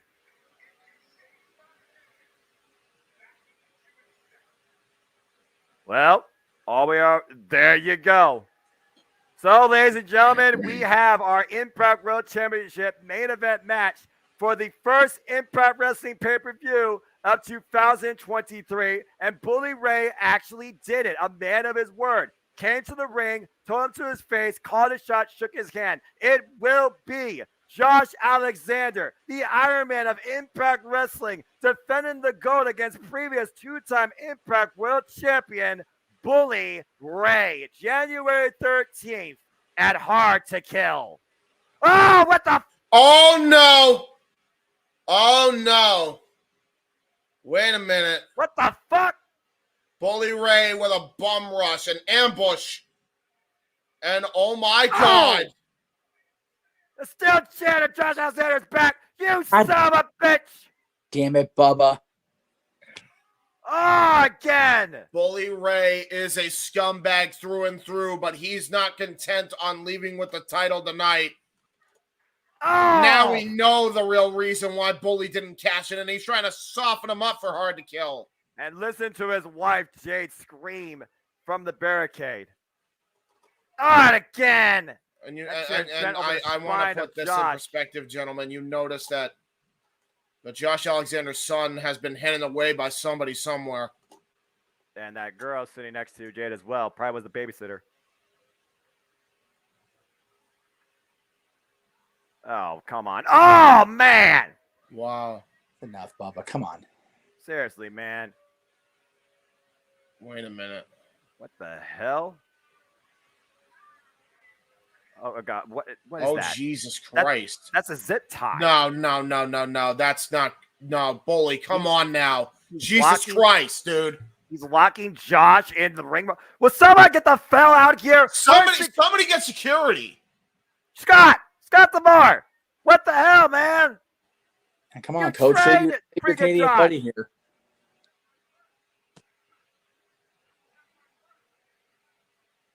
This just pisses me off because Frankie's totally been washed away like he wasn't even there. Yeah, right? This bullshit. God damn this fucking company. Yeah, I said it. And the lesson, the moral of the story, do not trust Josh Alexander. Whoa, what the hell? Oh, my God. What the hell? Jesus Christ. You gotta be kidding. No. All right, somebody's got to stop this now. This is going way too far. That is enough.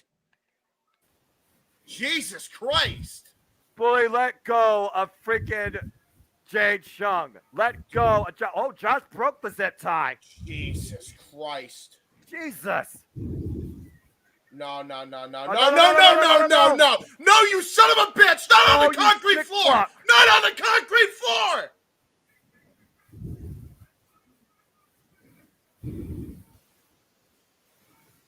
Threatening to pound him on the concrete if Josh moves. Dude, oh my God. Hell no.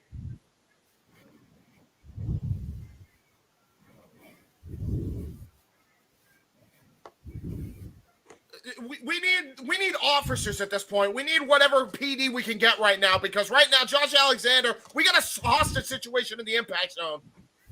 This is ridiculous. There's no need for him to do this. That is downright deplorable. This is screwed up beyond all proportions. Seriously. I'm not sure why we're so surprised. We didn't think Jake Sean would be involved. I never trusted Bully Ray. I thought I could, and then he pulled that bullshit. Bubba's been the scumbag from the minute Devon turned him back in '96. He's been a piece of shit ever since. Josh Alexander with a sheer look of fear and terror on his face.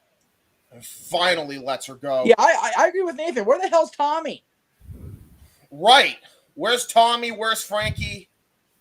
Well, where's Frankie security? Brushed aside because of this bullshit. That's enough, boy! Stop it, for fuck's Christ. sake!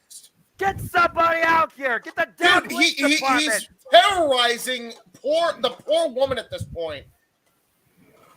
Jade's been out of the business for so long. This is not necessary.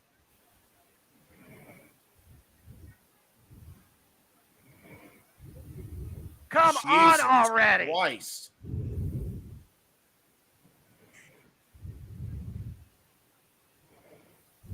The sheer trauma that This Jade is was just put through. all sorts of screwed up. Well, the next show is what's it called? Hard to Kill on Friday the 13th. I guess Josh has to truly slay his horror monster. That was absolutely disturbing as Yeah. the feed immediately just cut because I don't fucking blame them. That was kind of, yeah. Ladies and gentlemen, this has been Impact Wrestling Overdrive. Bully Ray, fuck you, go to hell. I really don't have anything else to say. Thank you for tuning in. Stay tuned tomorrow night for our coverage of AEW Full Gear. I now pass it over to the producers here, JJ Williams and good old JM, as they will take us off the air. Thank you so much for tuning in. I'm the Seminole Foster for James Hebert. This has been Impact Wrestling. It was professional wrestling. That was inhumane, damn it.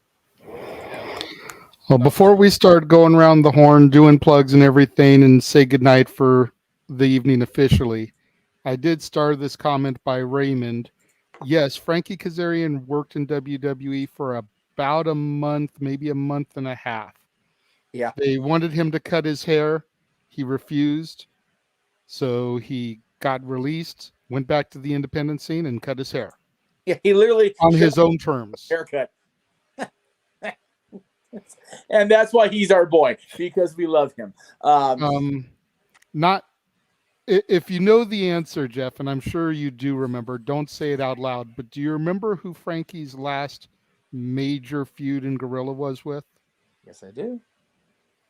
Okay, this is part of why I was laughing at the whole Bully Ray thing, because I was expecting it to get into action a little bit earlier, but Frankie's last major rivalry in PWG out here, gentlemen, was against Scorpio Sky, his old SCU brethren, yep, and his stable, the Dynasty, which was managed by Jade Chun.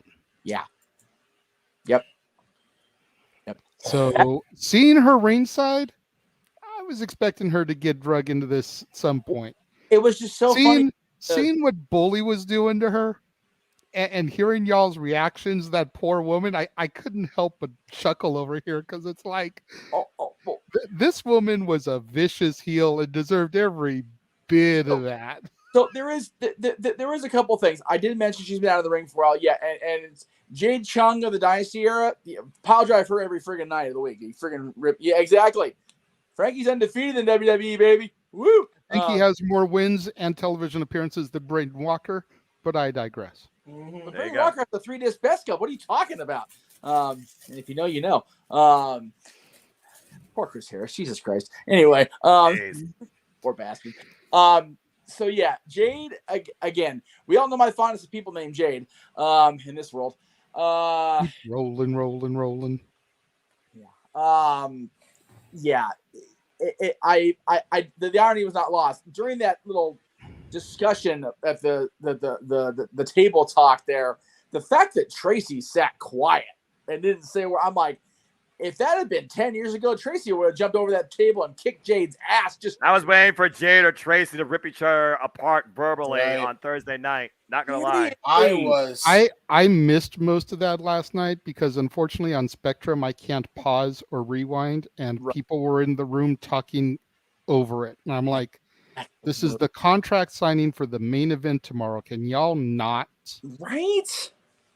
Yeah, it was definitely interesting to watch and remember, because Jade's Canadian too. So it's one of those to have Josh, who I watched, like I said, back in 2003, my first ever indie show, married to Jade, which is just bizarre. And Which, then, of by course, the way, I Googled it.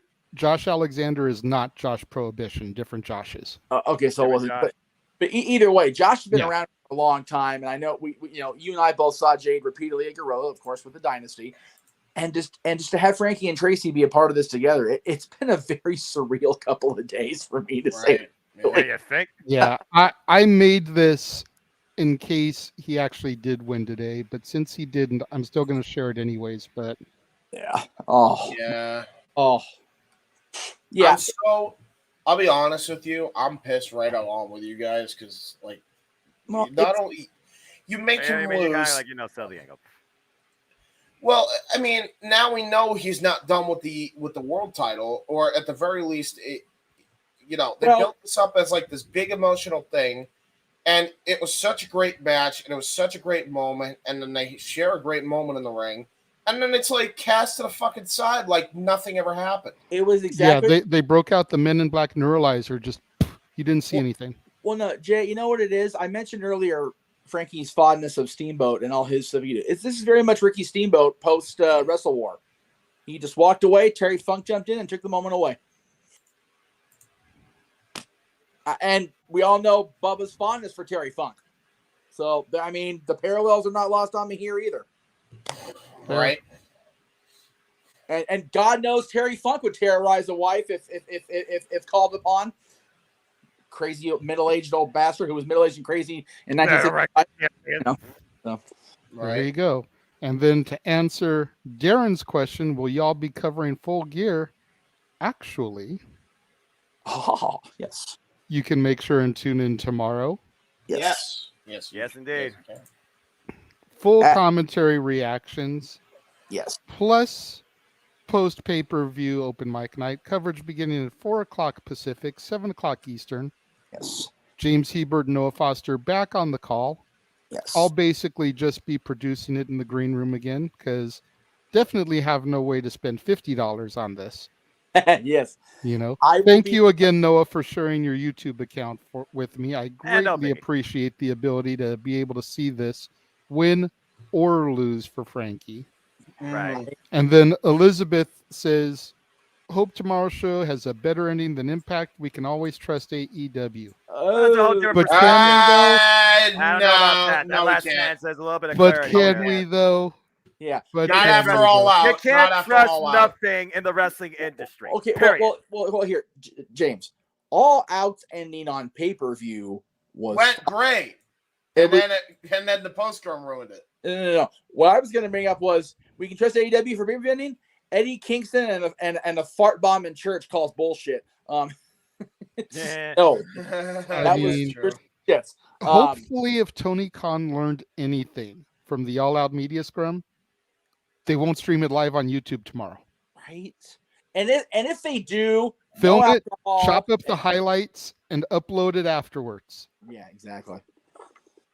Hopefully that'll be and like I've said it on social over the weekend. The only reason I'm not going to be part of our coverage is because I get to see Elton John tomorrow, and it's his second to last show in the United States until the money runs out, and then he's back. But in the meantime, this is officially his second to last United States touring show. So, I have opportunity. I'm gonna go. So your brother Paul wants to know if we're covering IPWF. I don't even know what that is. It's their next Impact Plus special. It's like a throwback novelty type of showcasing. It doesn't follow the current Impact product. It's basically just a parody show. No, it really is a parody show. So I mean, if y'all want a good laugh, maybe, but it really depends. we've got enough to cover as it is. Our next one after Survivor. That's fair, Elizabeth. That's fair. Appreciate it. Yeah. Yeah, that's accurate. That's accurate. Yeah. The ending of the event at All Out was great, and again, the ending of the event tonight was not necessary.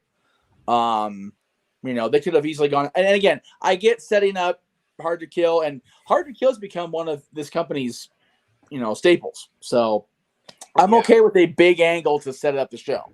I mean, Hard to Kill was the crowning of Tessa Blanchard, and that should have been a monumental thing, and it was for all the wrong reasons.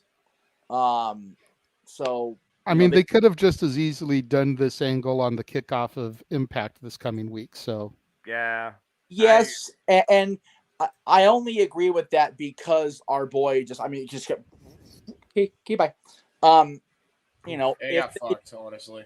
Yeah, and it's bothersome to me. You mentioned that he's not, done with the world title. Steamboat never got a shot at the championship ever again after that until he came back to WCW, whatever it was, and had that series of matches with Flair in '94. So it took 5 years to get him back to the dance. With all due respect and nothing but love for my boy, I don't think Frankie and Impact have 5 years together anymore. No. So, it's one of those. The promo made a believer out of me. This was, I think, his at least last high-profile opportunity. There may be like a one-off on Impact down the line, but as far as high-profile world title, end the show matches, I know Scott has faith in Frankie because Lord knows Scott D'Amore knows his shit. I just don't know if, they're gonna book a world title feud around Frankie at this point. There you go. And that's ridiculous if they don't, because Frankie still showed he could go. Absolutely. And oh, okay. So if SummerSlam is in Detroit, I think you guys should go because it's right there. I was going to say, your brother Paul's saying that you guys are going to SummerSlam for sure. Anything can happen between then and there. Plus, summer depends on the scheduling. We'll see what else is going on. And remember, the rumor and innuendo about it being at Ford Field or wherever the Tigers play is just that. Nothing's been announced officially yet. Mm-hmm. And you know what? Ford Field, I think, would be Ford. And again, we're going off into the WWE weeds here on an Impact show, but 80,000 for SummerSlam is ambitious at this point. I don't know if it will. Well, maybe not with Triple H running it, but we say that, and you remember Triple H has the benefit of, right now they've got a good crop of people. The stories they're weaving on the pay-per-views and the premium live events. I apologize for my correct wording there, Hunter. My bad. Yeah, I already got all that nonsense. Piss ever. Yeah. Survivor Series, and again, it was mentioned in the chat room that thank you, Elizabeth, for being here. We appreciate you being along the way. And hey, you know what? I am all about hopping off to watch hockey, so that's cool. Absolutely, I'm here for it. I'll get it back in a second. Oh, on SmackDown, they did announce team member number 5 on the opposition side. So I'll watch. Don't say what it is if you know. People have been trying to bring up SmackDown all night in the chat, and we had to regulate a little bit. All sorts of the spoilers trying to come into play. All the sorts of spoilers. Which I understand. A lot of people aren't gonna. They're gonna watch our coverage, and that's cool. But they still want to see what happens on SmackDown and Rampage. And AEW's got one of their big 4 tomorrow night. So right. And we don't begrudge them wanting to watch SmackDown or Rampage or anything. We just don't want them telling us what's going on, because I know at least I am going to watch both shows prior to Full Gear Open Mic Night tomorrow. Yes. I know pretty much everybody's going to watch Rampage. James and Noah may watch the SmackDown highlights on YouTube. Yes. But, I just don't want anything ruined for me. No, I don't either. Especially at the behest of trying to give coverage to Impact, which we rarely cover. So right. And it's, you and I talked about this. Frankie being in this match is what brought Impact Wrestling to this channel tonight. I mean, that's absolutely. That's what it is. As much as we respect and love, all these people on Impact Wrestling, especially Mickey, who is still riding that last rodeo. I love it. Until until her and Nick make that decision. WWE. It's whatever. But I look forward to watching both AEW's replay back and the replay of our coverage, because I have a very funny feeling we're going to be in an era with a champion who's better than everybody else, and well, we all know it anyway. So there we go. There's no doubt about that in my mind. Yeah. Anything else that anybody wants to add about Impact and Overdrive this evening before we start to say our goodbyes for the night? Lazarus is an uncrowned X Division champion. Yes, agreed. Yeah, I'm very happy for him. And it's one of those, if they were going to have Frankie cash an option C and go after this, then they needed to put the X title back on somebody that's going to carry it again. Man, good choices. Not surprised at the other title matches the way they went down. I kind of figured they kind of whole pattern, if you will. So, the Masha one though definitely took me by surprise. I'm not gonna lie. Jeez. Yeah, it's again, JD and I have talked about this on our shows and whatever. It's Jordan's personal verbalization choices being what they are. Yeah. She's still a hell of a wrestler, and she's still proving that she can not overcome the social media drama, because in this world that's very hard to do. Yep. But when she gets between those ropes, she can wrestle, and she's damn good at it. So good on her. And it's one of those, we figured Frankie would win. We figured Masha would win, and neither thing happens. So now it's like, okay, maybe Josh is going to go on a legend / end of the road killing streak, and Bubba's the next in line for that because Frankie fell tonight. Very possible. James, anything you want to plug? Well, you guys could check me out on youtube.com/user/ hang on, because I thought I'd be ready, but I'm not, of course. Hebert Side 95. That's JHEBERTSIDE 95. Go check out my channel.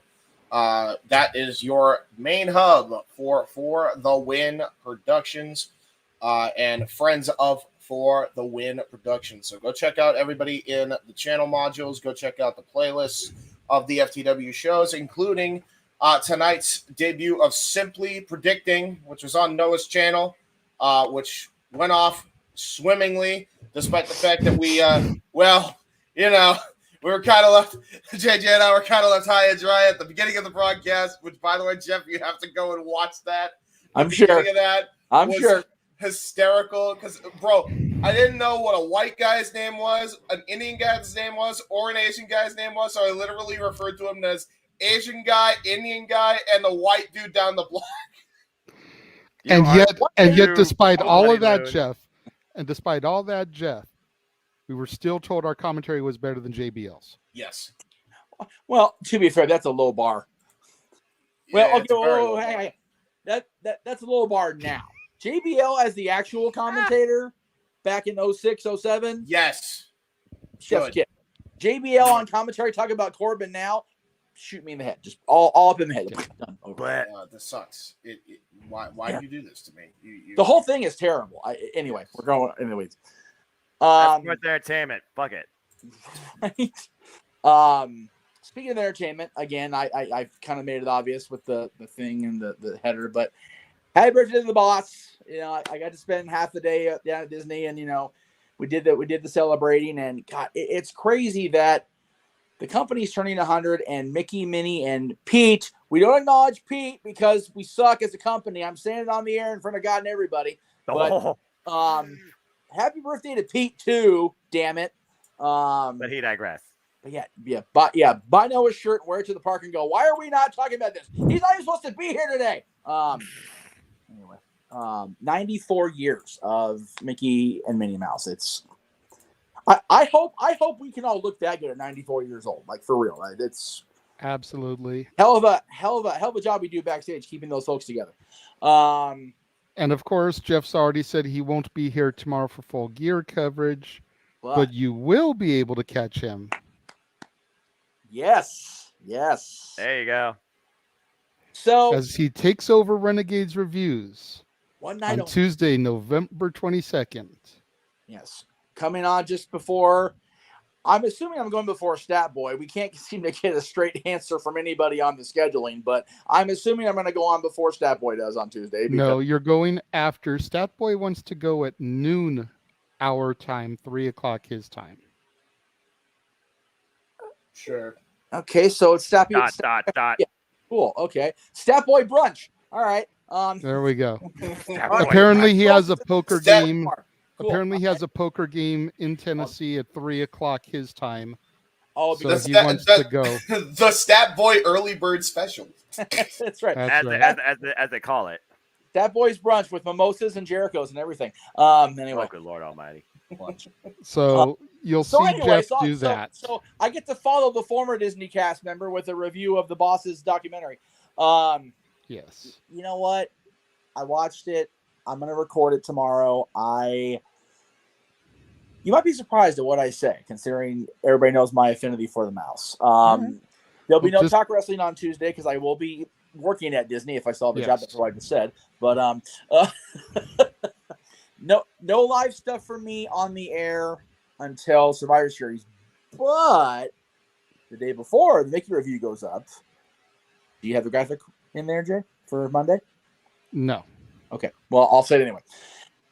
Top 10 charity singles.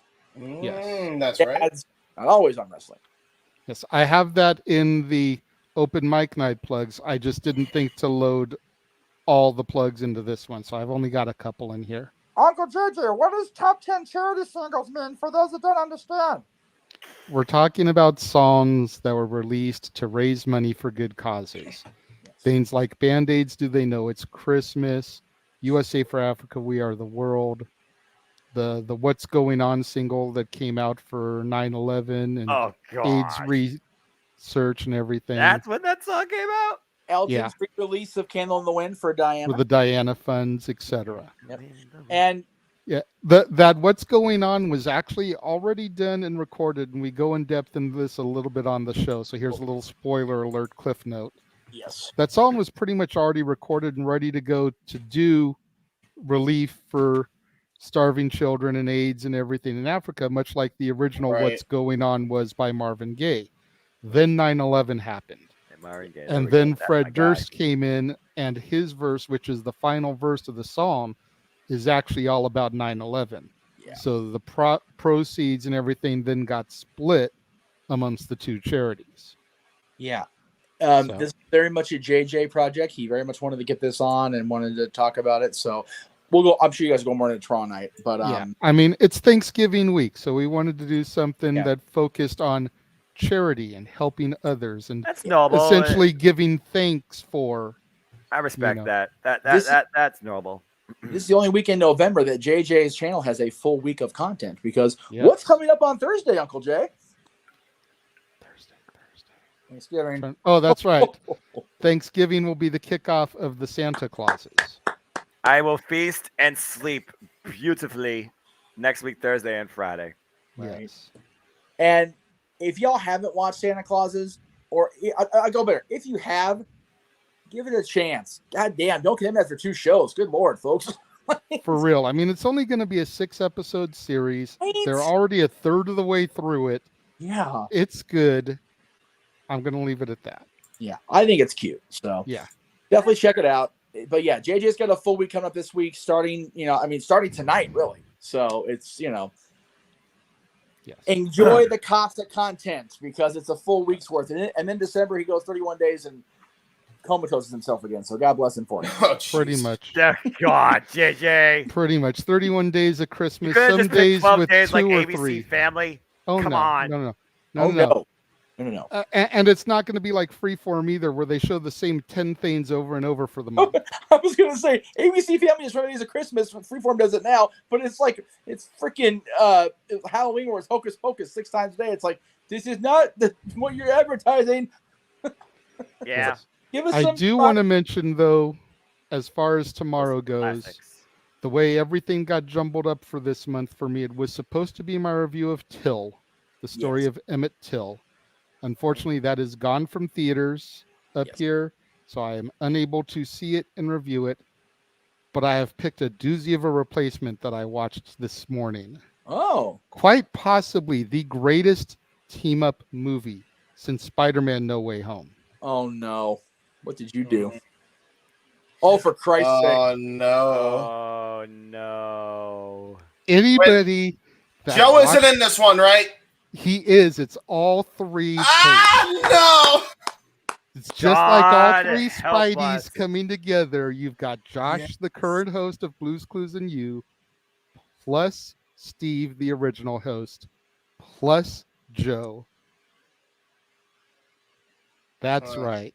Okay. Y'all can clown all you want, but anybody that had to watch the original Blues Clues when Steve was the host, and then over the years, Joe taking over, Blues Clues leaving the airs, Josh taking back over and bringing everybody back into the fold. This is Blues Clues' very first full-length motion picture. There's some things that just don't need it. Oh. And oh my God, was it cuter than it should have been? Right? I highly recommend. I'm getting the stare from James, and I've already heard some sarcastic comments from Noah. If you guys grew up on Blues Clues, No, I know kid Blues you not, Clues. watch this movie because it'll take you back to your childhood. It is only about an hour and a half, and like I said, it's way cuter than it should be. This has been building since they showed that clip of Steve coming back in and, telling us he missed us. It's like, why must we have the feels? No. This movie culminates that. It's wrong. It's wrong. More or less. No. Go ahead. Even when Steve is introduced in this, he opens the door and is like, "You. It is you." And just like right there, just sucker punches you in the feels. It's like, damn it, Nickelodeon, that's a bad Nickelodeon. But terrible. It's like I said, it's way cuter than it needed to be. Go back, relive your childhood, watch it, and then watch my review for it tomorrow. Yeah, you have quite the gamut, dude. You did freaking Weird Al, Black Adam. Now you're on Blues Clues, and you're ending with Wakanda. You're running the gauntlet. What the hell? I love it. So before we go any more crazy, Noah, take us home. Been a hell of a night. Definitely Impact. They kicked it into overdrive as we head into full gear tomorrow night. But if people want to know more about me, know this. I am just a simple man and a lifelong fan of professional wrestling. Damn it! But I digress. Find me on Instagram, Twitter, and YouTube, as long as Twitter exists. And then Foster 1916 for all things wrestling. I've heard the conspiracy theories. Jesse Ventura's on the case. I'm sure of it. For all things wrestling, shout out, of course, the entire AW family on Twitter. As the gentleman here alluded to, I will be back bringing you play-by-play commentary coverage along with Hebert side 95 here for AEW Full Gear, and then we'll all be back for another fun edition of Open Mic Night post pay-per-view. And I'm sure we'll have some interesting initial thoughts and reactions based on the show in its entirety, too. And, of course, I'll be back Sunday afternoon with a triple feature, Simple Take, bringing that back after a long time. Thank you for the intro, James, where I bring my thoughts and breakaways for all three major shows this weekend. Impact Overdrive, AW Full Gear, and the NJPW Stardom crossover pay-per-view, headlined by Mayu Itami versus Kairi for the IWGP Women's Championship. We'll see who becomes the inaugural champion. I'm looking very forward to that. And of course, next week, the fun continues because after we feast and sleep, it will be time to dive into Survivor Series War Games. As of course, War Games. Yes. As of course, we have No DQ doing the predictions panel. I believe that's Sunday, so take that for what you will. And also, there'll be a super predicting panel Friday, normal time, 5 p.m. Standard Time. If people aren't asleep from football and food, who knows? And of course, I'll be back with play-by-play coverage and commentary for that too. That is next week, Saturday, and that will conclude the month of December. And we'll take it easy for at least a week or two for a moment. At least I will. To say the least, too. But hey, don't forget. You'll be doing Simply Predictive for the Survivor Series. Of course, that's what I was alluding to. Mm-hmm. But as always, I'd like to conclude: there are no winners, no losers, no betters. They're just fans with opinions for this passion we all share. At the end of the day, folks, support one another, respect each other, protect your mentality too, and treasure your families. And just enjoy life and enjoy professional wrestling. Damn it! It's as simple as that. Thank you very much, Noah, for your eloquent words to take us home as always. 4 special guests, the West Coast professor, Jeff motherfucking Meacham. There it is. 4, the Heb Man, James Hebert. 4, the simple man with the silky voice, Noah Foster. I am the Renegade JJ Williams. Thank you all for joining us for our Overdrive coverage tonight, and we will see you tomorrow, 4 o'clock Pacific, 7 o'clock Eastern, for AEW Full Gear. Let Good Twitter night. die. We can find a suitable replacement.